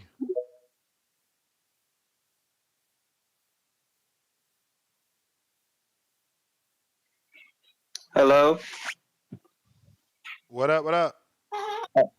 I can't call. What's going on? Chilling, chilling. Tucson, what's good? Marco, what's good? Hey, I What just up? sent you What up? What up? nothing much. How y'all doing today? I just sent you on your DMs and Instagram I was using the Loma ball because I seen a dude just put that in. So I do got a question though. This is about border wars. So they said you might have to bring your headgear down. I know I'm about the protective bottom, but the headgear. I'm gonna get that answer now. Hold on. Okay, I appreciate it. But on the topic today, so number one, I didn't see this. I didn't see this fight playing out like this. I thought it was gonna be a decision on Tim Tszyu. But if Earl Spence doesn't have a fight, I would like to see Earl Spence versus Tim Tszyu. I would love to see that. Both of them coming back from everything they've been through and all that type of good stuff. But I just don't know. Like mentally, I was seeing a lot of little issues with Tim Tszyu when he came to the fight. Head not moving. I felt like he was doing the bow and arrow effect with his punches, with his jab, and I feel like that's kind of why he might have got caught with that left hook, if I'm not mistaken, in that first round. But I mean, I don't know. It's level. So right now, I really want to see. I would love to see Crawford versus the guy. I don't know how to pronounce his name, so I ain't gonna say it. But the guy that Tim Tszyu lost to, I love to see that. I love to see Terrence Crawford become undisputed, and then I think the ring. I think ring. Charlo got the ring, and then you run that. Like let him stay out the division. If he win, whatever the case is, and then finish it off with the Charlo. And if you can't give him get Terrence Crawford the other brother too, I love to see that. And then that'll be the end of his career. Like stop chasing Canelo. If you can get it, get it. But if you're not gonna get it, go out some realistic type stuff. Hello. Now we hear you. Hey, so Border Wars is Wednesday, right? Because I wanted you to play the real today, but Border Wars I call back in Wednesday. I'm always listening, but I definitely back on Wednesday. I ain't heard nothing from Lobos either. I asked that man to call in so we could hear his voice. I'm starting to get him duck vibes, like he's scared of me. Mm. Damn, where Yeah, but this Lobos is at, B? I don't know. That's what I want to know. You see what I'm saying? Hey, I got So listen, Les. I got spawn footage. I got all type of footage. You see what I'm saying? I'm just not about to put everything out. Well, I'm the only one putting stuff out. I'm not about to show my work. You see what I'm saying? If you're not showing your work, we can get there. When we get there, we get there and make the best man win type shit. Like we ain't gotta do the talking if you don't want to. But if you want to do the talking, understand. Like, hey, I'm from the DMV. Like we do all that. I just Facts, seen a though. reel the other day. What Gary Russell say to Colbert? Like, hey, I just got my surgery done, but I'm ready to smack a nigga right now. You hear me? So in that aspect, we always ready to go. DMV is always ready to go. I think last Sunday I did, what was it, 10 rounds, 4 different people, nonstop. So I mean, at the end of the day, we in shape. We can always get in better shape, but we in shape. We definitely in shape. Unless you hear anything, so when you gonna know about the head again? That's I just sent the message. I'm waiting for the response. all right. And the other thing too, I did DM you, but for everybody, like when you think you gonna have the pre-order tickets ready? Because my girl was asking about that. And the kids, so we doing kids Yeah, with us too. So we are far from tickets. I mean, we're gonna probably wait for the new year for that. okay, But cool. I again, just like we just like to I'll get play an stuff. answer on that as well. Did Okay, Lobos I mean, fight like I said, Tip? we just like to play stuff with this aspect. Everything done. We say Did Lobos fight Tip? Nah, he's fighting Lobo. nah. Yeah, I'm gonna fight Lobos, and then I guess quote unquote, if Lobos beat me, which ain't gonna happen. He gonna fight Tip, and then from there, me and Tip might have to go to the table and negotiate if I beat Lobos, which I already know, like experience, all that good stuff. Like you can have all the Oh, money, but when you who hungry, fought Tip how the that first go. time? Who fought Tip the first time? Nah, it was a Emperor guy King. Emperor from King. Wisconsin, right? Yeah. Oh, Emperor King. Where he at? He ain't been back. Oh, he in the lab. Okay, Yeah, salute Emperor definitely. King in the lab. Yeah, Lobos, where you at, B? We need that footage. We need to see what's going on, We bro. need all that. We need all that. Anybody got any footage on Lobos? Hey, I got a bounty on a bounty on his head, not a real bounty, but a bounty on his footage. Give it to me. I seen something. Hmm. Yeah, man. But all right, that's all. We That's all I bounty got. on that footage, B. Yeah, we want a bounty on that footage. We want to see all footage. All footage. All footage is Yeah. good footage. Yeah. Well, I got one response from Coach JT. He's saying it's better to bring your own headgear, USA certified. Okay. It will already be adjusted, Okay.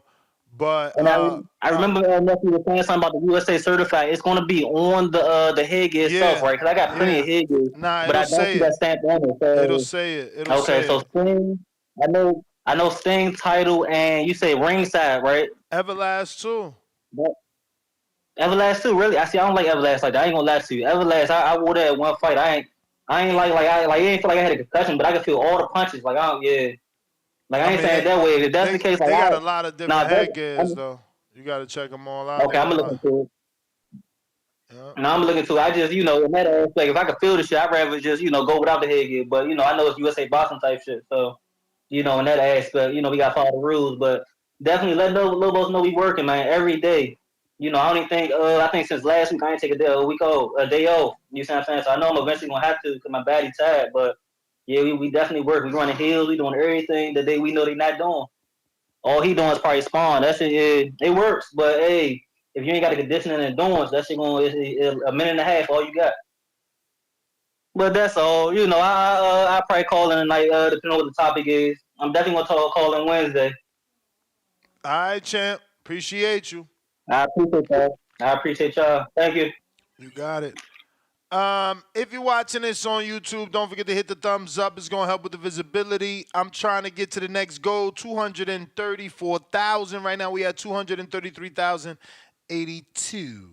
So we need about another 20 subscribers to get at least to get to 233,100. You know what I'm saying? We got Tevin Smith. Counterpunch wanted to give it to Tip, but we don't tolerate any Devin slander. So give it to Timboski. Which counter is that? Because that was totally a super chat. You know what I'm saying? Lake County, $2. Bo Rogers wishes that was Bud and not Tim. Hashtag hater. And Conquest, $3. No words, all love. Galaxy Studios, $2. He says, use Troy to analyze your footage. That guy boxing technique. Yeah, man. Troy does it too. Tevin Smith, $10. The TBV jingle will have a better career than Tim Tszyu. Y'all so mean. It's not cool, man. That's not cool, man. Why? Why must we be so mean? What did he do? Henry.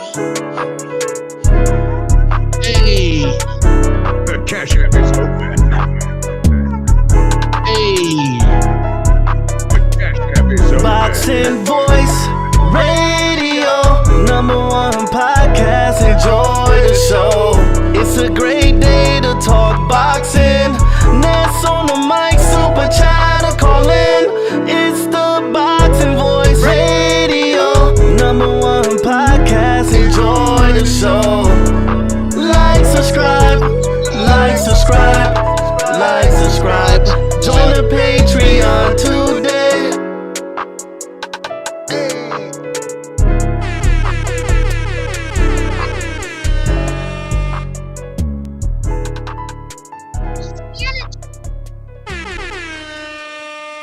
Yeah, that was the mix and master version. Y'all noticed? You know, yeah, you noticed. I hear it's cleaned up a little bit better. A little bit. You know, you noticed that shit sound ready for the wax. No, I mean, it's like I would still want a different vocalist on there, but I like that it's kind of like a mid singer, which makes it more fire. Yeah. Like it's a mid singer, but it's fire for a jingle because it's funny. I want to hear somebody that can really sing do it. But man, he the just mix, he auto-tuned that out, man. What you mean? That sounded ready. He got that right. What you mean? nah, I want to hear somebody that can like sing do What? it. Nah, bring it back, bro. Henry. I ain't gonna talk over it this time. Maybe I fucked it up trying to sing with him.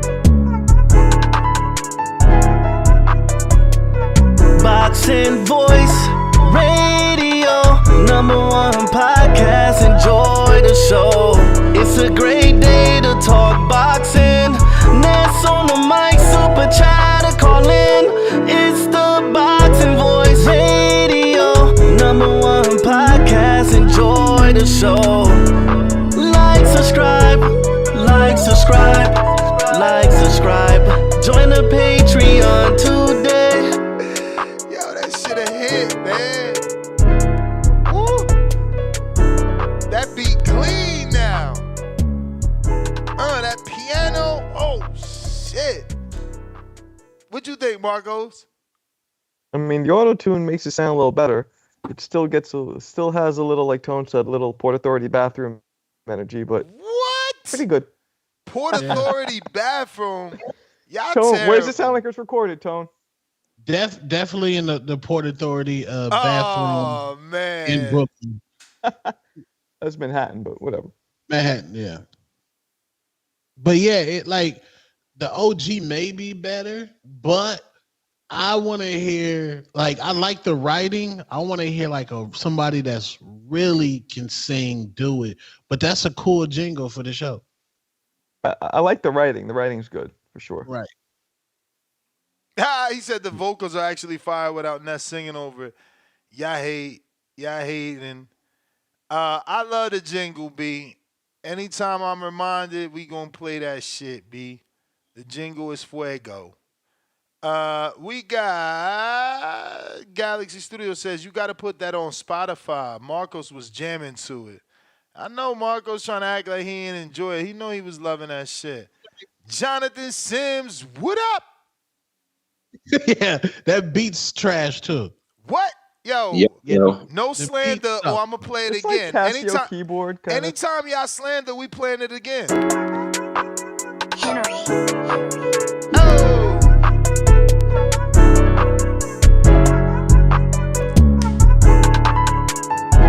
Come on, Marcos.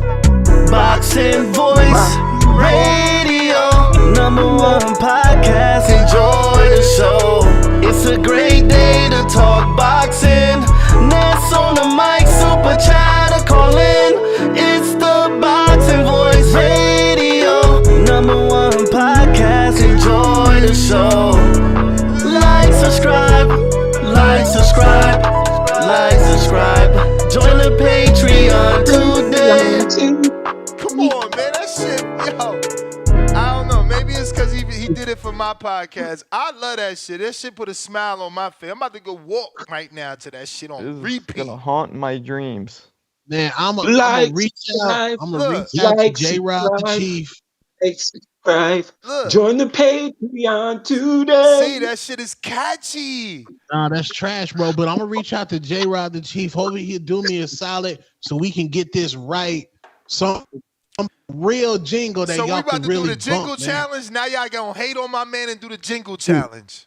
We doing a jingle challenge because that, like, respectfully, that's cool, but it's trash though. It's a trash No, jingle, but it's yo, cool. yo, James Payne Man, bring it Lethal. back. James Payne Lethal, I challenge you. You the singing ass motherfucker on TBV. Where the jingle at, yo? Come on. Yo, how y'all Right. calling it Like, ass? Go subscribe, ahead. like, subscribe, Join the like, subscribe. Patreon Join the today. Patreon today. Yo, Nah, bro, that's what I rock with it's that. trash though, bro. Respectfully, Nah, respectfully, nah, nah. You wildin', man. Can I it's get trash. my call now? Yeah. Of course. Join the Patreon.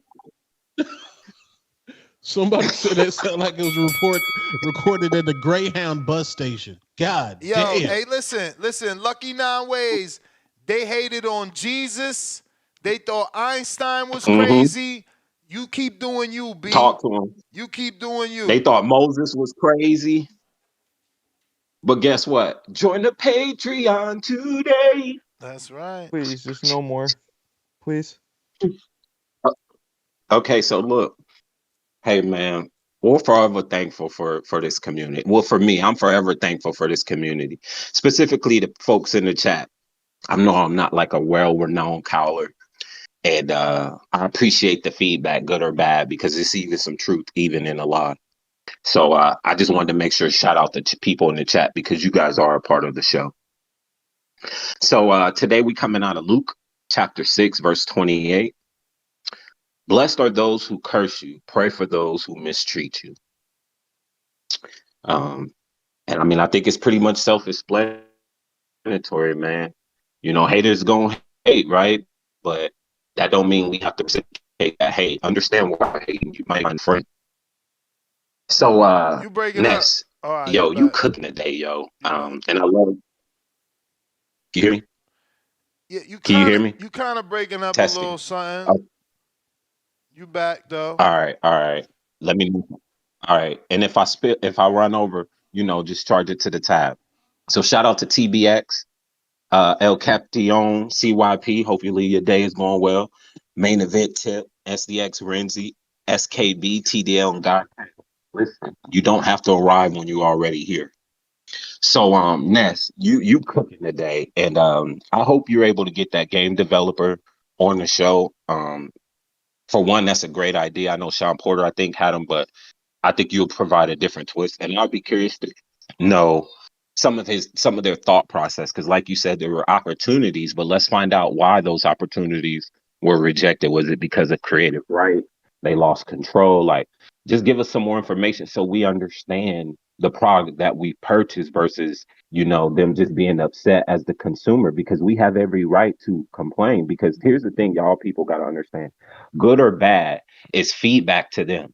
And if EA is doing the game, they get to sit back and watch them fail, watch where they went wrong, and then make a better product because of it. So all this is good. All of this is good. Constructive criticism will take you a long way. It just depends on the ears that it falls on. So I totally agree with you. And in regards to the topic of the show, unlike some people, I'm gonna call in, and if I go over next, just charge it. Unlike some people, I'm gonna call in and give specific examples. So, You you make it know, feel like it's your my turn. back call, my back call brothers were kind of talking about this Tszyu fight, and it's some people that I respect, that has some stuff to say about Tim. So instead of me being ignorant and just jumping out there talking, I said, let me go back and watch his fighting, but also his training, right? Because Coach, on the other end, was saying Tim Tszyu ain't that good. And he just called in and told y'all about sparring. And I hope y'all paid attention to that because it's specifics in the fight that I can look at. Are you For on a example, Bluetooth? one thing, Are you on a Bluetooth? no, ain't on no Bluetooth. You know, I don't do Bluetooth. Yeah, no, you're breaking up again. But you're back though. Okay, well, if I start to cut out again, let me know. So for example, one thing I noticed, Tim Tszyu is a right sideline fighter. At the third round, at the 1 minute and 36 minute mark, he tries to recenter and he gets caught. Why? Because he's not great at fighting on the left side. He's only good at fighting on the right side. He doesn't practice on the left side as far as countering, pulling, or anything. First round, 2 minutes and 43 seconds. He falls off balance because his stance and the way that he exits his sequence is not on point. He doesn't move his head and he pulls straight back. That's not good defense, and that ends up costing him later in the fight. If you want to know what I'm talking about, see the first round at 1 minute and 53 seconds. He literally just pulls his head back. Also in the first round, at the first minute, at 1 minute and 38 seconds, he comes out and he comes out with his 1-2 and takes a crazy shot because he only knows how to fight on the right side and he has no active guard. Why are all these things? Why am I able to see all these things? Just go back to watching his training videos. There's a video of him with his trainer. I think it's like his workout before the fight. I just want you guys to count how many times. Wait, first of all, before I say this, Ness, Marco, as a fighter with your feet, what is one of the worst things you can do as a fighter with your feet in the ring? What's one of the worst things you could do? Cross him? Yeah, step over Thank yourself. you. So there's a training video of his trainer holding a bag or a ball or whatever, and he's punching it. Count how many times he crosses his feet. Just count them. Don't go back and count how many times he crosses his feet. That's good boxing. That's good technique. Look how he circles. He literally looks like he don't know what he's doing. He's just right. Then there's another video of him hitting a heavy bag posted by JM Boxing plus MMA. Go watch how he hits the bag. Because one thing Coach told us, when you're fighting, right, and you throw a 1-2, you don't just get to put your hands down and jump up and down because the opponent isn't going to be You breaking may we feel thought like we it's your time, no, he's gonna swing but back it's not. at you. You getting muffled So up when again. you Talk directly into the speaker, brother. can you hear me better? Yes. I was saying when you are engaging with a bag, mitts or whatever, the sequence doesn't stop just because you stop throwing punches. So in that video by the MMA, you see him throw like a 1-2, and then he just stops, puts his hand down, and bounce on his toes. That's not good practicing. Like Coach said, you have to visualize somebody hitting you back. You have to dip, duck, slip, parry. He literally walks alongside of the wall with his hands down. The bag is swinging forward, and he's just looking at the bag.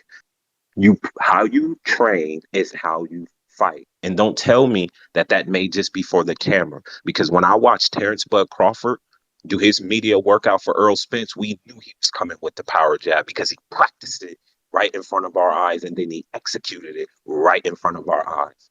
What I realized going back to watch Tim Tszyu, he's not a fundamentally good fighter. He's fast, but he's not a fundamentally sound fighter. And he got exposed. He got exposed. Simple as that. And I think a lot more fighters are going to get exposed the more they get pressured into fighting good fighters. I don't know the guy who he lost to be honest with you, but when I went back and studied this guy, I realized, he has a lot of bad fundamentals, and this trainer did not prepare him properly for the fight, and it showed. So don't just take my word for it. Go back and look at the training. That's what we're here for, right? Go back and look at the training and tell me, like I said, how many times he crosses his feet, how many times in each sequence that he's engaging in, he just stops with no exit plan, no defensive strategy, no head movement, head on one side of the line. Go back and watch. Don't take my word for it. Go back and watch and tell me what you see. Any questions, Ness? Nah. Marcos? Nope, I'm good. All No, right. sir. Thank you for your time. You guys have a blessed day. You too. Shout out Jonathan Sims. It looks like, let's see if Baxiana's still there.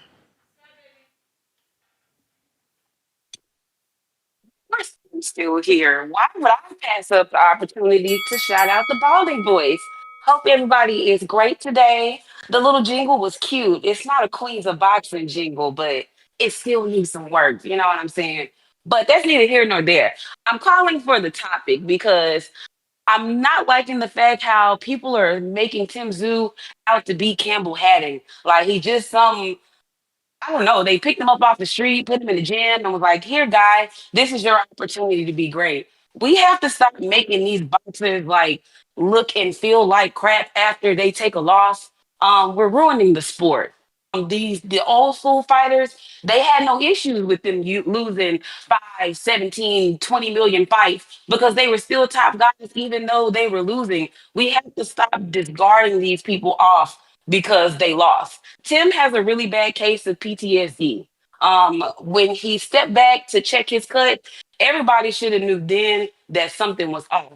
But Tim is not Campbell Haddon. Tim is going out there making fights. It's fights that people want to see. They're not bad fights. So for everybody to like try to make it seem like he's garbage or something out of the way, it's really strange to me that that's being done because Tim, he getting out there and he throwing them hoes. And regardless of the fact that if he win or if he lose, it's the fact that he still got out there and dared to be great. No, he might not fight to a lot of you guys' liking. He might not train the way you want him to train. He might not be listening to the music that you want him to listen to. The fact of the matter is, he still got his ass in the ring and he was willing to die out there for your entertainment. So for everybody to make it seem like he garbage and he trash and he this and he that, I don't like it. I got a huge problem with it. We have to stop doing these fighters like that. It's cool that y'all don't like it. It's cool that they take a loss, but like discarding them off after the first and second time, it's unnecessary. We're gonna run out of fighters at that point. Let Tim go back in the gym, get his shit back together, and come back and try it all over again. We just can't write him off because of that. He has some things that he needs to work on for sure. The PTSD with the scalp, that's gonna be a really big thing because every time he hit, if he's going back to that cut to see if he's open, we might as well just have a seat because that's something that your opponents are going to take full advantage of with the right opponent. Because they see you messing with that head, they know you're worried about it. So we have to stop discarding these boxes off after a loss or whatever you may want to call it. Give them the opportunity to go back, get their stuff together, and try all over again. But shout out to y'all. Shout out to my back call sons. I hope everybody have a great week. It's almost my birthday. So Boxiana, y'all, huh? Boxiana, do you hear me? Huh? Are you Yeah, coming I to hear Border you. Wars? I don't know. I'm thinking about it. You may Oh feel yeah, like you it's your should time, definitely come. Be a great but it's time. not your I time. don't know why. You gonna want to fight with me two tones? I'm not Yeah, sure if I should I'm a, come because I feel like I'm a we gonna be lovely, not a bumping fighter. heads. Why would I'm a y'all bump loving, I'm a heads? loving, not a fighter. I'm just He saying. trying Are he you trying to really? wine and down you. Huh? He trying to wine and down you in the mountains of Yeah, Two nigga, time, nigga, two Sedona. Oh time trying to no. romance But your see, here cause. goes the thing. He had opportunity to do that. He liked to argue, and I don't like no sassiness. Oh no, I'm the no, dog. shit. He gotta listen. Boxiana. So when There's a I say do something, you gotta do it, or I don't Oh. like it. Oh, whoa, whoa. okay. That's a bit demanding. Maybe Yeah, Yo, you're Boxiana, just too I'm there's the a dog. beautiful demanding. steakhouse in Tucson. Beautiful steakhouse. I would love to bury the I hatchet don't with you eat in meat. Tucson. I don't need meat two tone. I'm vegetarian, boo boo. They Okay, they, they I got mean, they I'm got pretty sure they have fire vegetables. veggies on the menu there. I don't know. You ain't got enough hair for me.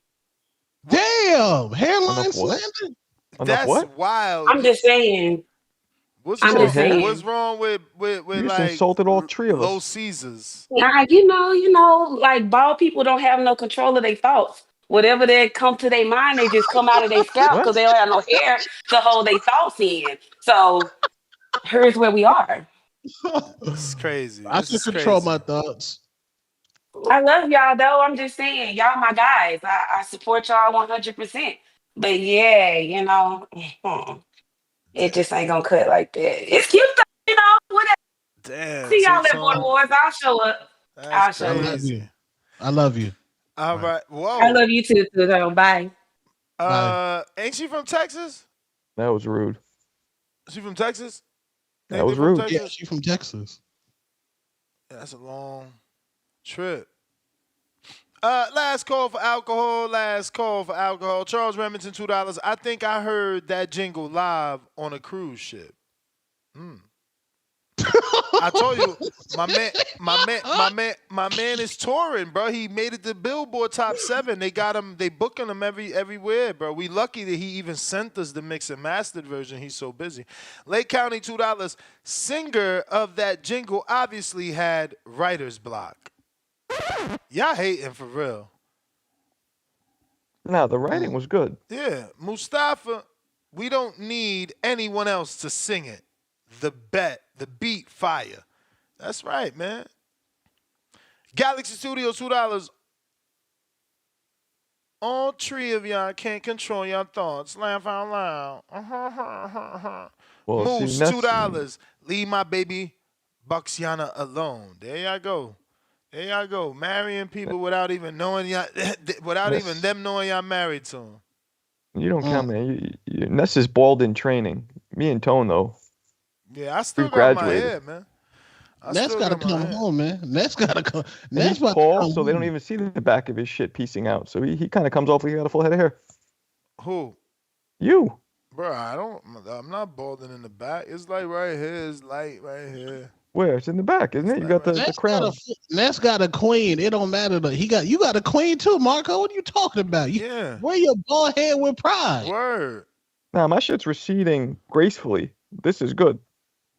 Yeah, bro, I'm going to get me a. But see, I can't, as a white man, I can't cut it low like a black man can or a brown man can because I just look like I'm a KKK member or I'm sick. So I got to keep a little bit of hair. Definitely give me Rennie from Higher You gotta do what all white men that go bald do. You grow out the beard and you shave the head. Yeah, I just can't go too close. Beard, bro. Pause. I just can't go too close. You need a beard anyway because you got that weird little thin chin. So it'll give your face more fullness. Yeah, look at it. It's like triangular. It's like what? You can't see Tone's chin or my chin because it's hidden by the goatee, the manly goatee. My shit looks Yours fly. is just there, like we just see it. Don't get happy because you're still in training. Your shit's gonna peace out soon too. Peace out. It's gonna be like I'm out and just jump. I'm going to Turkey to get the hairline BBL. I thought about that. The but dream. like, nah. He said the hairline BBL. Yeah, bro, man. it's crazy. I had an opportunity for that, bro, for Danny, and he ain't take it. What up, champ? That's crazy. What up? What up? Shout out to Danny. Sent off them interviews I got at the Zoo fight to my boy Danny. They think Danny ain't a part of TBV, man. Little do they know, bro. He in the background doing his thing. Y'all go check out my Lubin interview too. He put that up real quick for me, man, and getting some good traction. You know, Lubin's a top contender at 154, always has been, and looking like he's probably gonna get that Bakram fight, man. So I don't know. We talking Crawford and Fundora Spence winner, because obviously we'd love to see a unification, and those are the other champions at 154. But don't forget Lubin, man. He's always fighting top competition. He's never taken a tune-up, coming off the big Ramos win. And from what he said to me, he had already something kind of in line with these guys, and he got hurt, and so they fought each other. And looks like Lubin still owed his. You know, he's owed his fight for that title. So I wouldn't be surprised if Lubin actually gets the Bakram fight next and not another champion. But, you know, it's boxing. Money talks, bullshit walks. And there's always politics involved. So we'll see. We'll see what actually happens there. I would enjoy any of those fights. You said what? We said nothing. Oh, damn, I heard something. But yeah, I would enjoy any of them fights, man. Any of the champions or Lubin, you know, it'd be interesting. Bakram, no, the crazy thing is, man, I know people are like kind of throwing dirt on his name, like was his gloves loaded? Was he, you know, he needs to be drug tested? And the thing I'll say is, shout out to Vega, he did some investigation, and I didn't know that Bakram fought Valenzuela Jr. and went the distance with him. Sanders stopped Valenzuela. I know Bakram was, you know, using Ramadan as the reason that he didn't look that strong against Cool Clay. But you know, you weren't in Ramadan when you fought Valenzuela Jr. How you go the distance with that guy?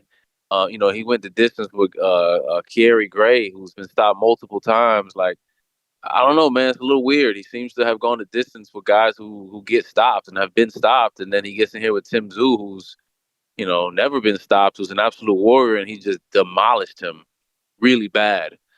So it is interesting, not trying to take away from the win, but I could just see why people, especially with, what's been going on in boxing in history, and especially as of late, is people are like, yo, what's the test results on this? Was he tested? What's going on? Because he seems to Yeah, you have can't put it some past newfound nobody, power. bro. Can't put it past nobody. Yeah, you can't put it past nobody, man. And just be real, where he's from. It's what they're known for. If you've never seen the documentary Icarus, I would advise you to watch it. It's pre- pretty crazy the lengths that Russia went to for so many years to dope their fighters up through the Olympics and everything. It's really wild. So if you've never watched Icarus, check it out, man. It'll give you a newfound light on what Russia was doing over there for so long. So yeah, I kind of get the accusations, man. But yeah, that's pretty much it, man. I'm excited for any fight that he's in at 154. 154 has been a hot division for a while, and it's staying there. There's a lot of names there. It's a lot of good fights to make. And I'm excited for any of them fights, man. And, yeah, y'all go check out my some of my interviews I got while at the fights. Out there in at the Caribbean Royale, man, on the Boxing Voice YouTube. That's all I got though, man. Appreciate it. All right. Yeah, I noticed those, man. They actually doing well. The Lubin's doing well. Keith Thurman's doing well. I don't know if that's your Keith or if that's John Carlos Keith, because John, I had John out there too. You know, salute to Keem and John was out there covering, the PBC on Prime. The Yeah, we need Xander, that December 7th. December 7th, Oscar Valdez, Navarrete, Rafael Espinoza, Obese. I forgot to tell you, man. You got to hit me up after the show. Let's see if we could that spot that was next door. See if they'll bring us back, because they had brought me there to do a show before. You talking about in Downtown? Glendale, right? No, this one downtown. Oh, okay. They got another Then the bar other day downtown you called say, Stadium. but then the other day you said that they having a fight in Glendale. No, but this one's in Phoenix, which is downtown. This one's at the arena. This is where the basketball play. Yeah, man. Let's see if we could get somebody to where we could host a little Yeah. fight show or something. I know, like I said, that I know Danny has the contact for that person right next to the stadium in Glendale, but I thought that's what you was talking about. I didn't know it was a different place. Yeah. It's at the Footprint Arena, which is downtown Phoenix. And who's fighting there?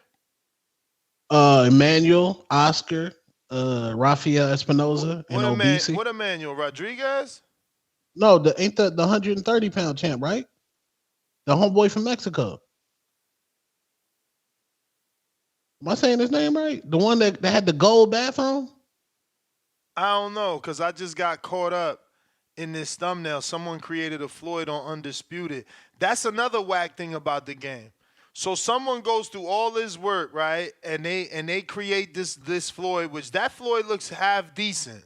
You can't get mad at that Floyd, And, hypothetically, you want to use that Floyd. You can't. You got to go put in your own work and make your own Floyd. That's crazy, bro. That's crazy. They need to fix that. Also, it's not like one internet. It's like you got to have PS5 to play with PS5 dudes. They can't play with Xbox. Xbox can't play with computers. What type of weird shit is that? I thought the internet was a meeting place where it didn't matter what service I had to get on the internet. Like, come on, man. They gotta fix that, bro. They really dropped the ball, man. Wait, they hit the game. People hit you up? I ain't say nothing like that. Oh, well, what was y'all talking about earlier? Where they was like somebody got violated? Yeah, someone allegedly the conversation took place.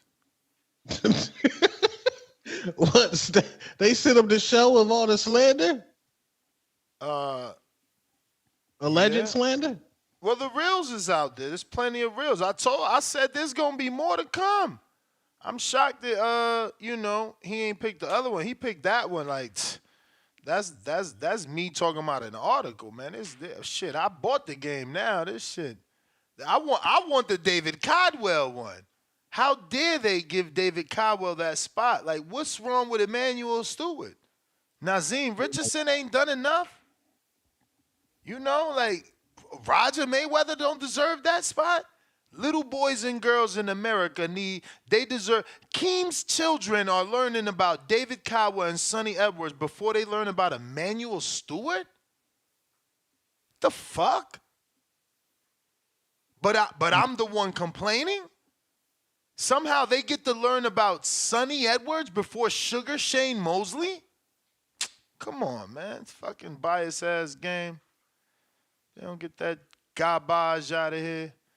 But last call for alcohol, last call, Nest GTO, Instagram and Twitter. Got Lil Zoo to $2. The thoughts escaping thought through the bald head is cold. Now, she all good. She get that off. She can get that off, you know what I'm saying? I like my bald head. Before I even became bald, I always had the Caesar. I mean, I think it's the Memphis Bleak line or a Jay-Z line. Who said, when I drop to the Caesar, I don't need you from the V to the hot two-seater. You heard? I think that's Jay. That might have been my guy, Bleak. Nah, I think that was Jay. Because I feel like the hook come right next and be like, you can ball if you want to ball. Then that song with JD, it's all right. Hey, you heard? Bleak got some new shit out. Bleak new shit fire. Check that out, Marco. On this. I don't know if I can do a Bleak Vintage 2020 Fozzy. But we out, man. That's GTO, Instagram, and up. Who's this? Somebody with a new screen name. Yo. Yo. G-Bond? Am I coming through clearly? Yep. All right, what up, Ness? What up? Shout out Two Throats. Y'all talking about Bakram and Tim Tszyu. Come on, man. Ain't you from AZ? I'm from Atlanta, bro. Oh, you come on here with the nasty paws, Joe. Come on, man. Keep the swag on, man. Don't be acting like these musty energy ass niggas. Nah, I'm just fucking with you, bro. I'm just fucking with you because you take the jokes pretty well. That's fucked. Nasty. But I was gonna say though, the way Tim Tszyu went in there, dude. He fought Bakram. I seen the fight with Cole K, and Bakram didn't look. He looked like I want to say Beterbiev, but like little Biev. You know what I'm saying? Little Beef, like his little brother. If he maybe got really sick and was in the hospital for a couple weeks, dropped like 30 pounds, and that's how he looked like a Terminator in there against Tim Tszyu. He couldn't take none of the power, and Tim Tszyu style, bro, he's good, but the way he fights, he don't got the chin to hold that style. He wants when he gets hurt, he wants to go in there and get that get back immediately, and he just kept putting himself in danger. And he's open when he swings, and it's not like he didn't land any good shots against Bakram, because in that second round he kind of started coming back a little bit. He landed some good right hand, like let's say like one, and if he had gave himself the chance to recover, maybe he could have fought his way back into the fight. But he was so focused on trying to get his get back and trying to go jump into the fire. I mean, he just got executed. And it's hard. I wouldn't say this dude needs to retire, but he's gonna have to take some time off, dude, because he didn't just get knocked out. He looked like he got more than one concussion in that fight. He got concussed, and then he got dropped again, and then he got dropped again. You know what I'm saying? So it's gonna be rough for this dude to come back, and just the back-to-back losses. It's like he kind of got rinsed out by the PBC, and I already think that Turkey said he's not really fucking with him, so he's gonna have a hard time coming back, dude. He's gonna have to stay in Australia and build up again. But he's a good fighter, dude. I like his mentality. He'll go out on his shield. It's just gonna be hard to come back. But I guess that's my call. All right, champ. Appreciate you. Let's see. All right, that is officially everybody. We are on to the net. $10 super chat. Joshua Torres, Ness. That's not how video game works. Laugh out loud. There's a copyright issues. That's why they not in the game. They wanted unnecessary money over here in the U.S. Yeah, champ. Again, you giving me excuses as to why I don't got my favorite fighter, or why I don't got a dozen favorite fighters, or why I don't got 24 favorite fighters because there's no Lubin either. You know, You who may do feel we like it's your got? time, You know what I'm saying? Like, but it's knock it not your off. time. Y'all stay making excuses. It's so sad to see y'all cling to this game like it's your baby mama's. Money mess, $5. The game is broke. Sometimes you can punch people from across the ring. And Deontay Wilder gets to throw unlimited power punches and lose no stamina. Thumbs down. Yeah, no, and they ain't gonna fix that bug till December. And we're supposed to be okay with that. Like, please, man, put out periodically, periodic updates, like addressing that for starters. And allowing me to pick the trainer I want to train me versus someone I don't relate to, you know. But I'm out. Peace. Hey.